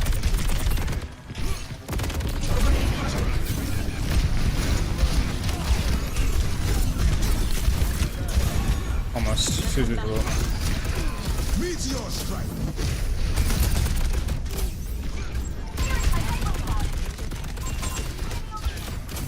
Come on, come on, come on, come on, come on, come on. let them push it any farther. They're getting close. Let's make our I'm gonna stagger. Make him jump, bait it, disengage this way. Okay, huge. I can't push this. Maybe I can. I have like 2 more bullets. Oh. Reset, reset, reset, no, reset, reset, reset.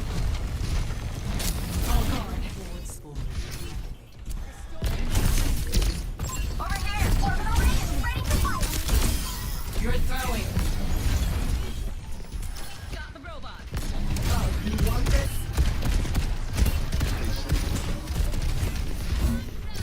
Come to me for heal. Yeah, I got you.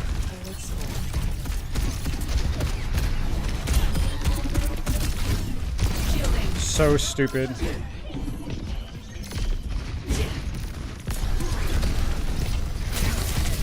Oh, ow. Breaking up the bullet. You're not over here. Like, it's so stupid. This gun is so stupid. Like, look at that, man.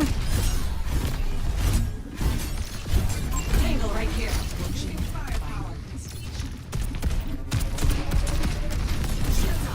I think you just stuff him.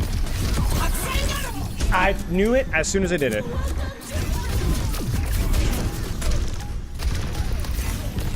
It doesn't matter. Like, dude, I'm telling you, the gun is so freaking broken. Like, that was my bad. I shouldn't have done the sleep dart. Only 2k healing. GG. Was that their Ana? Yeah, their Juno's probably flaming their Ana. Their Ana was pretty good. But it's like classic other support syndrome. Yeah, that was my bad. Their DPS were really bad. Not really bad, but like felt like they just, it was like Doomfist and Ana versus their world. Like their Doom was getting so many pre-fight picks. The Ana was helping angles a lot.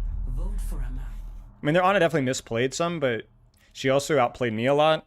Felt like their entire DPS, I like never saw their DPS on the angles like ever. Almost ever.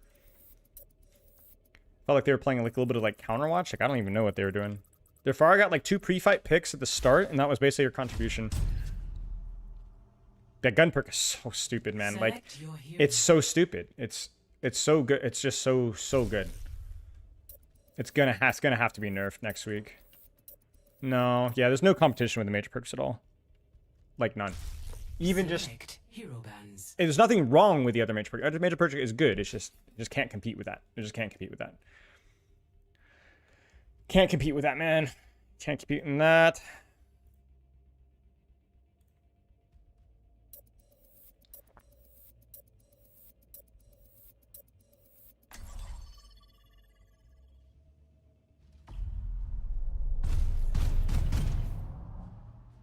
Have you guys seen many Dmon bans? I haven't seen a single one so far. I should probably look up her ban rate at some point. Welcome to Samoa. I feel like it's gonna have to happen at some point.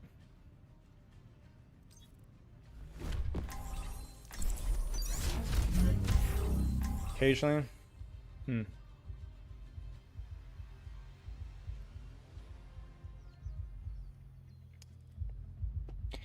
Yeah, the argument for perks is that, like, it either needs to provide small but consistent value every single time, or it needs to be something that wins fights when you know how to leverage it.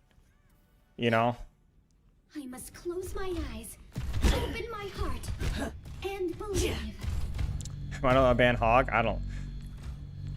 I'm not. I'm just kind of chilling. We're just kind of chilling. I'm curious to see how she feels versus Hog, if anything. Probably feels pretty okay-ish. The lack of shield iframe probably sucks, but I don't really know. Yeah, I don't really know how I feel about pink matchups just so far.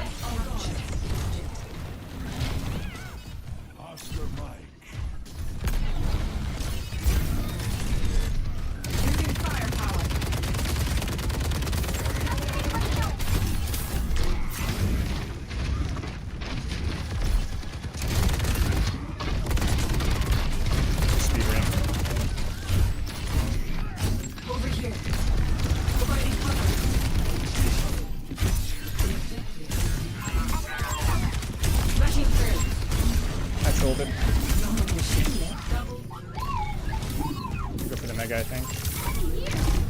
Or that. Oh.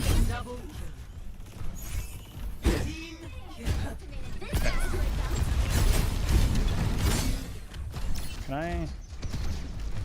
Whoa. Okay, well, I guess we're playing here. I really don't want to play here. Playing defense. Quick.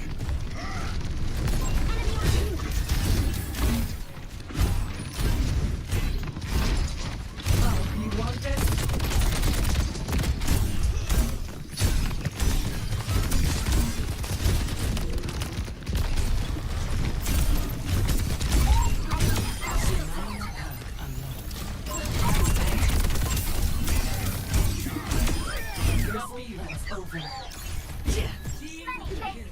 The DPS aren't taking good angles. Still just way too easy to reach there. Does he have Shadow yet? Probably not. But maybe. Did you miss? He missed. No. My bad. Where's the freaking Mega health pack? I freaking suck at this video game, my bad. Dang it! Wait, we can kill that Curie. Actually winnable. That Rhine is playing Ring Around the Rosie. My Bastion lives here, I think. Okay, I died for a purpose, but that was really unfortunate. Try hard.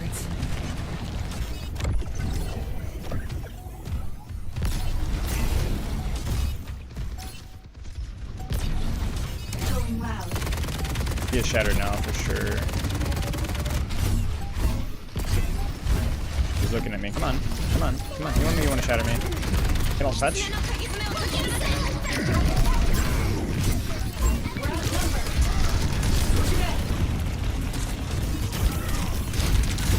Okay, just die.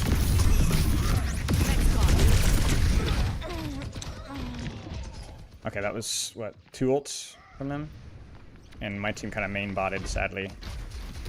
No, cat. Oh, I thought for sure he was dead. Or she was dead. Breaking up the board.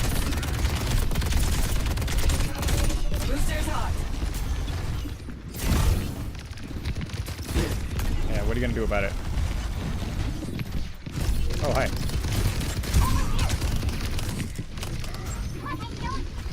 Thanks.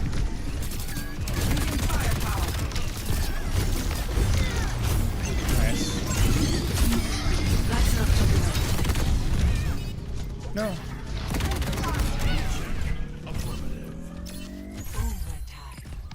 Coming in hot.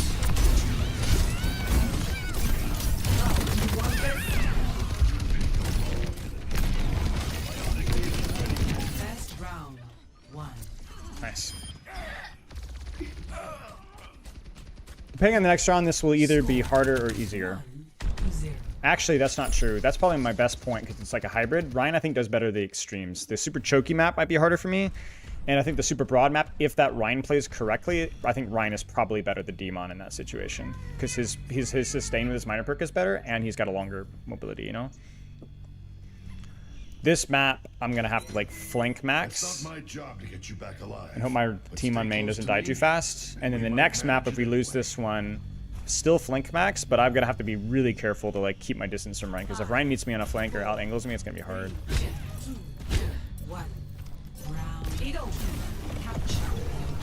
I think I go top here to start. Yeah. Over here. The Genji on my left here.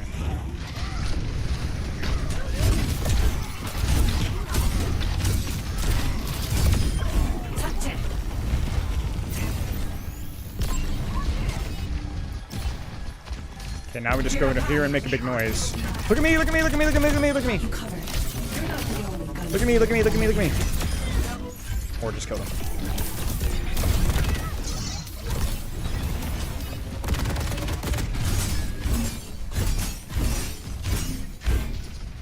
Don't want to hold here. Really don't want to hold here versus the Rhine. Holy.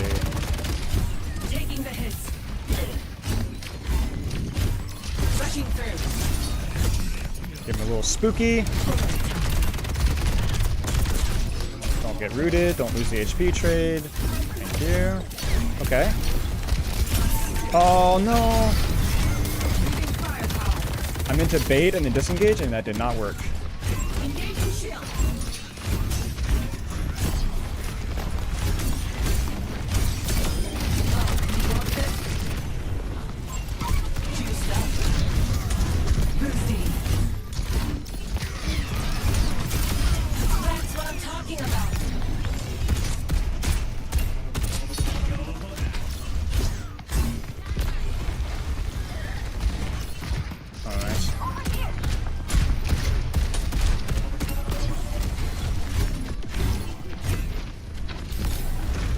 Might have shatter here.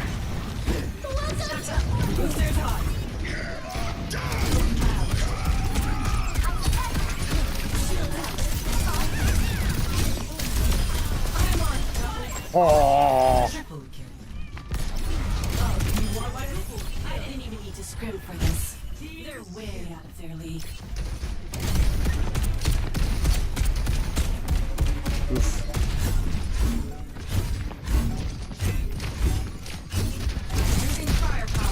Coming in hot. On guard.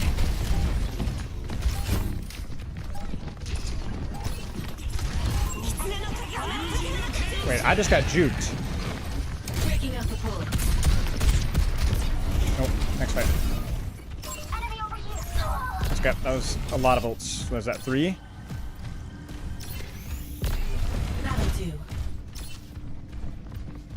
Oh, you want this? Tangle right here. You're a path. Playing defense. Oh, it's roots. Let's go. Let's go. Let's go. Let's go. Let's go. Let's go. Let's go. Let's go.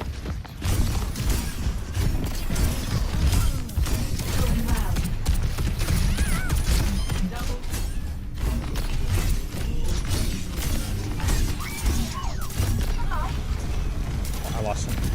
Breaking out the bullet. I thought he'd go back to point. Rushing through. Nice. Nice, nice, nice, nice, nice. That was good.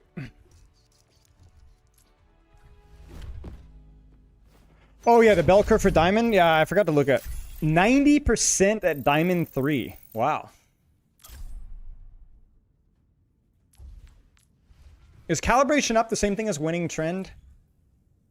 Gavin?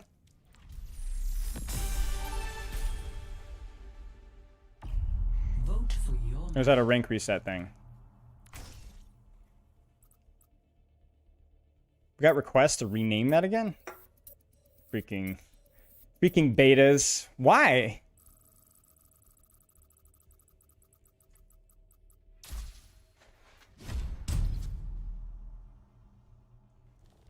Is it just more like less personal?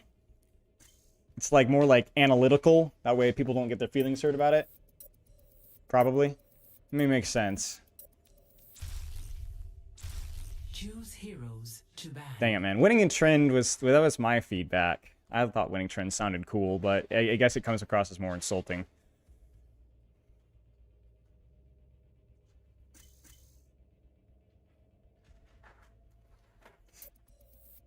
Ryan was just chasing you? Yep. Your guess is pretty good? Yeah, I mean, it sounds... I mean, it's not a bad reason to change it, really. I'm being grumpy about it, but I think it's probably a good change. Welcome So, to jungle. well, there goes my last remaining influence. This will be a good limit test here. This will be a good limit test. I don't think she's good in this map, on paper. At any point. First, second, or third. There's no great long sight lines. There's no verticality. I'm slow with my mobility. I'm gonna have to cook a little bit. Play together. I think so, THK. Let us proceed with haste. Yeah. She's good here? Alright, well, we'll find out, I guess. They have this coming, so let's give it to them. 2 sword ladies. Come on. Get it. Get it. Yeah.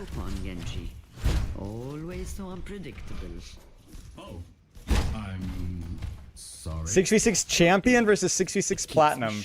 If we win, I'm definitely typing something about that. That's just too funny. Or if we lose, I'll type it too. 5, 4, 3, 2, 1. Attack commencing. Yeah, losing calibration seems more impersonal. Pushing the payload. Is that a diva? My gun's better than yours at this range. Enemy over there. Let's push cart for a bit. Rushing through. All guard. My gun's also better at this range.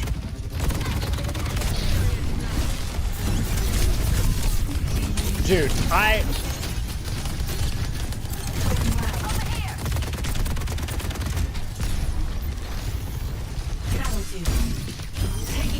really irritating, man. That's all I'm gonna say. I'm trolling.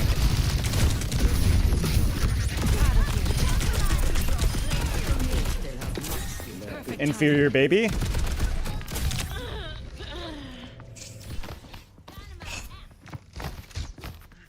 Every single game, man, at least twice, I get iframe diffed.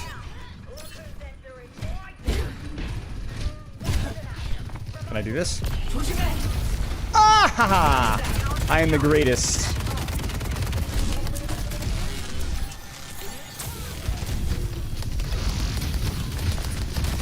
Okay.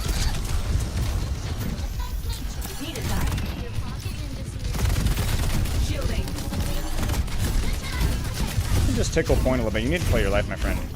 I'm good.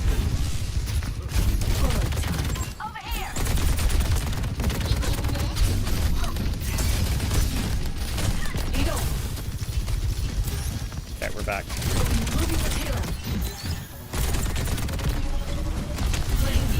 This ends now.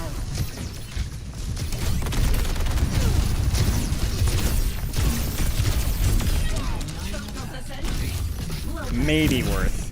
Maybe worth. Okay, well, we just stood still on main, so no, it was not worth. I don't know what my backline was doing there. I should have lived that, though. Like, why are we waiting to Kutsu Bob now? Frick me, man. What are we doing? What are we doing, man? I've got the payload moving. I'm gonna go top here. Yeah, we're here.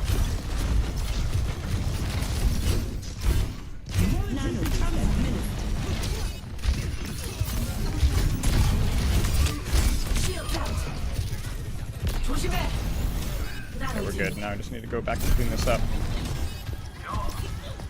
Stagger, stagger. No, don't die.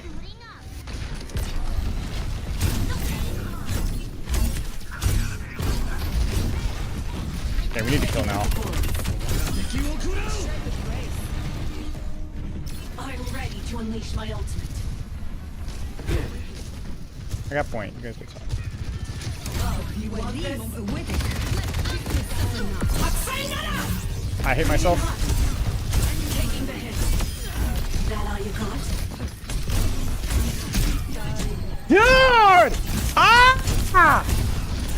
The hitbox just doesn't work! Oh, she freaking ate the nade.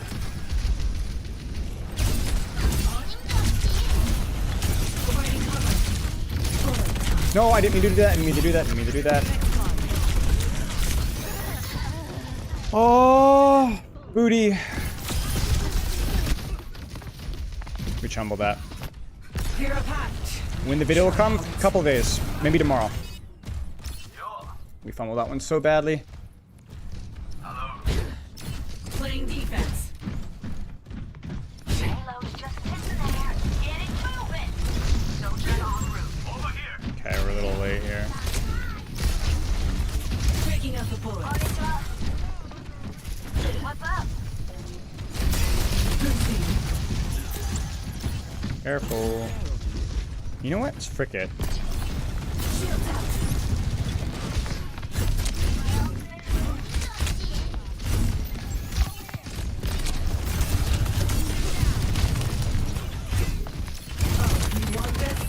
Are you freaking kidding me? I don't know why my shield doesn't work there either. Seriously, what? Oh, we're still losing. Oh.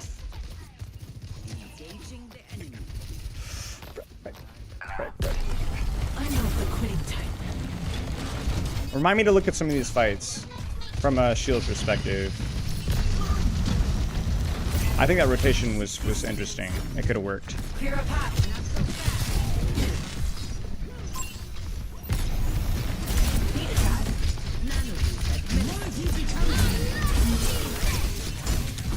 This ends now. Juiced up. Nerf this.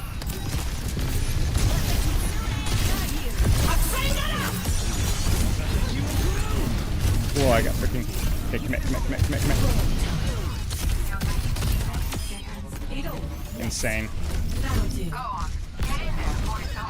We're gonna lose this, guys. We're literally gonna lose this.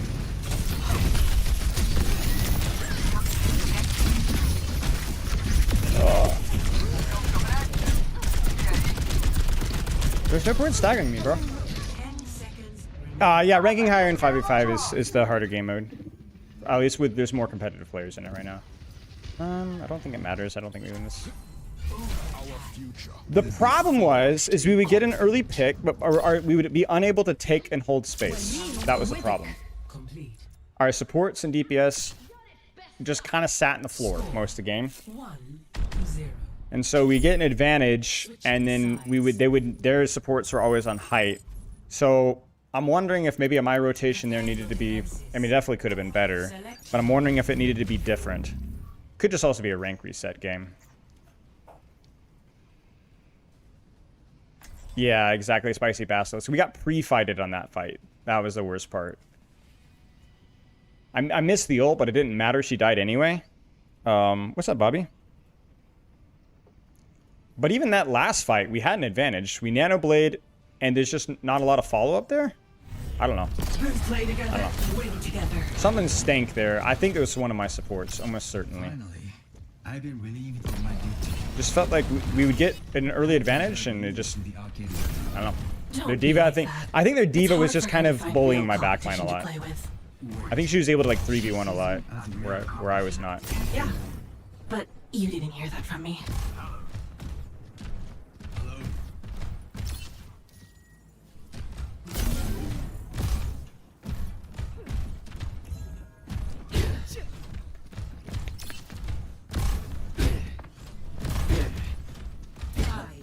We'll hold here for a bit. 3, 2, 1. Attackers incoming. We'll buy the Hanzo.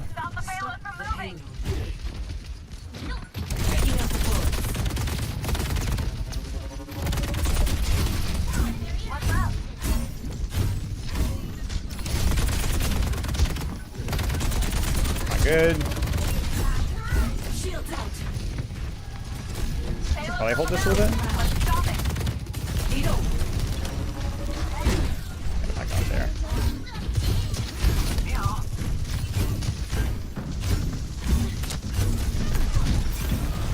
Oh, you want this?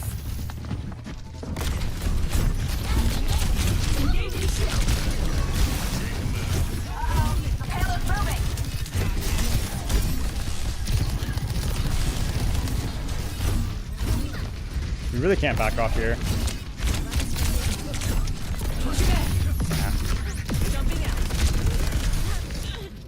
Yeah, just getting pre-fighted.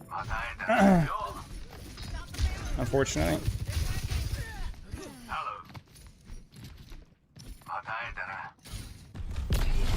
I'm not the quitting type.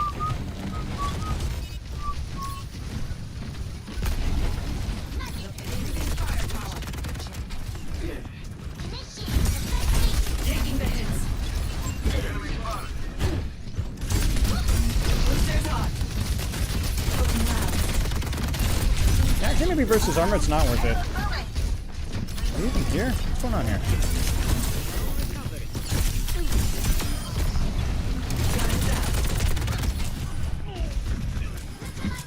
We have to get out. I don't know if I can.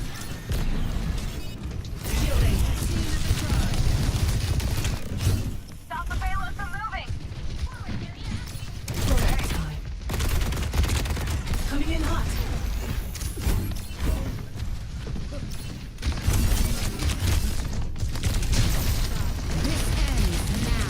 Dude, please. Uh-oh, the payload's moving. I can't, I'm still stuck here, man. Providing cover. Let the kitsune guide you. Well done.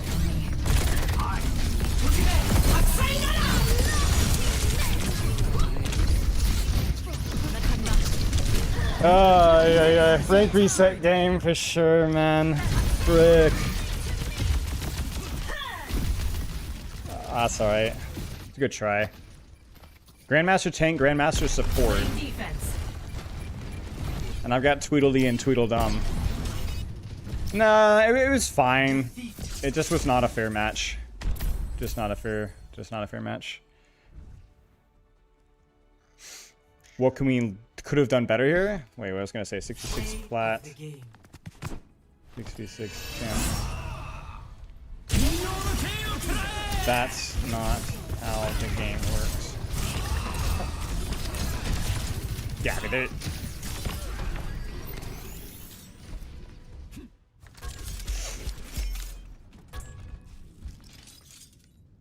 yeah, I just don't feel like it was a fair match. Like, which is fine, you know, rank reset. But this guy's Diamond 1. Well, let's see what he was last season. Diamond 1, yeah, so he's the same.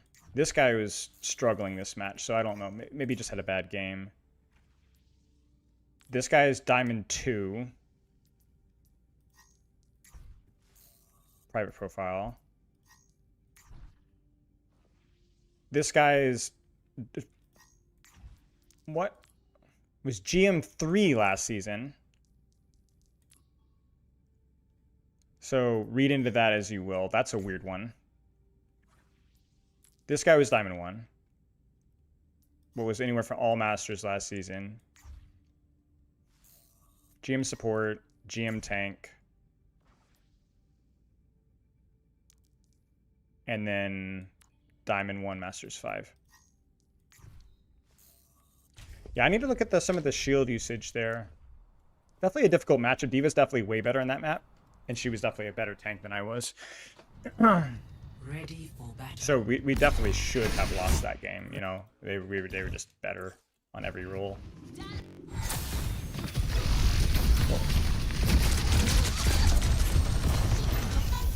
There's a sleep on first, which I don't think we need to look at that much because it's just one of those like...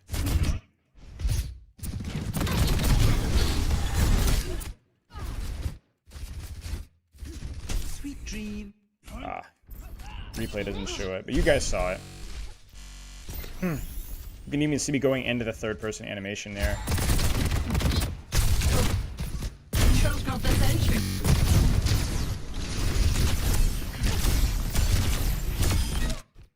There were situations like this that I was always confused. Like this kind of crap was happening, and then the D.Va gets out. You know, it's like I was just... This is basically the game in a nutshell. Their D.Va was so much better at backline trading. I mean, look at this, man. We're not even killing her. I think it's just a matchup diff, map diff. Like, she can 2v1 this for so long, and then just walk away and then remake. Meanwhile, I'm not able to do the same on this map, you know? Frick, man, that's crazy. Alright, this is the Nano Blade fight.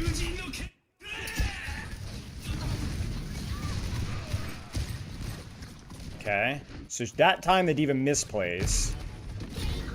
We let her remake, but it's fine, because she dies. They dragon from spawn, but this is the problem right here. We're just not taking space. Like, my Ashe just dies to I don't know what. I've got a Curie on point. Ana's on point. I shouldn't have trusted my supports, man. I should have been high ground. So we miss the ult, doesn't matter if she dies. What's up, Lambo Leap? I know, man. Thank you. Thank you for the sub, dude.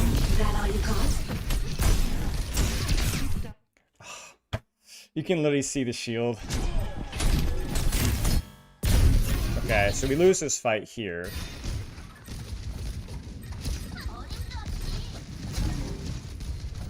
Yeah, okay, whatever.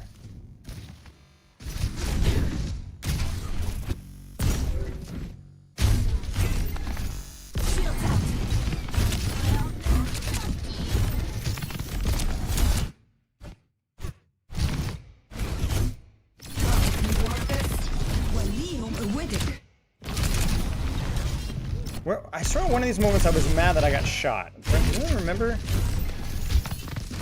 I needed to clear height here. I shouldn't have gone for the Hanzo. I needed to play the position, not the target. Because this is really, really bad. I'm not like clearing the problem spots. I'm just quickly going to the angle.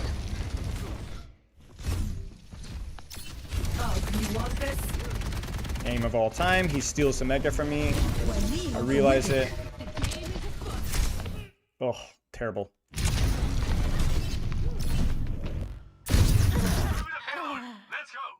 Yeah, we just had, like, backline was basically getting 3v1 by their diva the entire match. And I was playing rough on my lane. Like, what the frick is happening here?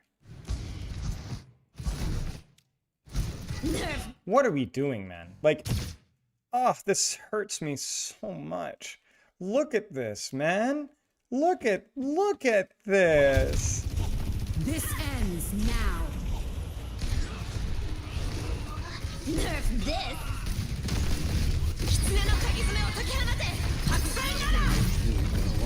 And this is the problem right here. It's like, I don't even know if I should have chased this diva because we literally never... I mean, look at this off-angle sublet, you know? That was the entire match.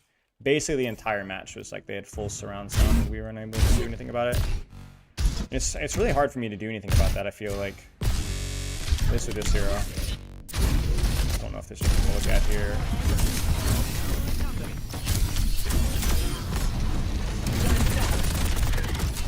Yeah, and I can't really help with that because of the hero that I'm running. Like, it takes a lot of rotations.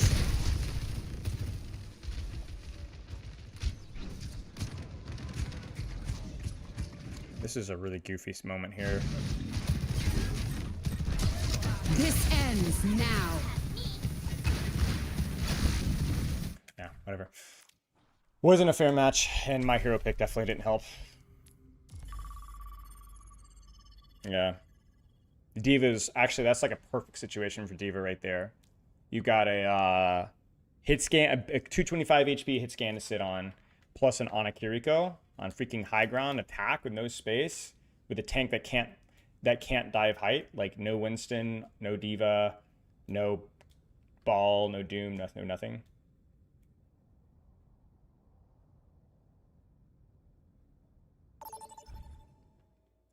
I didn't review the World Cup games, Spello. I did not. Maybe I should.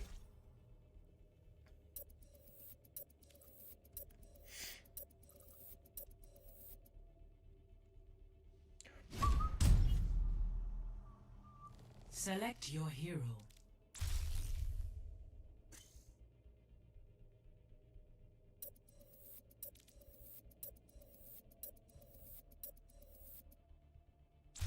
Select heroes to ban.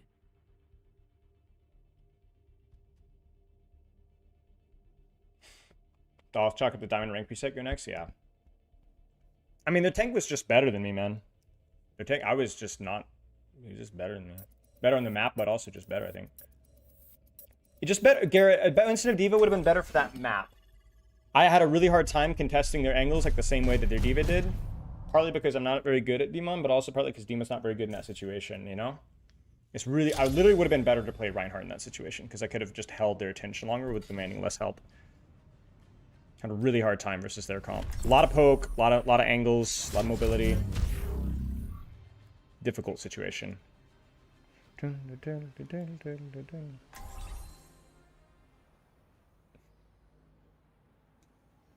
What are you guys talking about with Gavin? What about stress or something? Play together, win together. Been a while since I had so much company. I'll turn off this light here. Oh, goodness gracious. Yeah, I mean, there's definitely... I need to see... I could have played that one much better. Like I said, their tank was just better than me. Map control, the team has the biggest issue? Yeah, map control and hero choices. Mine included in that. Round one. Moving out.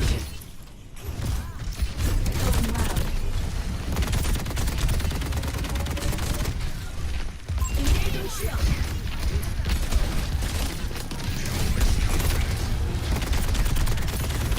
Give me the... Haha. Make sure we're not getting flanked here, because we can handle that guy. Those guys can handle that guy. Nice. Why's my booster not working? Oh, there. I'm just too good. It's a little clunky there at the end. I think I used all my resources and screwed it up.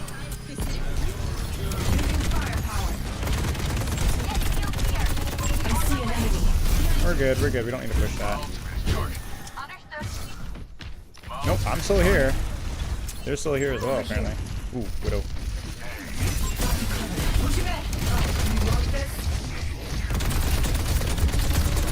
There's enough flank, I can't deal with that. I missed my slash! No, I missed the timing of the slash! How do you miss the slash? Oh, whoa, huge. We don't even need to give cap here.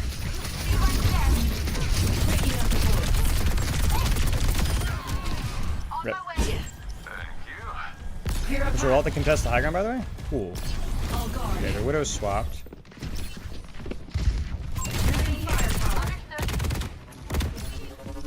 Oh, low Tracer.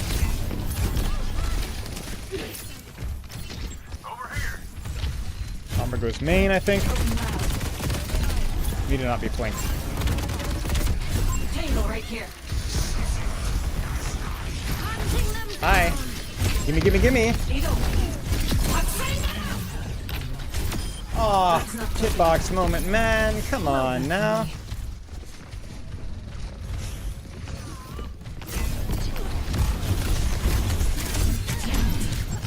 I'm going for the kill. I'm okay, I'm okay, I'm okay, I'm okay.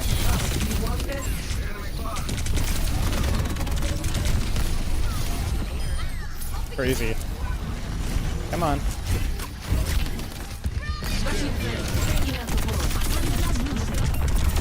I am so dialed in. I'm trolling with the swings, man. Ooh. Yeah, we gotta check that ultimate. I think it was a third person moment.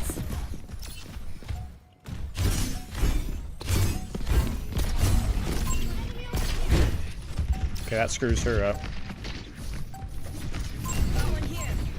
Watch this, ready? Oh, frick. Oh, frick. Hi.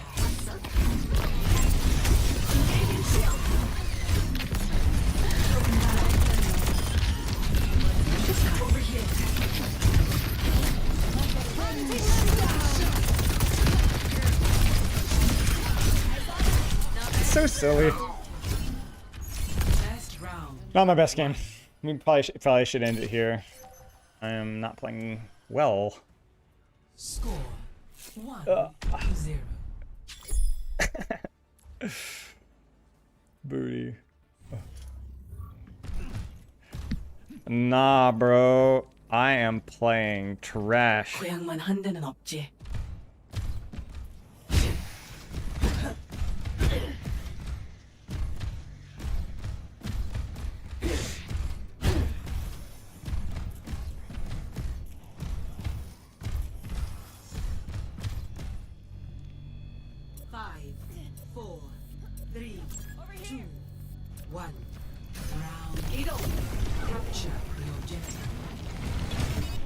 Nice.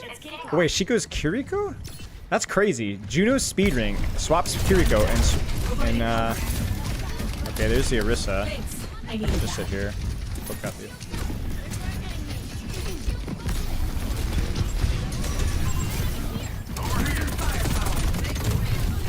What the frick was that? I just went flying. There's more of them than us. Playing defense. Picking up the board. Next. Thank you. Wait, we still have angles here. I juked him. Object permanence. Oh, you want this? Shielding. Right there. Come over here. Is that all you got? Looking loud. I'm here. Appreciate it. Got it. Let him in, let him in, let him in.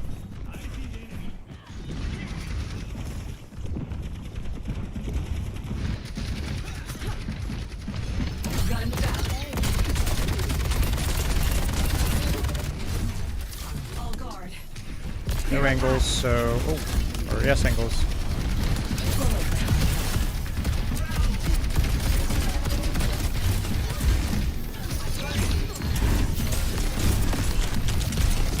I shouldn't have done that, I shouldn't have done that, but that might set that up.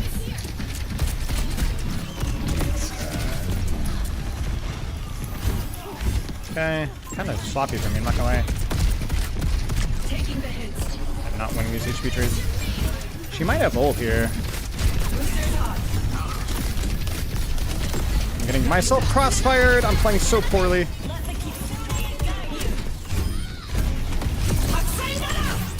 Oh, come on. This is fun.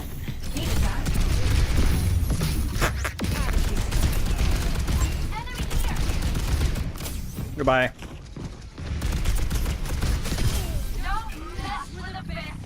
You're kidding. I don't know why my brain says projectile, but it's not projectile. I say that as I keep spamming a choker, so nobody's clearly peeking.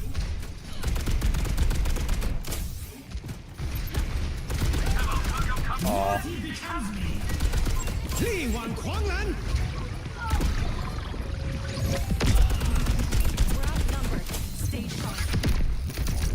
Wait. Shields out. Boosting. My ultimate is charging.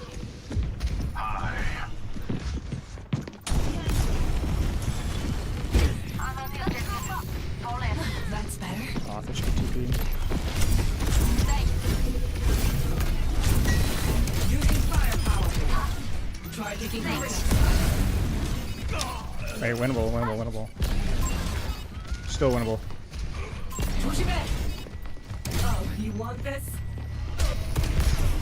Where are you? Where are you?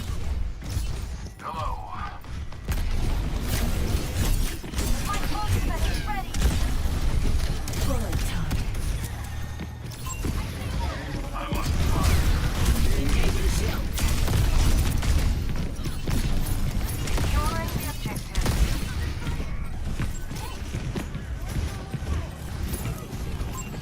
Boosters off. Using firepower. No, cadence. Someone forgot to warm up. Shielding. Come on, come on, come on, come on. Come on. Alright. Oh, you want this? Feels like that's worth, right?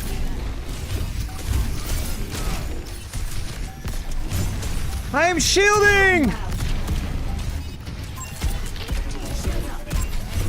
Clear a path. Hunting them down. I'm setting it out.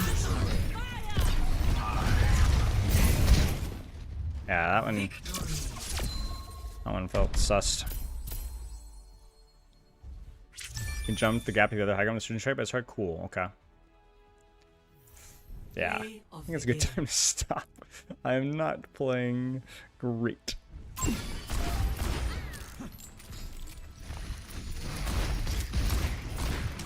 It's high tide.